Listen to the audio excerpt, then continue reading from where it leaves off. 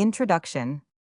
Dryden's discourses upon satire and epic poetry belong to the latter years of his life and represent maturer thought than is to be found in his essay of dramatic poesy. That essay, published in 1667, draws its chief interest from the time when it was written. A Dutch fleet was at the mouth of the Thames. Dryden represents himself taking a boat down the river with three friends, one of them his brother-in-law Sir Robert Howard, another Sir Charles Sedley, and another Charles Sackville, Lord Buckhurst, to whom, as Earl of Dorset, the discourse of satire is inscribed. They go down the river to hear the guns at sea, and judge, by the sound, whether the Dutch fleet be advancing or retreating on the way. They talk of the plague of odes that will follow an English victory.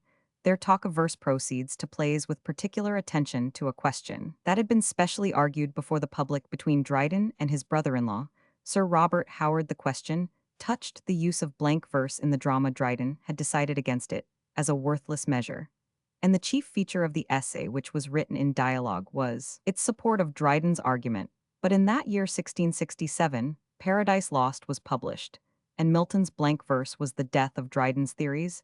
After a few years, Dryden recanted his error. The essay of dramatic poesy is interesting as a setting forth in 1667 of mistaken critical opinions which were at that time in the ascendant, but had not very long to live. Dryden always wrote good masculine prose, and all his critical essays are good reading as pieces of English. His essay of dramatic poesy is good reading as illustrative of the weakness of our literature. In the days of the influence of France after the Restoration, the essays on satire and on epic poetry represent also the influence of the French critical school, but represent it in a larger way with indications of its strength as well as of its weakness. They represent also Dryden himself with a riper mind, covering a larger field of thought and showing abundantly the strength and independence of his own critical judgment, while he cites familiarly and frequently the critics little remembered and less cared for now, who then passed for the arbiters of taste.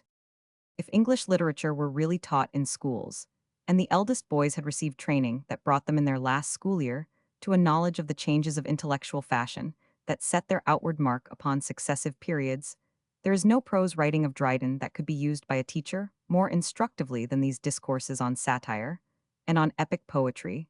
They illustrate abundantly both Dryden and his time and give continuous occasion for discussion of first principles, whether in disagreement or agreement with the text. Dryden was on his own ground as a critic of satire, and the ideal of an epic that the times, and perhaps also the different bent of his own genius, would not allow him to work out, at least find such expression as might be expected from a man who had high aspirations, and whose place in times unfavorable to his highest aims was still among the master poets of the world. The discourse on satire was prefixed to a translation of the satires of Juvenal and Persius, and is dated the 18th of August, 1692, when the poet's age was 61. In translating Juvenal, Dryden was helped by his sons Charles and John William Congreve, translated one satire. Other translations were by Nahum Tate and George Stepney. Time modern reader of the introductory discourse has first to pass through the unmeasured compliments to the Earl of Dorset, which represent a real esteem and gratitude in the extravagant terms, then proper to the art of dedication. We get to the free sea over a slimy shore. We must remember that Charles II upon his death was praised by Charles Montague, who knew his faults as the best good man that ever filled a throne, and compared to God himself at the end of the first paragraph of Montague's poem. But when we are clear of the conventional unmeasured flatteries, and Dryden lingers among epic poets on his way to the satirists, there is equal interest in the mistaken criticisms, in the aspirations that are blended with them, and in the occasional touches of the poet's personality in quiet references to his critics. The comparisons between Horace and Juvenal in this discourse, and much of the criticism on Virgil in the discourse on epic poetry, are the utterances of a poet upon poets, and full of right suggestions from an artist's mind. The second discourse was prefixed in 1697, 3 years before Dryden's death, though his translation of the Need. Roman 1000 A Discourse on the Original and Progress of Satire. Addressed to the Right Honourable Charles, Earl of Dorset and Middlesex, Lord Chamberlain of His Majesty's Household, Knight of the most noble order of the Garter, etc.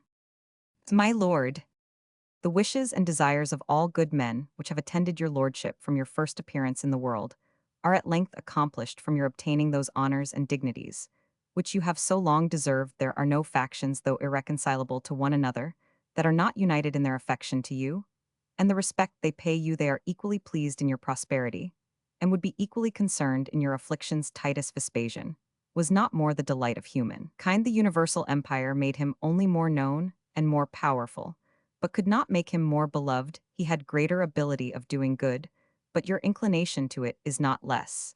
And though you could not extend your beneficence to so many persons, yet you have lost as few days as that excellent emperor, and never had his complaint to make, when you went to bed, that the sun had shone upon you in vain, when you had the opportunity of relieving some unhappy man.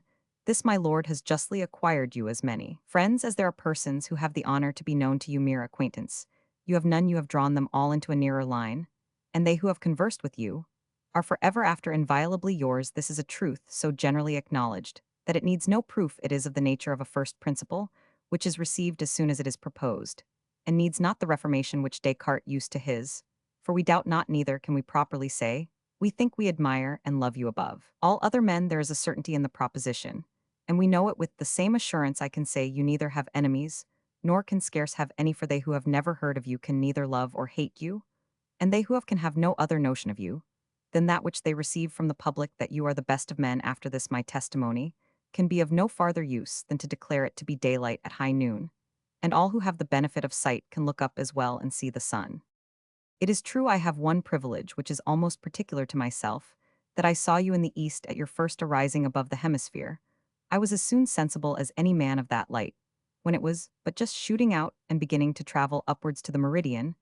I made my early addresses to your lordship in my Esque of Dramatic Poetry, and therein bespoke you to the world, wherein I have the right of a first discoverer, when I was myself in the rudiments of my poetry, without name or reputation in the world, having rather the ambition of a writer than the skill, when I was drawing the outlines of an art, without any living master, to instruct me in it, an art, which had been better praised than studied here in England, wherein Shakespeare, who created the stage among us, had rather written happily than knowingly and justly, and Johnson, who by studying Horace had been acquainted with the rules, yet seemed to envy to posterity that knowledge, and like an inventor of some useful art, to make a monopoly of his learning when, thus as I may say, before the use of the lodestone, or knowledge of the compass, I was sailing in a vast ocean without other help than the pole star of the ancients, and the rules of the French stage amongst the moderns, which are extremely different from ours by reason of their opposite taste. Yet even then I had the presumption to dedicate to your lordship a very unfinished piece, I must confess, and which only can be excused by the little experience of the author and the modesty of the title and essay. Yet I was stronger in prophecy than I was in criticism. I was inspired to foretell you to mankind as the restorer of poetry, the greatest genius, the truest judge, and the best patron. Good sense and good nature are never separated, though the ignorant world has thought otherwise. Good nature, by which I mean beneficence and candor, is the product of right reason, which of necessity will give allowance to the failings of others, by considering that there is nothing perfect in mankind, and by distinguishing that which comes nearest to excellency, though not absolutely free from faults, will certainly produce a candor in the judge. It is incident to an elevated understanding, like your lordship's, to find out the errors of other men, but it is your prerogative to pardon them, to look with pleasure on those things which are somewhat congenial and of a remote kindred to your own conceptions, and to forgive the many failings of those who, with their wretched art, cannot arrive to those heights that you possess from a happy, abundant, and native genius, which are as inborn to you as they were to Shakespeare, and for aught I know to Homer, in either of whom we find all arts and sciences, all moral and natural philosophy, without knowing that they ever studied them. There is not an English writer this day living who is not perfectly convinced that your lordship excels all others in all the several parts of poetry, which you have undertaken to adorn. The most vain and the most ambitions of our age have not dared to assume so much as the competitors of Themistocles. They have yielded the first place without dispute, and have been arrogantly content to be esteemed as second to your lordship, and even that also with a longo sed proximi intervallo. If there have been, or are any who go farther in their self-conceit, they must be very singular in their opinion. They must be like the officer in a play who was called captain, lieutenant, and company. The world will easily conclude whether such unattended generals can ever be capable of making a revolution in Parnassus. I will not attempt in this place to say anything particular of your lyric poems, though they are the delight and wonder of the age, and will be the envy of the next, The subject of this book confines me to satire, and in that an author of your own quality whose ashes I will not disturb, has given you all the commendation which his self-sufficiency could afford to any man the best good man. With the worst-natured muse in that character, methinks, I am reading Johnson's verses to the memory of Shakespeare, an insolent sparing and invidious panegyric, where good natureth most godlike commendation of a manes only attributed to your person, and denied to your writings, for they are everywhere so full of candor that, like Horace, you only expose the follies of men without arraigning their vices, and in this excel him that you add that pointedness of thought which is visibly wanting in our great Roman. There is more of salt in all your verses than I have seen in any of the moderns, or even of the ancients. But you have been sparing of the Gaul, by which means you have pleased all readers, and offended none. Don alone of all our countrymen had your talent, but was not happy enough to arrive at your versification, and were he translated into numbers and English, he would yet be wanting in the dignity of expression, that which is the prime virtue and chief ornament of Virgil, which distinguishes him from the rest of writers, is so conspicuous in your verses, that it casts a shadow on all your contemporaries. We cannot be seen, or but obscurely while you are present. You equal Donne in the variety multiplicity, and choice of thoughts you excel him in the manner. And the words I read you both with the same admiration, but not with the same delight. He affects the metaphysics not only in his satires, but in his amorous verses, where nature only should reign, and perplexes the minds of the fair sex with nice speculations of philosophy, when he should engage their hearts and entertain them with the softnesses of love. In this, if I may be pardoned for so bold a truth, Mr. Cowley has copied him to a fault so great a one in my opinion, that it throws his mistress infinitely below his Pindarics, and his later compositions, which are undoubtedly the best of his poems and the most correct. For my own part, one must avow it freely to the world, that I never attempted anything in satire, wherein I have not studied your writings as the most perfect model. I have continually laid them before me, and the greatest commendation which my own partiality can give to my productions is that they are copies, and no farther to be allowed, than as they have something more or less of the original, some few touches of your lordship, some secret graces which I have endeavored to express after your manner have made whole poems of mine to pass with approbation. But take your verses all together, and they are inimitable. If therefore I have not written better, it is because you have not written more. You have not set me sufficient copy to transcribe, and I cannot add one letter of my own invention, of which I have not the example there. It is a general complaint against your lordship, and I must have leave to upbraid you with it, that because you need not write you will not mankind, that wishes you so well in all things that relate to your prosperity, have their intervals of wishing for themselves, and are within a little of grudging you the fullness of your fortune. They would be more malicious if you used it not so well, and with so much generosity. Fame is in itself a real good, if we may believe Cicero, who was perhaps too fond of it, but even fame, as Virgil tells us, acquires strength. By going forward, let Epicurus give indolency as an attribute to his gods, and place in it the happiness of the blessed. The divinity which we worship has given us not only a precept against it, but his own example to the contrary. The world, my lord, would be content to allow you a seventh day for rest, or if you thought that hard upon you, we would not refuse you half your time, if you came out like some great monarch to take a town, but once a year as it were for your diversion, though you had no need to extend your territories. In short, if you were a bad, or which is worse, an indifferent poet, we would thank you for our own quiet, and not expose you to the want of yours. But when you are so great and so successful, and when we have that necessity of your writing, that we cannot subsist entirely without it, any more, I may almost say, than the world without the daily course of ordinary providence, methinks this argument might prevail with you, my lord, to forego a little of your repose for the public benefit. It is not that you are under any force of working daily miracles to prove your being, but now and then somewhat of extraordinary that is anything of your productionist requisite to refresh your character. This, I think, my lord, is a sufficient reproach to you, and should I carry it as far as mankind would authorize me, would be little less than satire, and indeed a provocation is almost necessary in behalf of the world, that you might be induced sometimes to write, and in relation to a multitude of scribblers, who daily pester the world with their insufferable stuff, that they might be discouraged from writing any more. I complain, not of their lampoons and libels, though I have been the public mark for many years. I am vindictive enough to have repelled force by force, if I could imagine that any of them had ever reached me, but they either shot at rovers, and therefore missed, or their powder was so weak that I might safely stand them at the nearest distance. I answered not the rehearsal, because I knew the author sat to himself when he drew the picture, and was the very base of his own farce, because also I knew that my betters were more concerned than I was in that satire, and lastly, because Mr. Smith and Mr. Johnson, the main pillars of it, were two such languishing gentlemen in their conversation, that I could liken them to nothing. But to their own relations, those noble characters of men of wit and pleasure about the town, the like considerations have hindered me from dealing with the lamentable companions of their prose. And doggerel, I am so far from defending my poetry against them, that I will not so much as expose theirs, and for my morals, if they are not proof against their attacks, let me be thought by posterity, what those authors would be thought if any memory of them, or of their writings could endure so long as to another age. But these dull makers of lampoons, as harmless as they have been to me, are yet of dangerous example to the public. Some witty men may perhaps succeed to their designs, and mixing sense with malice blast the reputation of the most innocent amongst men, and the most virtuous amongst women. Heaven be praised, our common libellers are as free from the imputation of wit as of morality, and therefore whatever mischief they have designed they have performed, but little of it, yet these ill writers in all justice ought themselves to be exposed, as Perseus has given us a fair example in his first satire, which is levelled particularly at them. And none is so fit to correct their faults as he who is not only clear from any in his own writings, but is also so just that he will never defame the good, and is armed with the power of verse to punish and make examples of the bad. But of this I shall have occasion to speak further when I come to give the definition and character of true satires.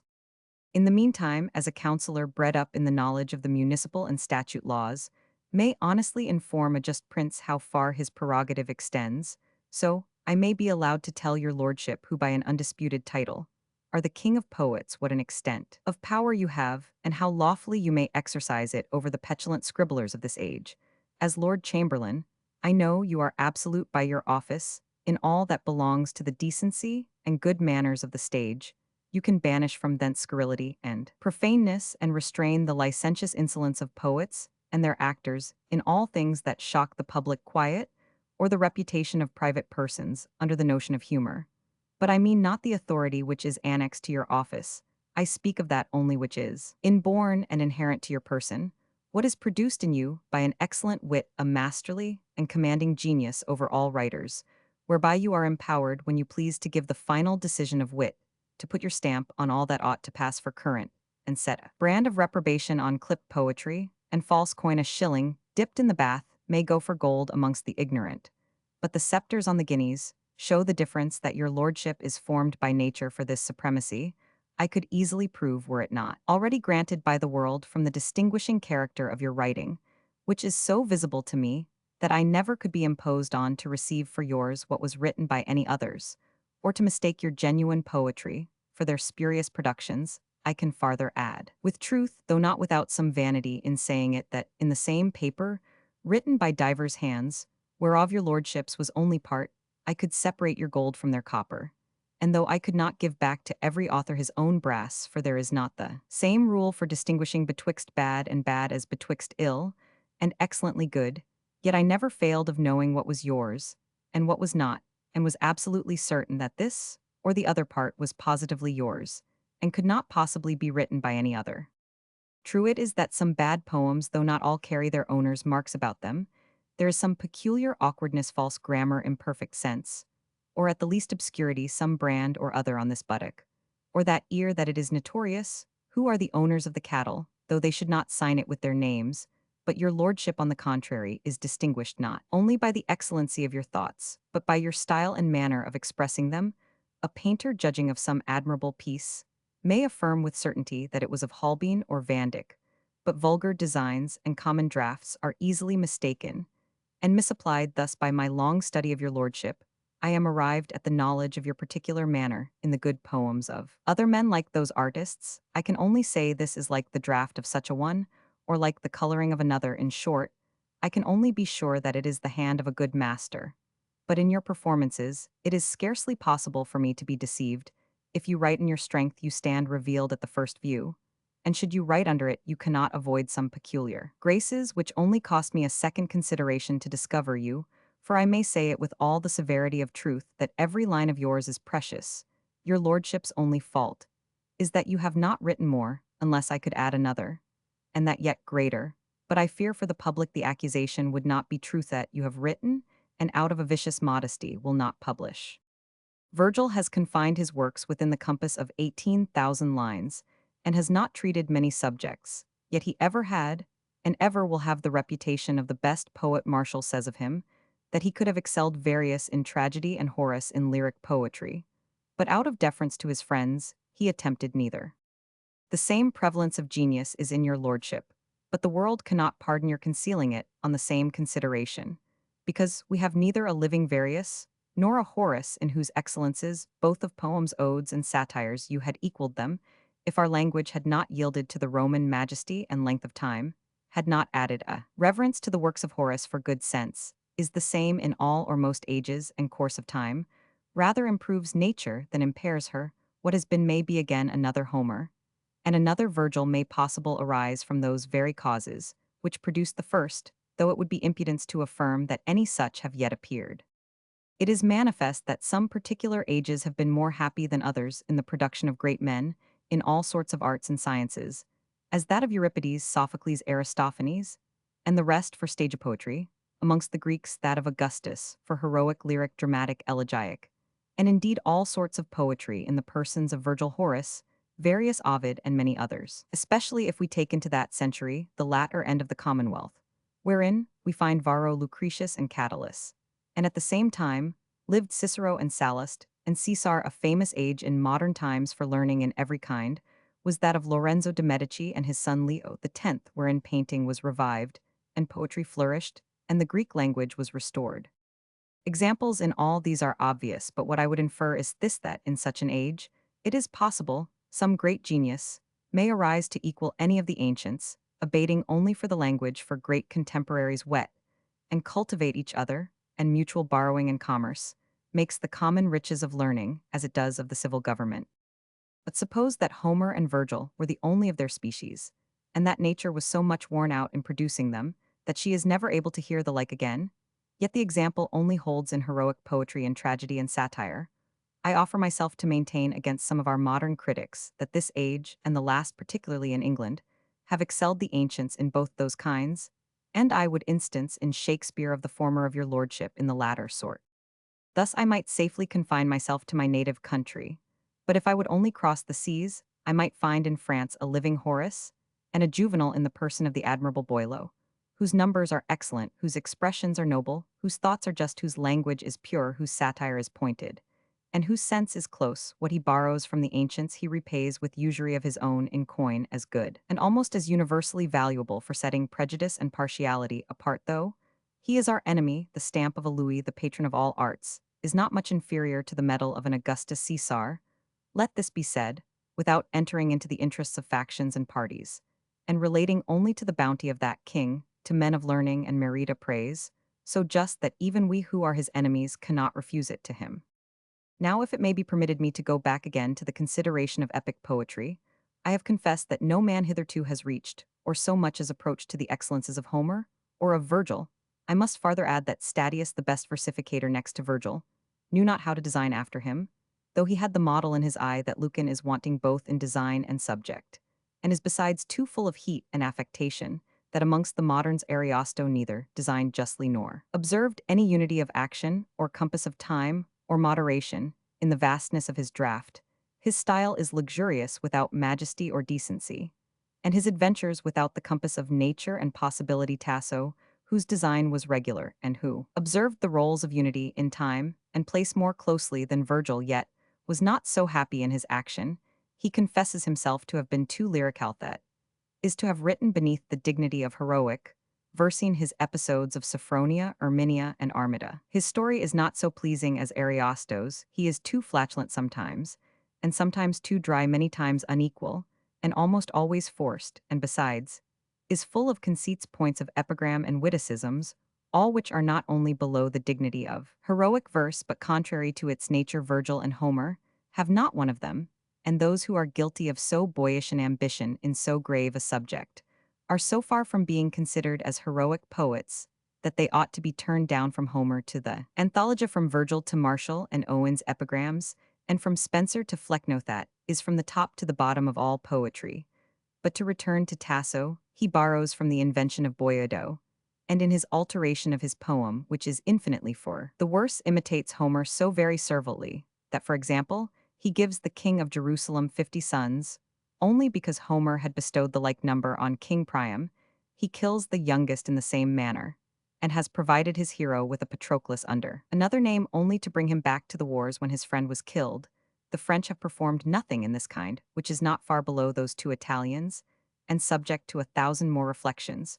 Without examining their St. Louis, their Pucelle, or their Alaric, the English have only to boast of Spenser and Milton, who neither of them wanted either genius or learning to have been perfect poets.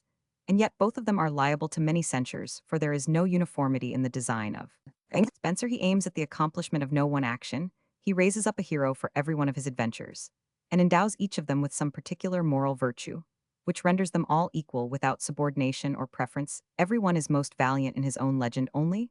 We must do him that justice to observe that magnanimity which is the character of Prince Arthur shines throughout the whole poem, and succors the rest when they are in distress. The original of every knight was then living court of Queen Elizabeth, and he attributed to each of them that virtue which he thought was most conspicuous in Theman ingenious piece of flattery, though it turned not much to his account, had he lived to finish his poem in the 6 remaining legends. It had certainly been more of a piece, but could not have been perfect because the model was not true, but Prince Arthur or his chief patron Sir Philip Sidney, whom he intended to make happy by the marriage of his Gloriana dying before him, deprived the poet both of means and spirit to accomplish his design. For the rest, his obsolete language and the ill choice of his stanza are faults, but of the second magnitude, for notwithstanding the first, he is still intelligibly least after a little practice, and for the last he is the more to be admired that, laboring under such a difficulty, his verses are so numerous, so various, and so harmonious, that only Virgil, whom he professedly imitated, has surpassed him among the Romans, and only Mr. Waller among the English. As for Mr. Milton, whom we all admire with so much justice, his subject is not that of an heroic poem, properly so called. His design is the losing of our happiness. His event is not prosperous like that of all other epic works. His heavenly machines are many and his human persons are but two, but I will not take Mr. Rymer's work out of his hands. He has promised the world a critique on that author, wherein though he will not allow his poem for heroic, I hope he will grant us that his thoughts are elevated, his words sounding, and that no man has so happily copied the manner of Homer, or so copiously translated his Grecisms, and the Latin elegances of Virgil. It is true, he runs into a flat of thought, sometimes for 100 lines together, but it is when he has got into a track of scripture. His antiquated words were his choice, not his necessity, for therein he imitated Spenser as Spenser did Chaucer, and though perhaps the love of their masters may have transported both too far in the frequent use of them, yet in my opinion obsolete words may then be laudably revived when either they are more sounding or more significant than those in practice, and when their obscurity is taken away by joining other words to them, which clear the sense according to the rule of Horace, for the admission of new words. But in both cases a moderation is to be observed in the use of them, for unnecessary coinage, as well as unnecessary revival, runs into affectationa, fault to be avoided on either hand. Neither will I justify Milton for his blank verse, though I may excuse him by the example of Hannibal, Caro, and other Italians who have used it for whatever causes he alleges for the abolishing of rhyme, which I have not now the leisure to examine. His own particular reason is plainly this, that rhyme was not his talent. He had neither the ease of doing it nor the graces of it, which is manifest in his juvenilia, or verses written in his youth, where his rhyme is always constrained and forced, and comes hardly from him, at an age when the soul is most pliant, and the passion of love makes almost every man a rhymer, though not a poet. By this time, my lord, I doubt not, but that you wonder why I have run off from my bias so long together, and made so tedious a digression from satire to heroic poetry. But if you will not excuse it by the tattling quality of age, which, as Sir William Davenant says, is always narrative, yet I hope the usefulness of what I have to say on this subject will qualify the remoteness of it. And this is the last time I will commit the crime of prefaces, or trouble the world with my notions of anything that relates to verse. I have then, as you see, observed the failings of many great wits amongst the moderns who have attempted to write an epic poem besides these, or the like animadversions of them by other men. There is yet a farther reason given why they cannot possibly succeed so well as the ancients. even though we could allow them not to be inferior either in genius or learning, or the tongue in which they write, or all those other wonderful qualifications, which are necessary to the forming of a true, accomplished, heroic poet. The fault is laid on our religion, they say, that Christianity is not capable of those embellishments, which are afforded in the belief of those ancient heathens. And it is true that in the severe notions of our faith, the fortitude of a Christian consists in patience and suffering for the love of God, whatever hardships can befall in the world, not in any great attempt, or in performance of those enterprises, which the poets call heroic, and which are commonly the effects of interest, ostentation, pride, and worldly honor, that humility and resignation are our prime virtues, and that these include no action but that of the soul, whereas, on the contrary, an heroic poem requires to its necessary design, and as its last perfection, some great action of war, the accomplishment of some extraordinary undertaking which requires the strength and vigor of the body, the duty of a soldier, the capacity and prudence of a general, and in short, as much or more of the active virtue than the suffering. But to this the answer is very obvious: God has placed us in our several stations, the virtues of a private Christian are patience, obedience, submission, and the like, but those of a magistrate or a general or a king are prudence, counsel, active fortitude, coercive power, awful command, and the exercise of magnanimity as well as justice. So that this objection hinders not, but that an epic poem, or the heroic action of some great commander, enterprised for the common good and honor of the Christian cause and executed happily, may be as well written now as it was of old by the heathens, provided the poet be endued with the same talents, and the language, though not of equal dignity, yet as near approaching to it as our modern barbarism, will allow, which is all that can be expected from our own or any other now extant, though more refined. And therefore we are to rest contented with that only inferiority, which is not possibly to be remedied. I wish I could as easily remove that other difficulty which yet remains. It is objected by a great French critic, as well as an admirable poet yet living, and whom I have mentioned with that honor, which his merit exacts from me. I mean Boileau, that the machines of our Christian religion in heroic poetry are much more feeble to support that weight than those of heathenism. Their doctrine, grounded as it was on ridiculous fables, was yet the belief of the two victorious monarchies, the Grecian and Roman. Their gods did not only interest themselves in the event of wars, which is the effect of a superior providence, but also espoused the several parties in a visible corporeal descent, managed their intrigues, and fought their battles, sometimes in opposition to each other, though Virgil, more discreet than Homer in that last particular, has contented himself with the partiality of his deities, there favors their counsels or commands to those whose cause they had espoused, without bringing them to the outrageousness of blows. Now our religion says, he is deprived of the greatest part of those machine set, least the most shining in epic poetry, though St. Michael in Ariosto seeks out discord to send her amongst the pagans, and finds her in a convent of friars, where peace should reign, which indeed is fine satire, and Satan in Tasso excites Solomon to an attempt by night on the Christian camp, and brings a host of devils to his assistance. Yet the archangel in the former example, when discord was restive, and would not be drawn from her beloved monastery, with fair words has the whiff-end of her, drags her out with many stripes, sets her on God's name about her business, and makes her know the difference of strength betwixt a nuncio of heaven and a minister of hell, the same angel in the latter instance from Tasso, as if God had never another messenger belonging to the court, but was confined like Jupiter to Mercury and Juno to Iris. When he sees his time, that is when half of the Christians are already killed, and all the rest are in a fair way to be routed, stickles betwixt the remainders of God's host, and the race of fiends pulls the devils backward by the tails, and drives them from their quarry, or otherwise the whole business had miscarried, and Jerusalem remained untaken. This, says Boileau, is a very unequal match for the poor devils who are sure to come by the worst of it in the combat, for nothing is more easy than for an almighty power to bring his old rebels to reason when he pleases. Consequently, what pleasure, what entertainment can be raised from so pitiful a machine, where we see the success of the battle from the very beginning of it, unless that, as we are Christians, we are glad that we have gotten God on our side, to maul our enemies when we cannot do the work ourselves. For if the poet had given the faithful more courage, which had cost him nothing, or at least have made them exceed the Turks in number, he might have gained the victory for us Christians without interesting heaven in the quarrel, and that with as much ease and as little credit to the conqueror, as when a party of 100 soldiers defeats another which consists only of 50. This, my lord, I confess, is such an argument against our modern poetry, as cannot be answered by those mediums which have been used, we cannot hitherto boast that our religion has furnished us with any such machines as have made the strength and beauty of the ancient buildings. But what if I venture to advance an invention of my own, to supply the manifest defect of our new writers? I am sufficiently sensible of my weakness, and it is not very probable that I should succeed in such a project, whereof I have not had the least hint from any of my predecessors, the poets, or any of their seconds, or coadjutors, the critics. Yet we see the art of war is improved in sieges, and new instruments of death are invented daily, something new in philosophy, and the mechanics is discovered almost every year, and the science of former ages is improved by the succeeding. I will not detain you with a long preamble to that, which better judges will perhaps conclude to be little worth. It is this, in short, that Christian poets have not hitherto been acquainted with their own strength.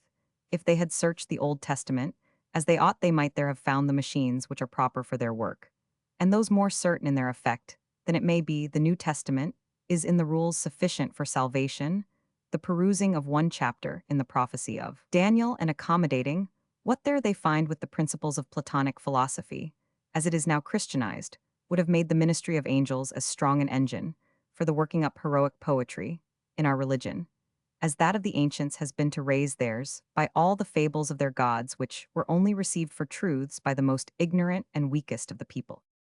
It is a doctrine almost universally received by Christians, as well Protestants as Catholics, that there are guardian angels appointed by God Almighty as his vicegerents for the protection and government of cities, provinces, kingdoms, and monarchies, and those as well of heathens as of true believers. All this is so plainly proved from those texts of Daniel that it admits of no farther controversy, the prince of the Persians, and that other of the Grecians are granted to be the guardians and protecting ministers of those empires. It cannot be denied that they were opposite and resisted one another.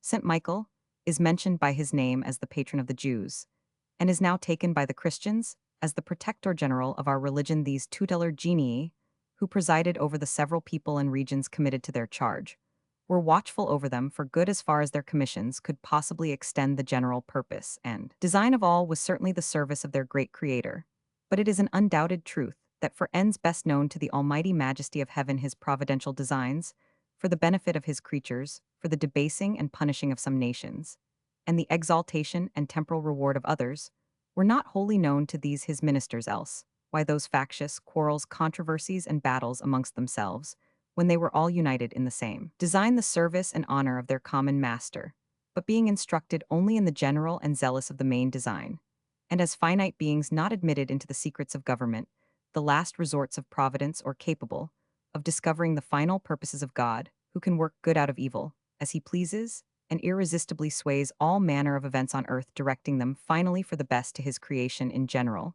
and to the ultimate end of his own glory in particular. They must of necessity be sometimes ignorant of the means conducing to those ends, in which alone they can jar and oppose each other own angel, as we may suppose the Prince of Persia, as he is called, judging that it would be more for God's honor and the benefit of his people that the Median and Persian monarchy, which delivered them from the Babylonish captivity, should still be uppermost, and the patron of the Grecians, to whom the will of God might be more particularly revealed, contending on the other side for the rise of Alexander and his successors, who were appointed to punish the backsliding Jews, and thereby to put them in mind of their offenses, that they might repent and become more virtuous and more observant of the law revealed.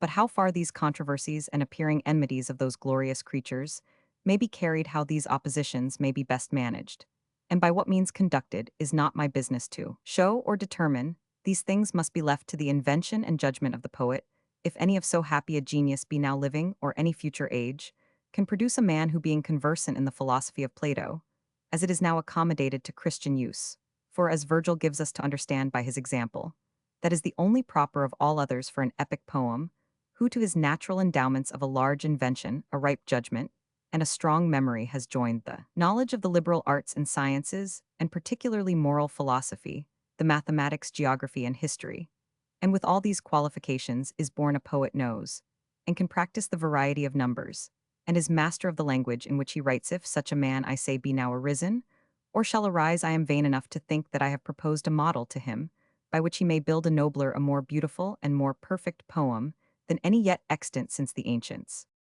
There is another part of these machines yet wanting, but by what I have said it would have been easily supplied by a judicious writer.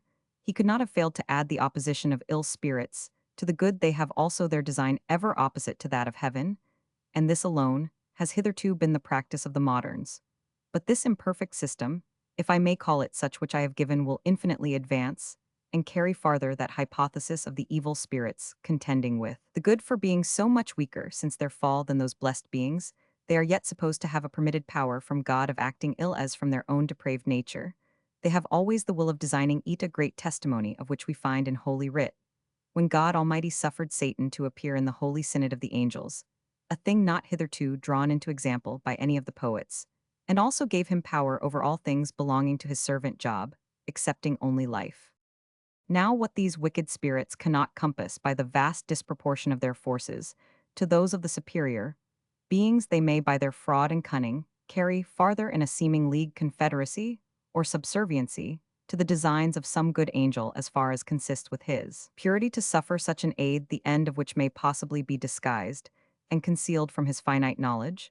This is indeed to suppose a great error in such a being, yet, since a devil can appear like an angel of light, since craft and malice may sometimes blind for a while a more perfect understanding, and lastly, since Milton has given us an example of the like nature, when Satan, appearing like a cherub to Uriel the intelligence of the sun, circumvented him even in his own province, and passed only for a curious traveler through those new created regions, that he might observe therein the workmanship of God, and praise him in his works. I know not why upon the same supposition, or some other a fiend, may not deceive a creature of more excellency than himself, but yet a creature at least by the connivance or tacit permission of the omniscient being. Thus, my lord, I have as briefly as I could given your lordship, and by you the world, a rude draught of what I have been long laboring in my imagination, and what I had intended to have put in practice, though far unable for the attempt of such a poem, and to have left the stage to which my genius never much inclined me for a work, which would have taken up my life, in the performance of it. This too I had intended chiefly for the honor of my native country, to which a poet is particularly obliged of two subjects, both relating to it. I was doubtful whether I should choose that of King Arthur conquering the Saxons, which being farther distant in time, gives the greater scope to my invention, or that of Edward the Black Prince in subduing Spain, and restoring it to the lawful prince, though a great tyrant Don Pedro the Cruel, which for the compass of time, including only the expedition of 1 year for the greatness of the action, and its answerable event for the magnanimity of the English hero, opposed to the ingratitude of the person whom he restored, and for the many beautiful episodes which I had interwoven with the principal design together with the characters of the chiefest English persons, wherein, after Virgil and Spenser, I would have taken occasion to represent my living friends and patrons of the noblest families, and also shadowed the events of future ages, in the succession of our imperial line. With these helps and those of the machines which I have mentioned, I might perhaps have done as well as some of my predecessors, or at least chalked out a way for others to amend my errors in a like design. But being encouraged only with fair words by King Charles II, my little salary ill paid, and no prospect of a future subsistence, I was then discouraged in the beginning of my attempt, and now age has overtaken me, and want a more insufferable evil through the change of the times has wholly disenabled me. Though I must ever acknowledge to the honor of your lordship, and the eternal memory of your charity, that since this revolution, wherein I have patiently suffered the ruin of my small fortune, and the loss of that poor subsistence which I had from two kings whom I had served more faithfully than profitably to myself, then your lordship was pleased out of no other motive, but your own nobleness, without any desert of mine, or the least solicitation from me, to make me a most bountiful present, which at that time, when I was most in want of it, came most seasonably and unexpectedly to my relief. That favor, my lord, is of itself sufficient to bind any grateful man to a perpetual acknowledgment, and to all the future service, which one of my mean condition can be ever able to perform. May the Almighty God return it for me both in blessing you here and rewarding you hereafter. I must not presume to defend the cause for which I now suffer, because your lordship is engaged against it, but the more you are so, the greater is my obligation to you, for your laying aside all the considerations of factions and parties, to do an action of pure disinterested charity. This is one amongst many of your shining qualities, which distinguish you from others of your rank.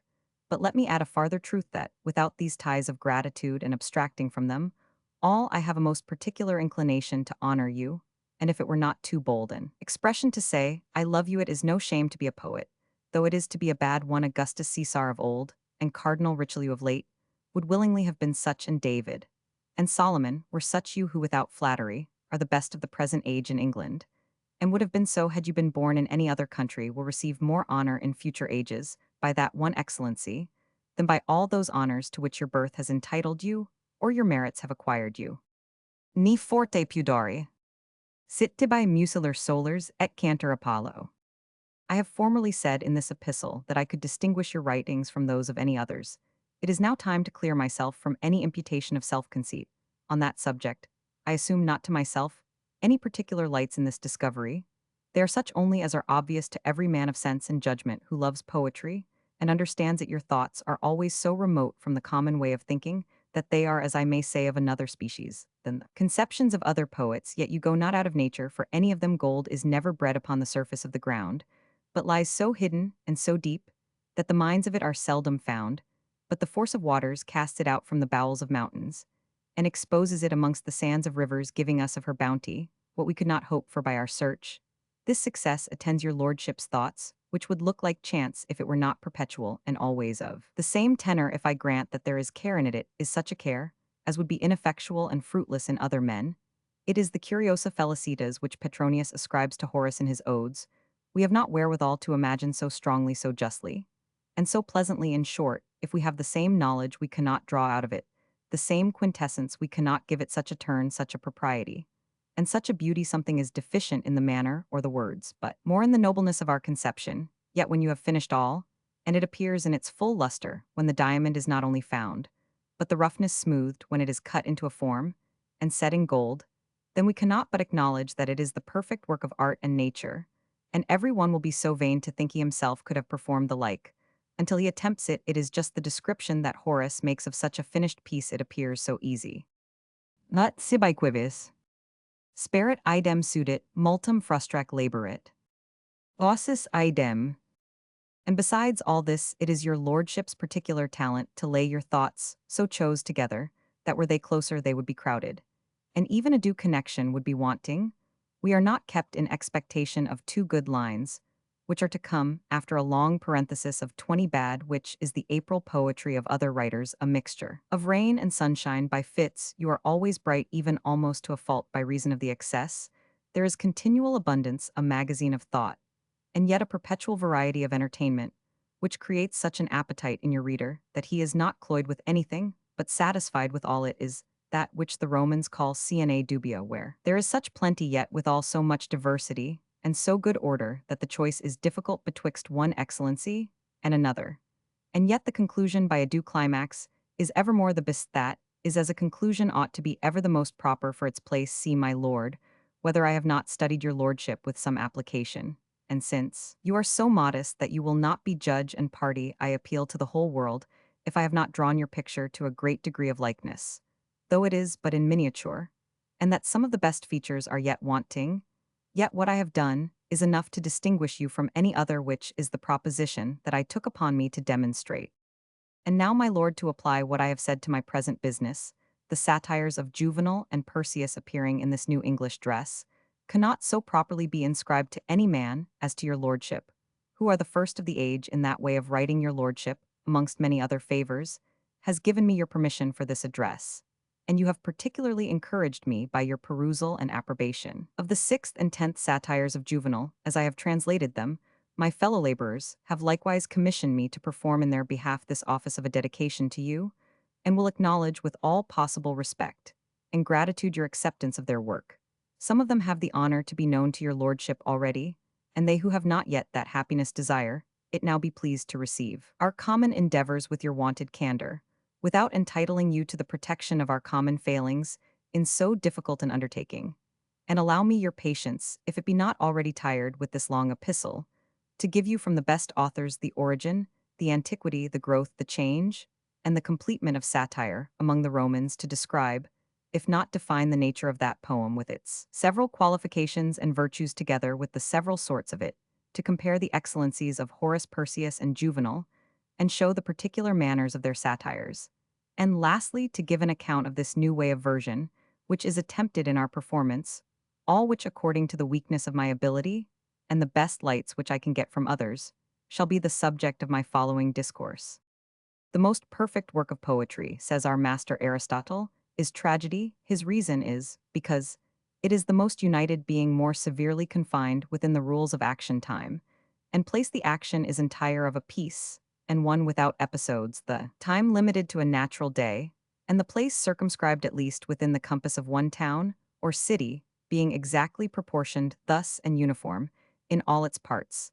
The mind is more capable of comprehending the whole beauty of it without distraction.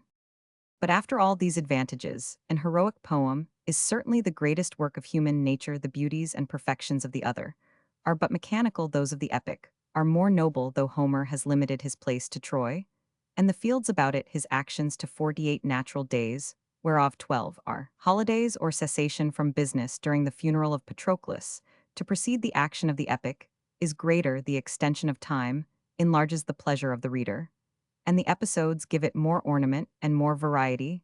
The instruction is equal, but the first is only instructive, the latter forms a hero and a prince. If it signifies anything, which of them is of the more ancient family, the best and most absolute heroic poem was written by Homer long before tragedy was invented. But if we consider the natural endowments and acquired parts which are necessary to make an accomplished writer in either kind, tragedy requires a less and more confined knowledge. Moderate learning and observation of the rules is sufficient if a genius be not wanting. But in an epic poet, one who is worthy of that name, besides an universal genius, is required universal learning together, with all those qualities and acquisitions which I have named above, and as many more as I have through haste or negligence omitted. And after all, he must have exactly studied Homer and Virgil as his patterns, Aristotle and Horace as his guides, and Vita and Bossu as their commentators, with many others, both Italian and French critics, which I want leisure here to recommend. In a word, what I have to say in relation to this subject, which does not particularly concern satire, is that the greatness of an heroic poem, beyond that of a tragedy, may easily be discovered by observing how few have attempted that work in comparison to those who have written dramas, and of those few how small a number have succeeded, but leaving the critics on either side to contend about the preference, due to this or that sort of poetry, I will hasten to my present business, which is the antiquity and origin of satire, according to those informations which I have received from the learned Casaubon Heinsius Regaltius Dacier, and the Dauphin's Juvenal, to which I shall add some observations of my own. There has been a long dispute among the modern critics whether the Romans derived their satire from the Grecians, or first invented it. Themselves Julius Scaliger and Heinsius are of the first opinion. Casaubon Regaltius Dacier and the publisher of Dauphin's Juvenal maintain the latter, if we take satire in the general signification of the word.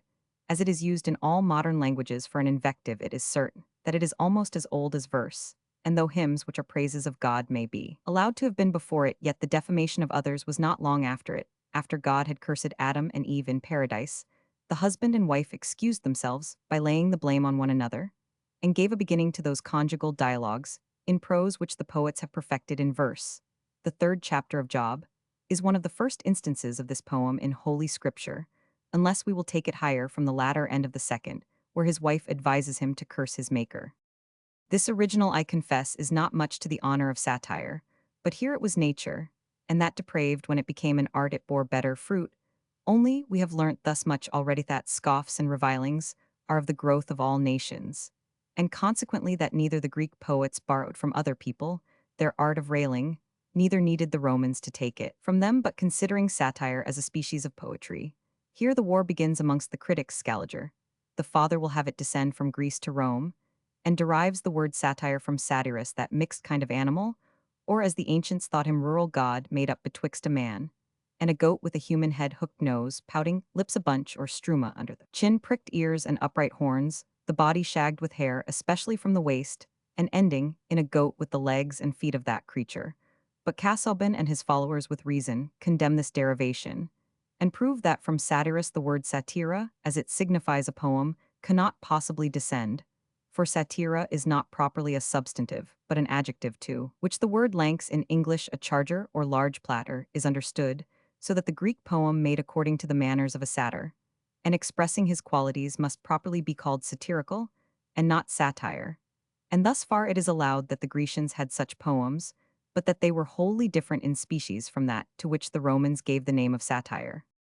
Aristotle divides all poetry, in relation to the progress of it, into nature without art, art begun, and art completed mankind, even the most barbarous have the seeds of poetry implanted in them.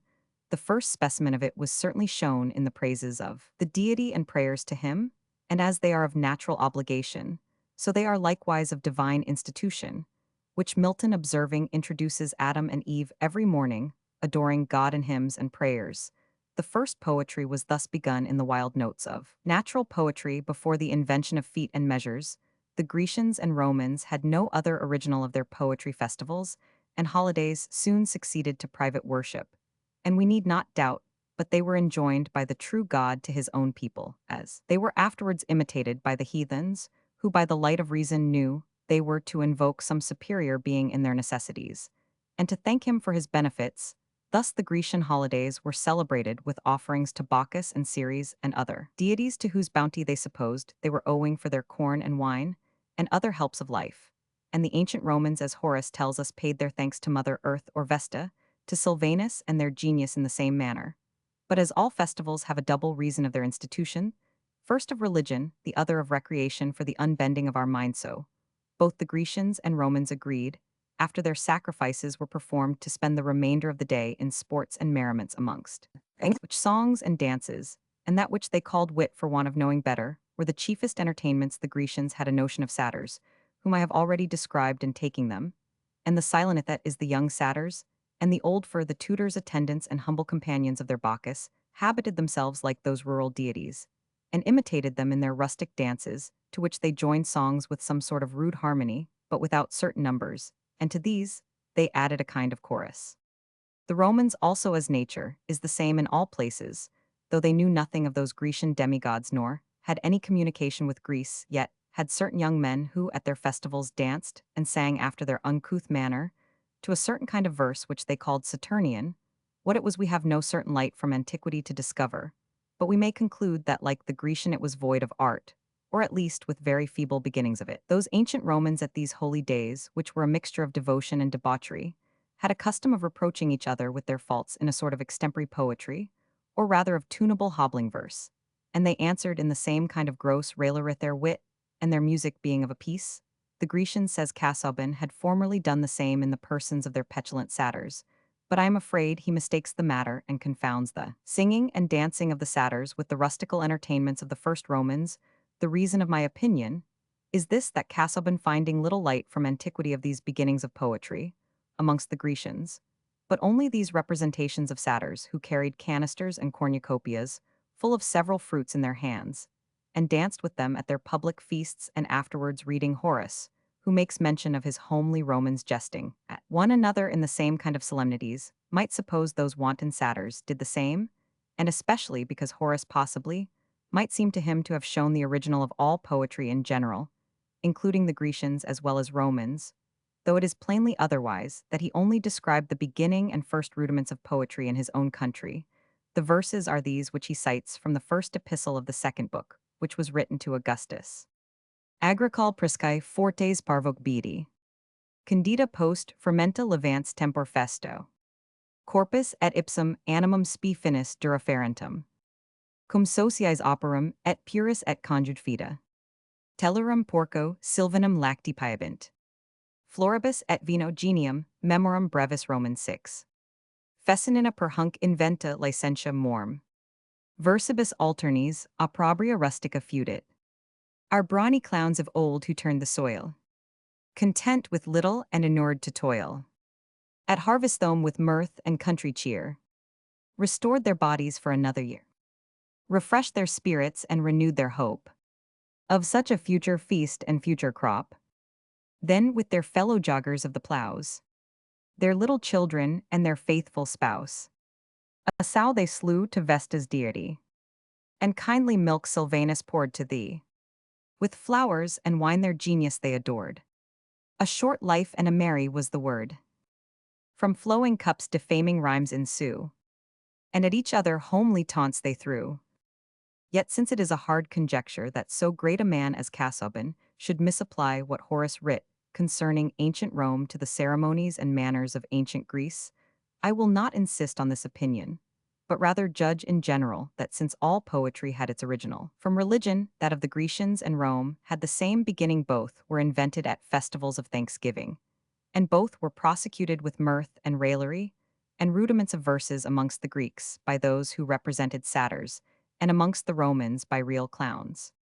For indeed, when I am reading Casaubon on these two subjects, methinks, I hear the same story told twice over, with very little alteration, of which Dacier, taking notice in his interpretation of the Latin verses, which I have translated, says plainly, that the beginning of poetry was the same with a small variety in both countries, and that the mother of it in all nations was devotion. But what is yet more wonderful, that most learned critic takes notice, also in his illustrations, on the first epistle of the second book, that is, the poetry of the Romans and that of the Grecians had the same beginning at feasts and thanksgiving, as it has been observed, and the old comedy of the Greeks, which was invective, and the satire of the Romans, which was of the same nature, were begun on the very same occasion. So the fortune of both in process of time was just the sameth old comedy of the Grecians, was forbidden for its too much license, in exposing of particular persons, and the rude satire of the Romans was also punished by a law of the decemviri, as Horace tells us in these words. Libertas recurrens excepta per annos. Lucid amabiliter donec jam esvus apertam. In rabim verdi cipit jocus et per honestas. Ier domos impune minax dollara crunto. Dent laecicidi fuit intactis quoque cura. Condition super communi quinetium lex. Pinac lata malo cnolit carmen quinquem. Describi verter modum formidine fustes. Ad benedicendum delectandum redacti. The law of the decemviri was this sequis oxentacit malum carmen, sive condidicit quad infamium faxit flagidium alteri capital esto, a strange likeness, and barely possible. But the critics being all of the same opinion, it becomes me to be silent, and to submit to better judgments than my own. But to return to the Grecians, from whose satiric dramas the elder Scaliger and Heinsius will have the Roman satire to proceed, I am to take a view of them first, and see if there be any such descent from them as those authors have pretended. Thespis, or whoever, he were that invented tragedy for authors differ mingled with them, a chorus and dances of satyrs, which had before been used in the celebration of their festivals, and there they were ever afterwards retained the character of them, was also kept, which was mirth and wantonness. And this was given, I suppose, to the folly of the common audience, who soon grow weary of good sense, and as we daily see in our own age and country are apt to forsake poetry, and still ready to return to buffoonery and farce. From hence it came that, in the Olympic games where the poets contended for 4 prizes, the satiric tragedy was the last of them, for in the rest the satyrs were excluded from the chorus. Amongst the plays of Euripides, which are yet remaining there, is one of these satirics which is called the Cyclops, in which we may see the nature of those poems, and from thence conclude what likeness they have to the Roman satire. The story of this Cyclops, whose name was Polyphemus, so famous in the Grecian fables, was that Ulysses, who with his company was driven on the coast of Sicily, where those Cyclops inhabited, coming to ask relief from Silenus, and the satyrs who were herdsmen to that one-eyed giant, was kindly received by them, and entertained, till being perceived by Polyphemus, they were made prisoners against the rights of hospitality, for which Ulysses eloquently pleaded, were afterwards put down into the den, and some of them devoured, after which Ulysses, having made him drunk, when he was asleep, thrust a great firebrand into his eye, and so revenging his dead followers, escaped with the remaining party of the living and Silenus, and the satyrs were freed from their servitude under Polyphemus, and remitted to their first liberty of attending and accompanying their patron Bacchus. This was the subject of the tragedy, which being one of those that end with a happy event, is therefore by Aristotle judged below the other sort, whose success is unfortunate notwithstanding, which the satyrs, who were part of the dramatis person, as well as the whole chorus, were properly introduced into the nature of the poem, which is mixed of farce and tragedy. The adventure of Ulysses was to entertain the judging part of the audience, and the uncouth persons of Silenus and the satyrs to divert the common people with their gross railleries. Your lordship has perceived by this time that this satiric tragedy and the Roman satire have little resemblance in any of their features. The very kinds are different, for what has a pastoral tragedy to do with a paper of verses, satirically written. The character and raillery of the satyrs is the only thing that could pretend to a likeness. Were Scaliger and Heinsius alive to maintain their opinion, And the first farces of the Romans, which were the rudiments of their poetry, were written before they had any communication with the Greeks, or indeed any knowledge of that people. And here it will be proper to give the definition of the Greek satiric poem from Casaubon. Before I leave this subject, the satiric says he is a dramatic poem, annexed to a tragedy having a chorus which consists of satyrs, the persons represented in it are illustrious men, the action of it is great, the style is partly serious and partly jocular, and the event of the action most commonly is happy. The Grecians, besides these satiric tragedies, had another kind of poem which they called silly, which were more of kin to the Roman satire. Those silly were indeed invective poems, but of a different species from the Roman poems of Aeneas, Pacuvius, Lucilius, Horace, and the rest of their successors. They were so called, says Casaubon, in one place, from Silenus, the foster-father of Bacchus, but in another place, bethinking himself better, he derives their name from their scoffing and petulancy. From some fragments of the silly written by Timon we may find that they were satiric poems full of parodies, that is, of verses patched up from great poets, and turned into another sense than their author intended them. Such amongst the Romans is the famous cento of Ausonius, where the words are Virgil's, but by applying them to another sense they are made a relation of a wedding night, and the act of consummation fulsomely described in the very words of the most modest amongst all poets of the same manner are our songs, which are turned into burlesque, and the serious words of the author perverted into ridiculous meaning. Thus in Timon's silly, the words are generally those of Homer and the tragic poets, but he applies them satirically to some customs and kinds of philosophy, which he arraigns, but the Romans, not using any of these parodies in their satire, sometimes, indeed, repeating verses of other men, as Persius cites some of Nero's, but not turning them into another meaning. Silly cannot be supposed to be the original of Roman satire. To these silly consisting of parodies, we may properly add the satires which were written against particular persons, such as were the iambics of Archilochus against Lycambes, which Horace undoubtedly imitated in some of his odes and epodes, whose titles bear sufficient witness of it. I might also name the invective of Ovid against Ibis, and many others, but these are the underwood of satire. Rather than the timber trees, they are not of general extension, as reaching only to some individual person, and Horace seems to have purged himself from those splenetic reflections in those odes and epodes before he undertook the noble work of satires, which were properly so called.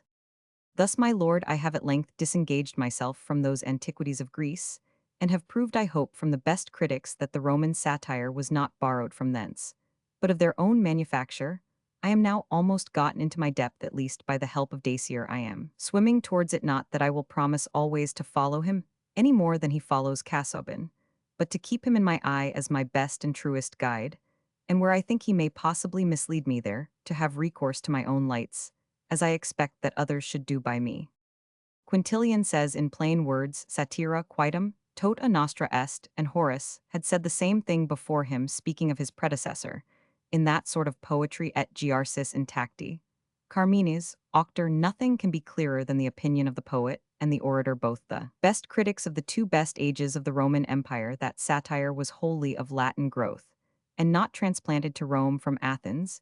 Yet, as I have said, Scaliger, the father according to his custom, that is insolently enough, contradicts them both, and gives no better reason than the derivation of Satyrus from Salicidas, and so from the lechery of those fawns, thinks he has sufficiently proved that satire is derived from them, as if wantonness and lubricity were essential to that sort of poem, which ought to be avoided in it. His other allegation, which I have already mentioned, is as pitiful, that the satyrs carried platters and canisters full of fruit in their hands. If they had entered empty-handed, had they been ever the less satyrs? Or were the fruits and flowers which they offered anything of kin to satire, or any argument that this poem was originally Grecian? Casaubon judged better, and his opinion is grounded on sure authority, that satire was derived from satura, a Roman word, which signifies full and abundant, and full also of variety, in which nothing is wanting to its due perfection. It is thus, says Denier, that we say a full color when the wool has taken the whole tincture, and drunk in as much of the dye as it can receive. According to this derivation from setter comes satura, or satira, according to the new spelling, as Optimus and Maximus are now spelled. Optimus and Maximus. Satura, as I have formerly noted, is an adjective, and relates to the word lanx, which is understood, and this lanx in English a charger or large platter, was yearly filled with all sorts of fruits which were offered to the gods at their festivals. As the premises or first gatherings, these offerings of several sorts thus mingled, it is true, were not unknown to the Grecians who called them a sacrifice of all sorts of fruits, and when they offered all kinds of grain Virgil has mentioned these sacrifices in his Georgics. Lancibus et pandis fumentia redimus exta. And in another place, lancesc et liba feramus that, is we offer the smoking entrails in great platters, and we will offer the chargers and the cakes. This word satura has been afterward applied to many other sorts of mixtures, as Festus calls it, a kind of olla or hotchpotch made of several sorts of meats laws, were also called legs satyr, when they were of several heads and titles like our tacked bills of parliament, and per saturam legem. Fare in the Roman Senate was to carry a law without telling the senators or counting voices when they were in haste. Sallust uses the word per saturam sententias exquirer, when the majority was visibly on one side from hence, it might probably be conjectured that the discourses or satires of Aeneas, Lucilius, and Horace, as we now call them, took their name because they are full of various matters, and are also written on various subjects as Porphyrius says, but Dacier affirms that it is not immediately from thence that these satires are so called, for that name had been used formerly for other things which bore a nearer resemblance to those discourses of Horace, in explaining of which continues Dacier a method, is to be pursued of which Casaubon himself has never thought, and which will put all things into so clear a light that no further room will be left for the least dispute. During the space of almost 400 years, since the building of their city, the Romans had never known any entertainments of the stage chance and jollity, first found out those verses, which they called Saturnian and Fescennine, or rather human nature, which is inclined to poetry first produced them rude and barbarous and unpolished as all other operations of the soul are in their beginnings, before they are cultivated with art and study. However, in occasions of merriment, they were first practiced, and this rough-cast, unhewn poetry was instead of stage plays for the space of 120 years together they were made extempore and were, as the French call them, impromptus, for which the Tarsians of old were much renowned, and we see the daily examples of them in the Italian farces of Harlequin and Scaramuccia. Such was the poetry of that savage people before it was tuned into numbers, and the harmony of verse little of the Saturnian verses is now remaining. We only know from authors that they were nearer prose than poetry without feet or measure. They were, but not perhaps, they might be used in the solemn part of their ceremonies, and the Fescennine which were invented after them in their afternoon's debauchery, because they were scoffing and obscene. The Fescennine and Saturnian were the same, for as they were called Saturnian from their ancientness. When Saturn reigned in Italy, they were also called Fescennine from Fesenia, a town in the same country, where they were first practiced. The actors, with a gross and rustic kind of raillery, reproached each other with their failings, and, at the same time, were nothing sparing of it to their audience. Somewhat of this custom was afterwards retained in their Saturnalia or feasts of Saturn, celebrated in December. At least all kind of freedom in speech was then allowed to slaves even against their masters, and we are not without some imitation of it in our Christmas gambols. Soldiers also used those Fescennine verses, after measure and numbers had been added to them, at the triumph of their generals, of which we have an example in the triumph of Julius Caesar over Gaul, in these expressions: Caesar Gallias, subigit Nicomedes Caesarem ex Caesar nunc triumphat qui subigit Gallias, Nicomedes non triumphat qui subigit. Caesarem, the vapors of wine, made those first satirical poets amongst the Romans, which, says Dacier, we cannot better represent than by imagining a company of clowns on a holiday, dancing lubberly, and upbraiding one another in extempore doggerel with their defects and vices, and the stories that were told of them in bakehouses and barbers' shops.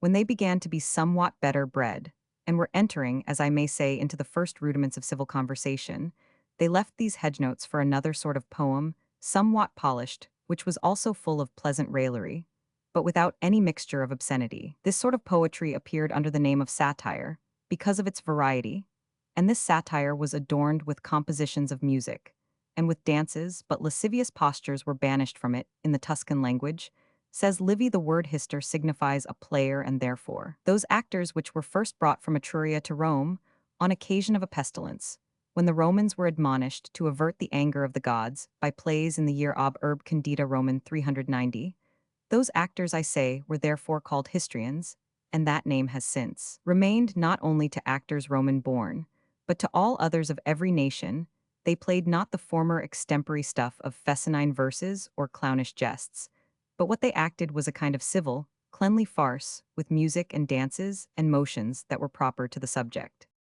In this condition, Livius Andronicus found the stage when he attempted first, instead of farces, to supply it with a nobler entertainment of tragedies and comedies. This man was a Grecian born, and being made a slave by Livius Salinator, and brought to Rome, had the education of his patron's children committed to him, which trust he discharged so much to the satisfaction of his master, that he gave him his liberty. Andronicus thus become a freeman of Rome, added to his own name, that of Livius his master, and as I observed, was the first author of a regular play, in that commonwealth being already instructed in his native country, in the manners and decencies of the Athenian theatre, and conversant in the Arche Comdia, or old comedy of Aristophanes, and the rest of the Grecian poets. He took from that model his own designing of plays for the Roman stage, the first of which was represented in the year Roman 514, since the building of Rome, as Tully from the commentaries of Atticus has assured us. It was after the end of the First Punic War, the year before Atticus was born. Dacier has not carried the matter altogether. Thus far, he only says that one Livius Andronicus was the first stage poet at Rome, but I will adventure on this hint to advance another proposition, which I hope the learned will approve.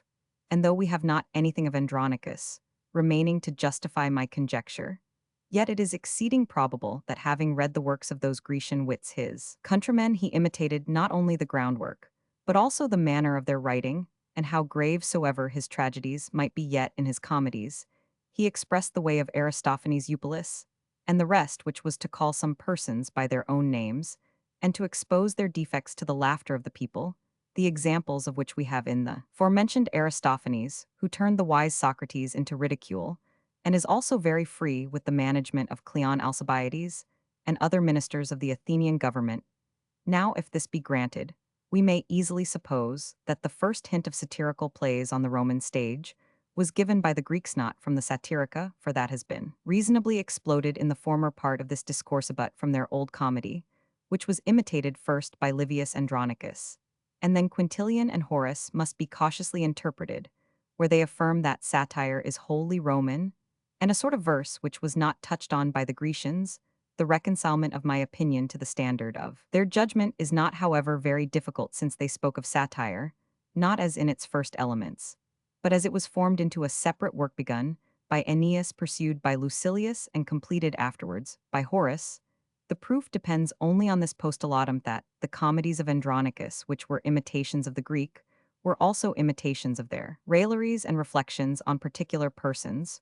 For if this be granted me, which is a most probable supposition, it is easy to infer that the first light which was given to the Roman theatrical satire was from the plays of Livius Andronicus, which will be more manifestly discovered. When I come to speak of Aeneas in the meantime, I will return to Dacier.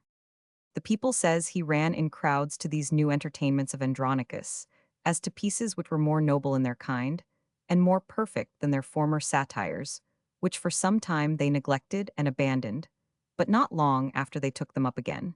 And then they joined them to their comedies, playing them at the end of every drama, as the French continue at this day to act their farces in the nature of a separate entertainment from their tragedies.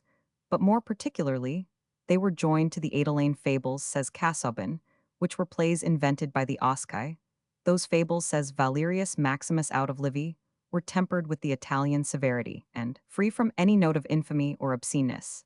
And as an old commentator on Juvenal affirms, the exodorae, which were singers and dancers, entered to entertain the people with light songs and mimical gestures, that they might not go away oppressed with melancholy from those serious pieces of the theatre, so that the ancient satire of the Romans was in extempore. Reproaches the next was farce, which was brought from Tuscany, to that succeeded the plays of Andronicus, from the old comedy of the Grecians.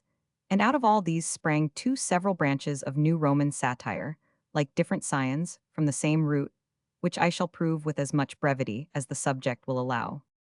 A year after Andronicus had opened the Roman stage with his new dramas, Aeneas was born, who, when he was grown to man's estate, having seriously considered the genius of the people, and how eagerly they followed the first satires, thought it would be worth his pains to refine upon the project, and to write satires not to be acted on the theatre, but read he preserved the groundwork of their pleasantry, their venom, and their raillery on particular persons and general vices, and by this means avoiding the danger of any ill success in a public representation, he hoped to be as well received in the cabinet as Andronicus had been upon the stage. The event was answerable to his expectation. He made discourses in several sorts of verse, varied often in the same paper retaining, still in the title their original name of satire, both in relation to the subjects and the variety of matters contained in them.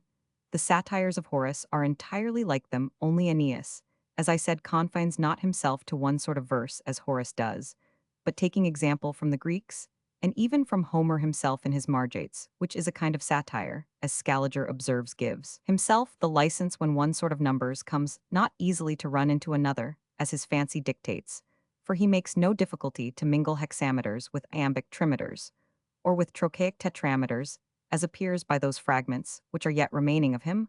Horace has thought him worthy to be copied, inserting many things of his into his own satires, as Virgil has done into his needs. Here we have Dacier making out that Aeneas was the first satirist in that way of writing, which was of his invention, that is satire abstracted from the stage, and new, modeled into papers of verses on several subjects.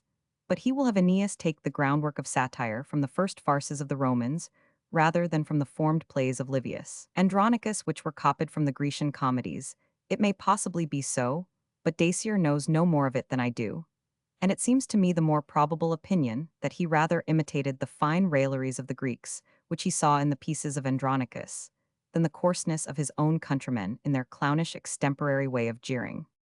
But besides this, it is universally granted that Aeneas, though an Italian, was excellently learned in the Greek language. His verses were stuffed with fragments of it even to a fault, and he himself believed, according to the Pythagorean opinion, that the soul of Homer was transfused into him, which Persius observes in his sixth Satire postquam disturduit esse monides. But this, being only the private opinion of so inconsiderable a man, as I am, I leave it to the further disquisition of the critics.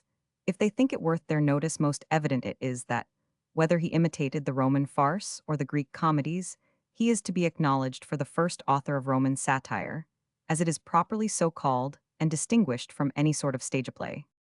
Of Pacuvius, who succeeded him, there is little to be said, because there is so little remaining of him, only that he is taken to be the nephew of Aeneas, his sister's son, that in probability he was instructed by his uncle in his way of satire, which we are told he has copied, but what advances he made we know not. Lucilius came into the world when Pacuvius flourished most. He also made satires after the manner of Aeneas, but he gave them a more graceful turn, and endeavored to imitate more closely the vetus comdia of the Greeks, of the which the old original Roman satire had no idea till the time of Livius Andronicus. And though Horace seems to have made Lucilius the first author of satire in verse amongst the Romans in these words: Quidcum est Lucilius auses, primus in hunc operis componer carmina morm. He is only thus to be understood that Lucilius had given a more graceful turn to the satire of Aeneas and Pacuvius, not that he invented a new satire of his own, and Quintilian seems to explain this passage of Horace in these words: Satira quaetum tota nostra est, in qua primus insignum, laudum adeptus est Lucilius.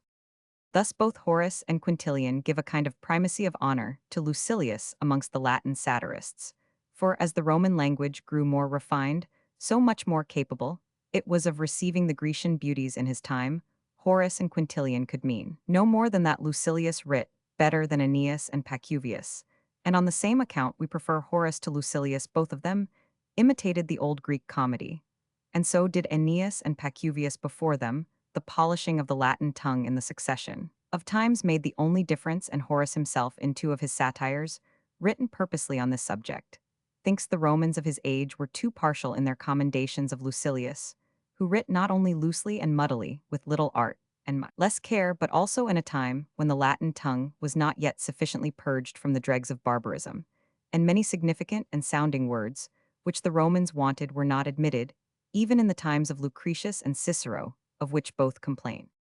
But to proceed, Dacier justly taxes Casaubon for saying that the satires of Lucilius were wholly different in species from those of Aeneas and Pacuvius. Casaubon was led into that mistake by Diomes the grammarian, who in effect says this satire amongst the Romans, but not amongst the Greeks, was a biting, invective poem, made after the model of the ancient comedy for the reprehension of vices, such as were the poems of Lucilius of Horace and of Persius. But in former times, the name of satire was given to poems, which were composed of several sorts of verses, such as were made by Aeneas and Pacuvius more fully. Expressing the etymology of the word satire from satura, which we have observed here, it is manifest that Diomes makes a specifical distinction betwixt the satires of Aeneas and those of Lucilius. But this, as we say in English, is only a distinction without a difference, for the reason of it is ridiculous and absolutely false. This was that which cozened honest Casaubon, who, relying on Diomes, had not sufficiently examined the origin and nature of those two satires, which were entirely the same both in the matter and the form, for all that Lucilius performed beyond his predecessors Aeneas and Pacuvius was only the adding of more politeness and more salt without any change in the substance of the poem.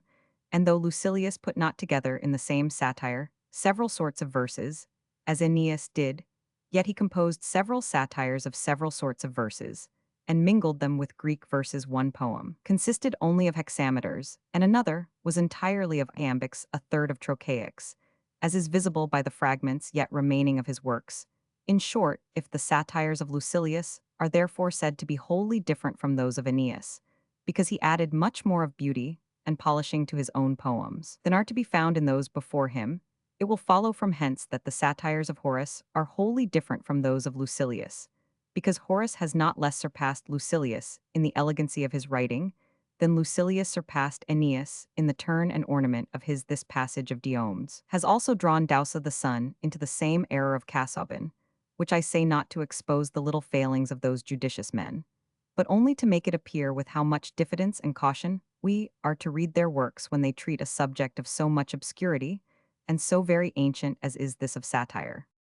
Having thus brought down the history of satire from its original to the times of Horace, and shown the several changes of it, I should here discover some of those graces which Horace added to it, but that I think it will be more proper to defer that undertaking till I make the comparison betwixt him and Juvenal. In the meanwhile, following the order of time, it will be necessary to say somewhat of another kind of satire, which also was descended from the ancient. It is that which we call the Varronian satire, but which Varro himself calls the Menippean, because Varro, the most learned of the Romans, was the first author of it, who imitated in his works the manners of Menippus, the Gadarenian, who professed the philosophy of the Cynics. This sort of satire was not only composed of several sorts of verse like those of Aeneas, but was also mixed with prose, and Greek was sprinkled amongst the Latin quintillion. After he had spoken of the satire of Lucilius, adds, what follows there is another, and former kind of satire composed by Terentius Varro, the most learned of the Romans, in which he was not satisfied alone with mingling in it several sorts of verse. The only difficulty of this passage is that Quintilian tells us that this satire of Varro was of a former kind, for how can we possibly imagine this to be, since Varro, who was contemporary to Cicero, must consequently be after Lucilius, but Quintilian meant not that the satire of Varro was in order of time before Lucilius. He would only give us to understand that the Varronian satire, with mixture of several sorts of verses, was more after the manner of Aeneas and Pacuvius than that of Lucilius, who was more severe and more correct, and gave himself less liberty in the mixture of his verses in the same poem. We have nothing remaining of those Varronian satires, excepting some inconsiderable fragments, and those for the most part much corrupted. The tithes of many of them are indeed preserved, and they are generally double, from whence, at least, we may understand how many various subjects were treated by that author. Tully, in his Academics, introduces Varro himself, giving us some light concerning the scope and design of those works, wherein, after he had shown his reasons why he did not ex professo write of philosophy, he adds, what follows notwithstanding, says he, that those pieces of mine, wherein I have imitated Menippus, though I have not translated him, are sprinkled with a kind of mirth and gaiety, yet many things are there inserted which are drawn from the very entrails of philosophy, and many things severely argued which I have mingled with pleasantries on purpose, that they may more easily go down with the common sort of unlearned readers.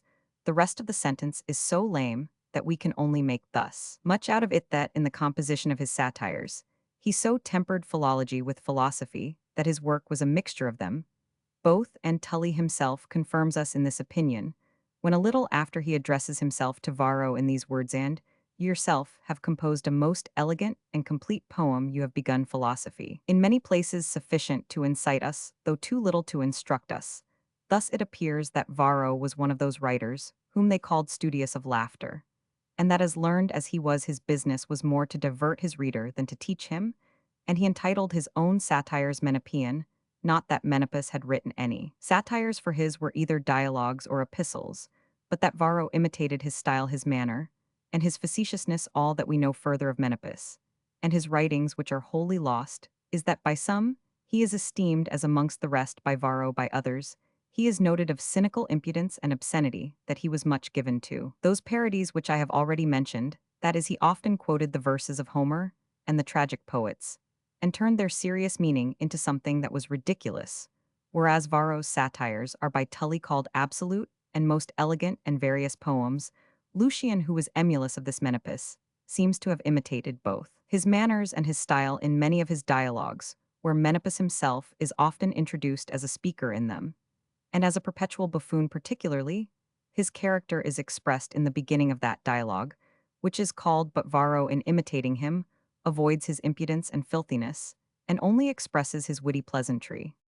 This we may believe for certain that, as his subjects were various, so most of them were tales or stories of his own invention, which is also manifest from antiquity by those authors, who are acknowledged to have written Varronian satires in imitation of Hyssop, whom the chief is Petronius, arbiter, whose satire they say is now printing in Holland, wholly recovered, and made complete when it is made public.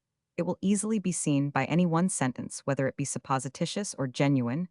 Many of Lucian's dialogues may also properly be called Varronian satires, particularly his true history, and consequently, the golden ass of Apuleius, which is taken from him of the same stamp, is the mock deification of Claudius by Seneca, and the Symposium or Caesars of Julian, the emperor amongst the moderns.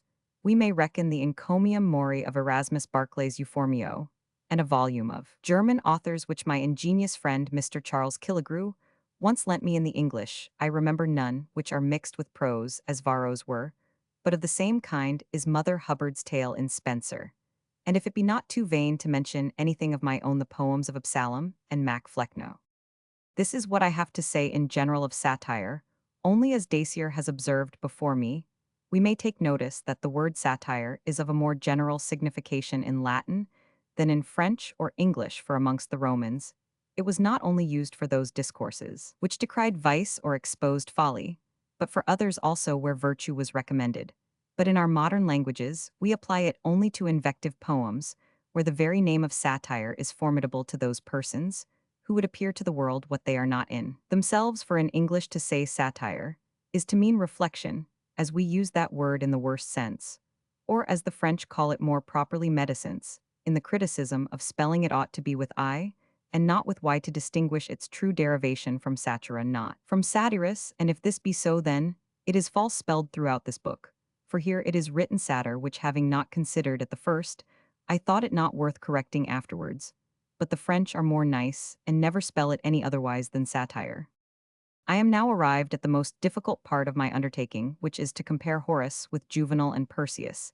It is observed by Regaltius in his preface, before Juvenal written to Thuanus, that these three poets have all their particular partisans and favors. Every commentator, as he has taken pains with any of them, thinks himself obliged to prefer his author to the other two, to find out their failings, and decry them that he may make room for his own darling. Such is the partiality of mankind, to set up that interest which they have once espoused, though it be to the prejudice of truth, morality, and common justice, and especially in the productions of the brain, as authors generally think themselves the best poets because they cannot go out of themselves to judge sincerely of their betters.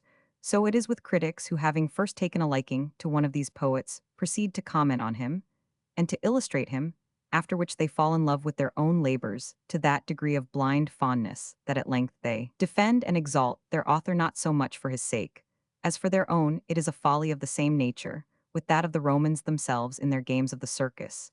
The spectators were divided in their factions betwixt the Veneti and the Prasini. Some were for the charioteer in blue, and some for him in green. The colors themselves were but fancy, but when once a man had taken pains to set out those of his party, and had been at the trouble of procuring voices for them, the case was altered. He was concerned for his own labor, and that so earnestly that disputes and quarrels, animosities, commotions, and bloodshed often happened, and in the declension of the Grecian Empire, the very sovereigns themselves engaged in it even when the barbarians were at their doors, and stickled for the preference of colors, when the safety of their people was in question. I am now myself on the brink of the same precipice. I have spent some time on the translation of Juvenal and Persius, and it behoves me to be wary lest for that reason I should be partial to them or take a prejudice against Horace. Yet on the other side, I would not be like some of our judges, who would give the cause for a poor man, right or wrong, for though that be an error on the better hand, yet it is still a partiality, and a rich man unheard cannot be concluded an oppressor. I remember a saying of King Charles Roman II on Sir Matthew Hale, who was doubtless an uncorrupt and upright man, that his servants were sure to be cast on any trial which was heard before him, not that he thought the judge was possibly to be bribed, but that his integrity might be too scrupulous, and that the causes of the crown were always suspicious when the privileges of subjects were concerned. It had been much fairer if the modern critics who have embarked in the quarrels of their favorite authors had rather given to each his proper due, without taking from another's heap to raise their own. There is praise enough for each of them in particular, without encroaching on his fellows, and detracting from them, or enriching themselves with the spoils of others. But to come to particulars, Heinsius and Dacier are the most principal of those who raise Horace above Juvenal and Persius Scaliger, the father Regaltius, and many others debase Horace that they may set up Juvenal and Casaubon, who is almost single throws dirt on Juvenal and Horace that he may exalt Persius, whom he understood particularly well and better than any of his former commentators, even Stelludi who succeeded him. I will begin with him, who in my opinion defends the weakest cause, which is that of Persius, and laboring, as Tacitus professes of his own writing, to divest myself of partiality or prejudice, consider Persius, not as a poet whom I have wholly translated, and who has cost me more labor and time than Juvenal, but according to what I judge to be his own merit, which I think not equal in the main to that of Juvenal or Horace, and yet in some things to be preferred to both of them. First, then, for the verse, neither Casaubon himself, nor any for him, can defend either his numbers or the purity of his Latin. Casaubon gives this point for lost, and pretends not to justify either the measures or the words of Persius. He is evidently beneath Horace and Juvenal in both. Then, as his verse is scabrous and hobbling, and his words not everywhere well chosen, the purity of Latin being more corrupted than in the time of Juvenal and consequently of Horace, who wrote when the language was in the height of its perfection, so his diction is hard, his figures are generally too bold and daring, and his tropes, particularly his metaphors, insufferably strained. In the third place, notwithstanding all the diligence of Casaubon Stelludi, and a Scotch gentleman, whom I have heard extremely commended for his illustrations of him, yet he is still obscure whether he affected not to be understood, but with difficulty, or whether the fear of his safety under Nero compelled him to this darkness in some places, or that it was occasioned by his close way of thinking, and the brevity of his style and crowding of his figures, or lastly whether, after so long a time, many of his words have been corrupted, and many customs and stories relating to them lost to us, whether some of these reasons, or all, concurred to render him so cloudy. We may be bold to affirm that the best of commentators can but guess at his meaning in many passages, and none can be certain that he has divined rightly. After all, he was a young man like his friend and contemporary Lucan, both of them, men of extraordinary parts and great acquired knowledge considering their youth, but neither of them had arrived to that maturity of judgment which is necessary to the accomplishing of a formed poet, and this consideration, as on the one hand it lays some imperfections to their charge, so on the other side it is a candid excuse for those failings, which are incident to youth and inexperience, and we have more reason to wonder how they who died before the 30th year of their age could write so well and think so strongly, than to accuse them of those faults from which human nature, and more especially in youth, can never possibly be exempted. To consider Persius yet more closely, he rather insulted over vice and folly than exposed them like Juvenal and Horace, and as chaste and modest as he is esteemed it cannot be denied, but that in some places he is broad and fulsome as the latter verses of the fourth Satire, and of the sixth sufficiently witness, and it is to be believed that he who commits the same crime, often and without necessity, cannot but do it with some kind of pleasure.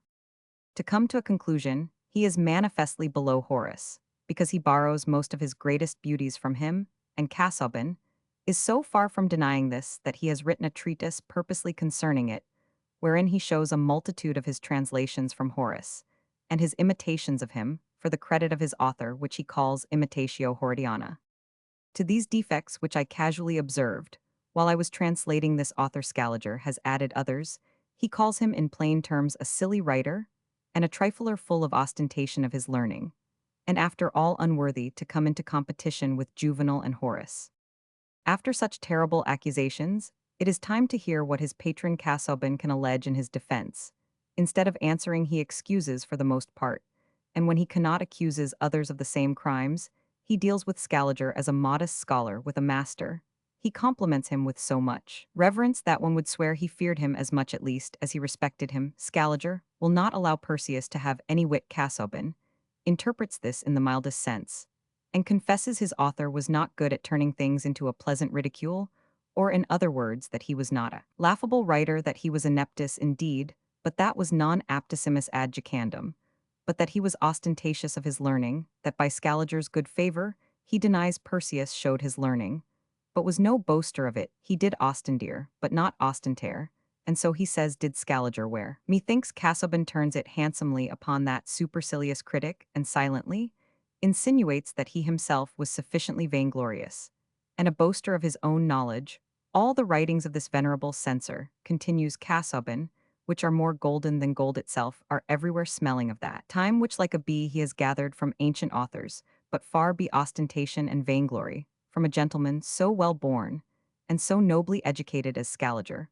But says Scaliger, he is so obscure that he has got himself the name of Scotinus, a dark writer.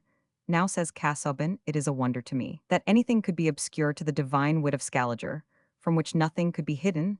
This is indeed a strong compliment, but no defense, and Casaubon, who could not but be sensible of his author's blind side, thinks it time to abandon a post that was untenable. He acknowledges that Persius is obscure in some places, but so is Plato, so is Thucydides, so are Pindar, Theocritus, and Aristophanes amongst the Greek poets, and even Horace and Juvenal he might have added amongst the Romans. The truth is Persius is not sometimes, but generally obscure, and therefore Casaubon at last is forced to excuse him by alleging that it was si defendendo for fear of Nero, and that he was commanded to write so cloudily by Cornutus in virtue of holy obedience to his master. I cannot help my own opinion. I think Cornutus needed not to have read many lectures to him on that subject. Persius was an apt scholar, and, when he was bidden to be obscure in some places where his life and safety were in question, took the same counsel for all his book, and never afterwards wrote 10 lines together. Clearly Casaubon, being upon this chapter, has not failed, we may be sure, of making a compliment to his own dear comment. If Persius says he be in himself obscure, yet my interpretation has made him intelligible, there is no question, but he deserves that praise which he has given to himself.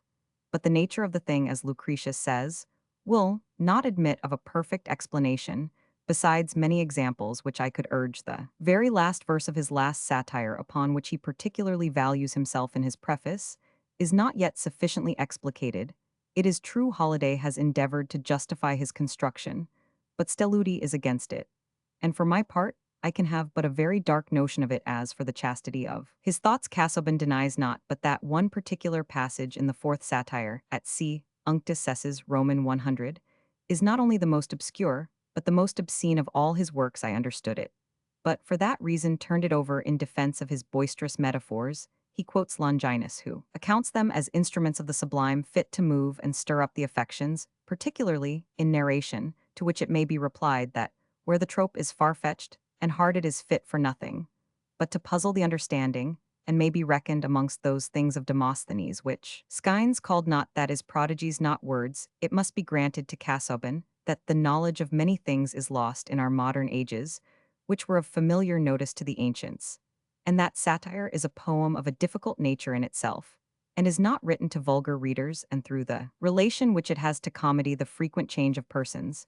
makes the sense perplexed, when we can but divine who it is that speaks, whether Persius himself, or his friend and monitor, or in some places a third person. But Casaubon comes back always to himself, and concludes that if Persius had not been obscure, there had been no need of him for an interpreter. Yet, when he had once enjoined himself so hard a task, he then considered the Greek proverb that he must either eat the whole snail or let it quite alone, and so he went through with his laborious task, as I have done with my difficult translation.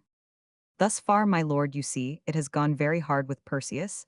I think he cannot be allowed to stand in competition, either with Juvenal or Horace.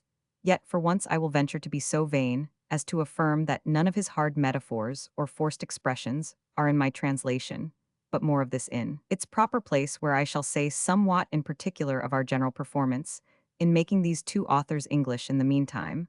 I think myself obliged to give Persius his undoubted due, and to acquaint the world with Casaubon in what he has equaled, and in what excelled his two competitors. A man who is resolved to praise an author with any appearance of justice must be sure to take him on the strongest side, and where he is least liable to exceptions, he is therefore obliged to choose his mediums. Accordingly, Casaubon, who saw that Persius could not laugh with a becoming grace, that he was not made for jesting, and that a merry conceit was not his talent, turned his feather like an Indian to another light, that he might give it the better gloss. Moral doctrine, says he, and urbanity or well-mannered wit are the two things which constitute the Roman satire, but of the two that which is most essential to this poem, and is as it were the very soul which animates it, is the scourging of vice and exhortation to virtue. Thus wit, for a good reason, is already almost out of doors, and allowed only for an instrument, a kind of tool, or a weapon, as he calls eidoff, which the satirist makes use in the compassing of his design. The end and aim of our three rivals is consequently the same, but by what methods they have prosecuted their intention is further to be considered. Satire is of the nature of moral philosophy, as being instructive. He therefore, who instructs most usefully, will carry the palm from his two antagonists. The philosophy in which Persius was educated, and which he professes through his whole book, is the Stoic, the most noble, most generous, most beneficial to humankind amongst all the sects, who have given us the rules of ethics thereby, to form a severe virtue in the soul, to raise in us an undaunted courage against the assaults of fortune, to esteem as nothing the things that are without us because they are not in our power, not to value riches, beauty, honors, fame, or health any farther than as conveniences, and so many helps to living as we ought, and doing good in our generation, in short, to be always happy, while we possess our minds with a good conscience, are free from the slavery of vices, and conform our actions and conversation to the rules of right reason. See here, my lord, an epitome of Epictetus, the doctrine of Zeno, and the education of our Persius. And this he expressed not only in all his satires, but in the manner of his life. I will not lessen this commendation of the Stoic philosophy by giving you an account of some absurdities in their doctrine, and some perhaps impieties, if we consider them by the standard of Christian faith. Persius has fallen into none of them, and therefore is free from those imputations. What he teaches might be taught from pulpits with more profit to the audience than all the nice speculations of divinity and controversies concerning faith, which are more for the profit of the shepherd than for the edification of the flock. Passion, interest, ambition, and all their bloody consequences of discord and of war are banished from this doctrine. Here is nothing proposed but the quiet and tranquility of the mind, virtue lodged at home, and afterwards diffused in her general effects, to the improvement and good of humankind. And therefore I wonder not that the present Bishop of Salisbury has recommended this our author, and the 10th satire of Juvenal in his pastoral letter, to the serious perusal and practice of the divines in his diocese, as the best commonplaces for their sermons, as the storehouses and magazines of moral virtues, from whence they may draw out, as they have occasion, all manner of assistance for the accomplishment of a virtuous life, which the Stoics have assigned for the great end and perfection of mankind. Herein, then, it is that Persius has excelled both Juvenal and Horace. He sticks to his own philosophy. He shifts not sides like Horace, who is sometimes an Epicurean, sometimes a Stoic, sometimes an eclectic, as his present humor leads him, nor declaims like Juvenal against vices, more like an orator than a philosopher. Persius is everywhere the sama true to the dogmas of his master. What he has learnt, he teaches vehemently, and what he teaches that he practices himself. There is a spirit of sincerity in all he says. You may easily discern that he is in earnest, and is persuaded of that truth which he inculcates in this. I am of opinion that he excels Horace, who is commonly in jest and laughs, while he instructs, and is equal to Juvenal, who was as honest and serious as Persius, and more he could not be. Hitherto I have followed Casaubon, and enlarged upon him, because I am satisfied that he says no more than truth. The rest is almost all frivolous, for he says that Horace, being the son of a tax gatherer, or a collector, as we call it, smells everywhere of the meanness of his birth and education. His conceits are vulgar like the subjects of his satires, that he does plebeium seper, and writes not with that elevation which becomes a satirist, that Persius, being nobly born, and of an opulent family, had likewise the advantage of a better master, Cornutus, being the most learned of his time, a man of a most holy life, the chief of the Stoic sect at Rome, and not only a great philosopher but a poet himself, and in probability a coadjutor of Persius, that, as for Juvenal he was long a declaimer, came late to poetry, and had not been much conversant in philosophy. It is granted that the father of Horace was Libertinus, that is 1 degree removed from his grandfather, who had been once a slave, but Horace, speaking of him, gives him the best character of a father which I ever read in history, and I wish a witty friend of mine, now living, had such another. He bred him in the best school, and with the best company of young noblemen, and Horace, by his gratitude to his memory, gives a certain testimony that his education was ingenuous. After this, he formed himself abroad by the conversation of great men. Brutus found him at Athens, and was so pleased with him, that he took him thence into the army, and made him tribunus militum, a colonel in a legion, which was the preferment of an old soldier. All this was before his acquaintance with Maecenas, and his introduction into the court of Augustus, and the familiarity of that great emperor, which had he not been well bred before had been enough to civilize his conversation, and render him accomplished and knowing in all the arts of complacency and good behavior, and in short an agreeable companion for the retired hours and privacies of a favorite who was first minister, so that upon the whole matter Persius may be acknowledged to be equal with him in those respects, though better born and Juvenal inferior to both. If the advantage be anywhere, it is on the side of Horace as much as the court of Augustus Caesar was superior to that of Nero. As for the subjects which they treated, it will appear hereafter that Horace wrote not vulgarly on vulgar subjects, nor always chose them. His style is constantly accommodated to his subject, either high or low. If his fault be too much lowness, that of Persius is the fault of the hardness of his metaphors and obscurity, and so they are equal in the failings of their style, where Juvenal manifestly triumphs over both of them. The comparison betwixt Horace and Juvenal is more difficult because their forces were more equal. A dispute has always been, and ever will continue, betwixt the favourers of the two poets. Non nostrum est tantas componer lights. I shall only venture to give my own opinion, and leave it for better judges to determine, if it be only argued in general which of them was the better poet. The victory is already gained on the side of Horace. Virgil himself must yield to him, in the delicacy of his turns, his choice of words, and perhaps the purity of his Latin. He who says that Pindar is inimitable is himself inimitable in his odes.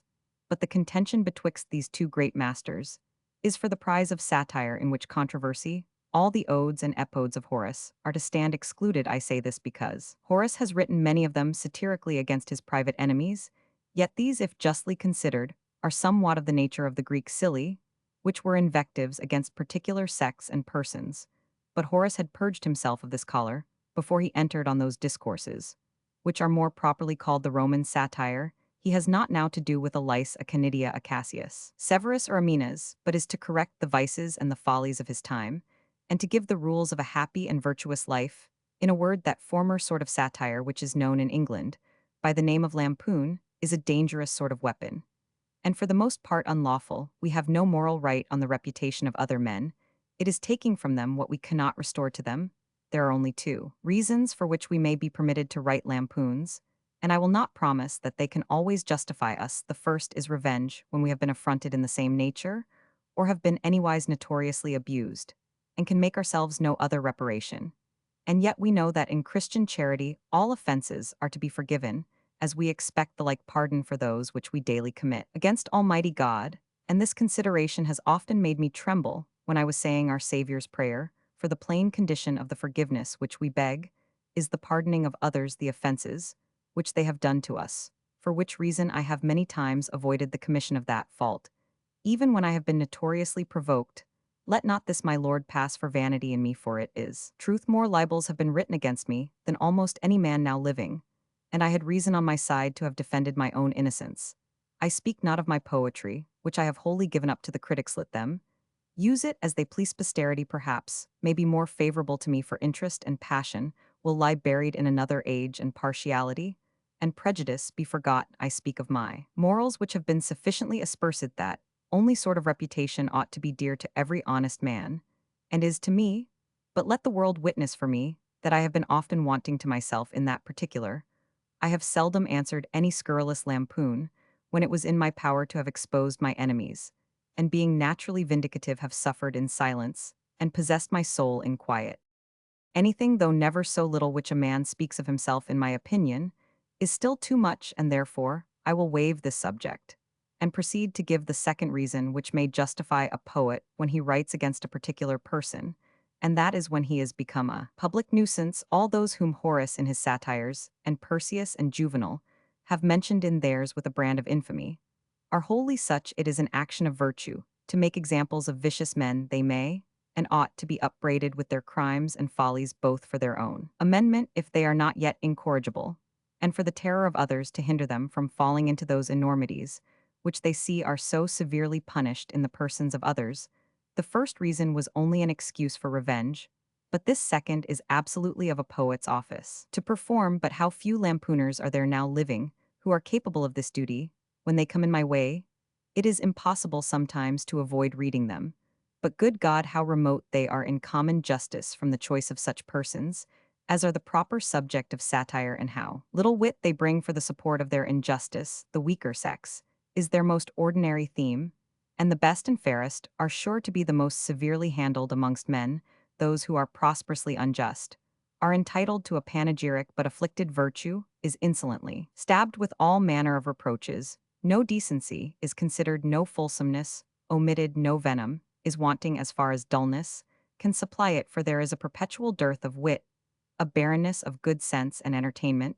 The neglect of the readers will soon put an end to this sort of scribbling. There can be no pleasantry where there is no wit, no impression can be made where there is no truth for the foundation to conclude. They are like the fruits of the earth in this unnatural season. The corn which held up its head is spoiled with rankness, but the greater part of the harvest is laid along, and little of good income and wholesome nourishment is received into the barns. This is almost a digression, I confess to your lordship, but a just indignation forced it from me. Now I have removed this rubbish, I will return to the comparison of Juvenal and Horace. I would willingly divide the palm betwixt them upon the two heads of profit and delight, which are the two ends of poetry in general. It must be granted by the favors of Juvenal that Horace is the more copious and more profitable in his instructions of human life. But in my particular opinion, which I set not up for a standard to better judgments, Juvenal is the more delightful author. I am profited by both, I am pleased with both. But I owe more to Horace for my instruction, and more to Juvenal for my pleasure. This, as I said, is my particular taste of these two authors. They who will have either of them to excel the other in both qualities can scarce give better reasons for their opinion than I for mine. But all unbiased readers will conclude that my moderation is not to be condemned to such impartial men. I must appeal, for they who have already formed their judgment may justly stand suspected of prejudice. And though all who are my readers will set up to be my judges, I enter my caveat against them, that they ought not so much as to be of my jury, or if they be admitted, it is but reason that they should first hear what I have to urge in the defense of my opinion.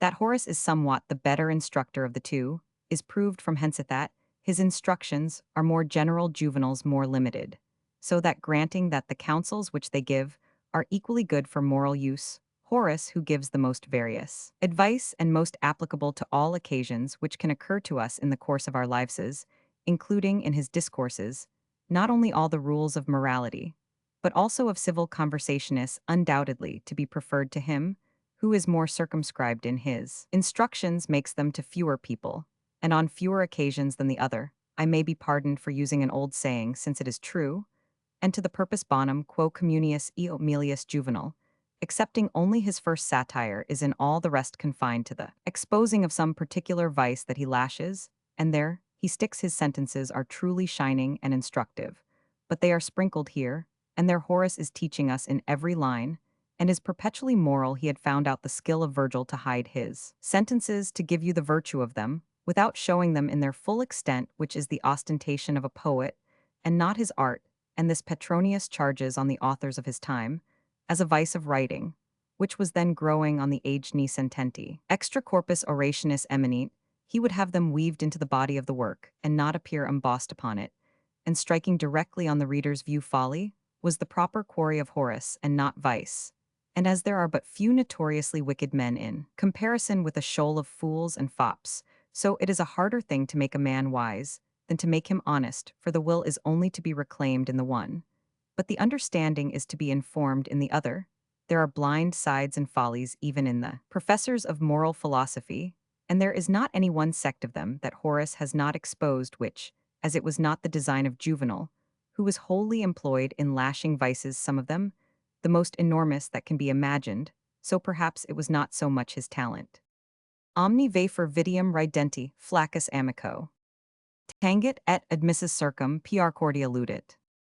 This was the commendation which Persius gave him, where by vitium he means those little vices, which we call follies, the defects of human understanding, or at most the peccadilloes of life, rather than the tragical vices to which men are hurried by their unruly passions and exorbitant desires. But in the word omni, which is universal, he concludes with me that the divine wit of Horace left nothing untouched, that he entered into the inmost recesses of nature, found out the imperfections even of the most wise, and grave as well as of the common people, discovering, even in the great Trebatius to whom he addresses the first satire, his hunting after business, and following the court as well as in the prosecutor, Crispinus, his impertinence and importunity.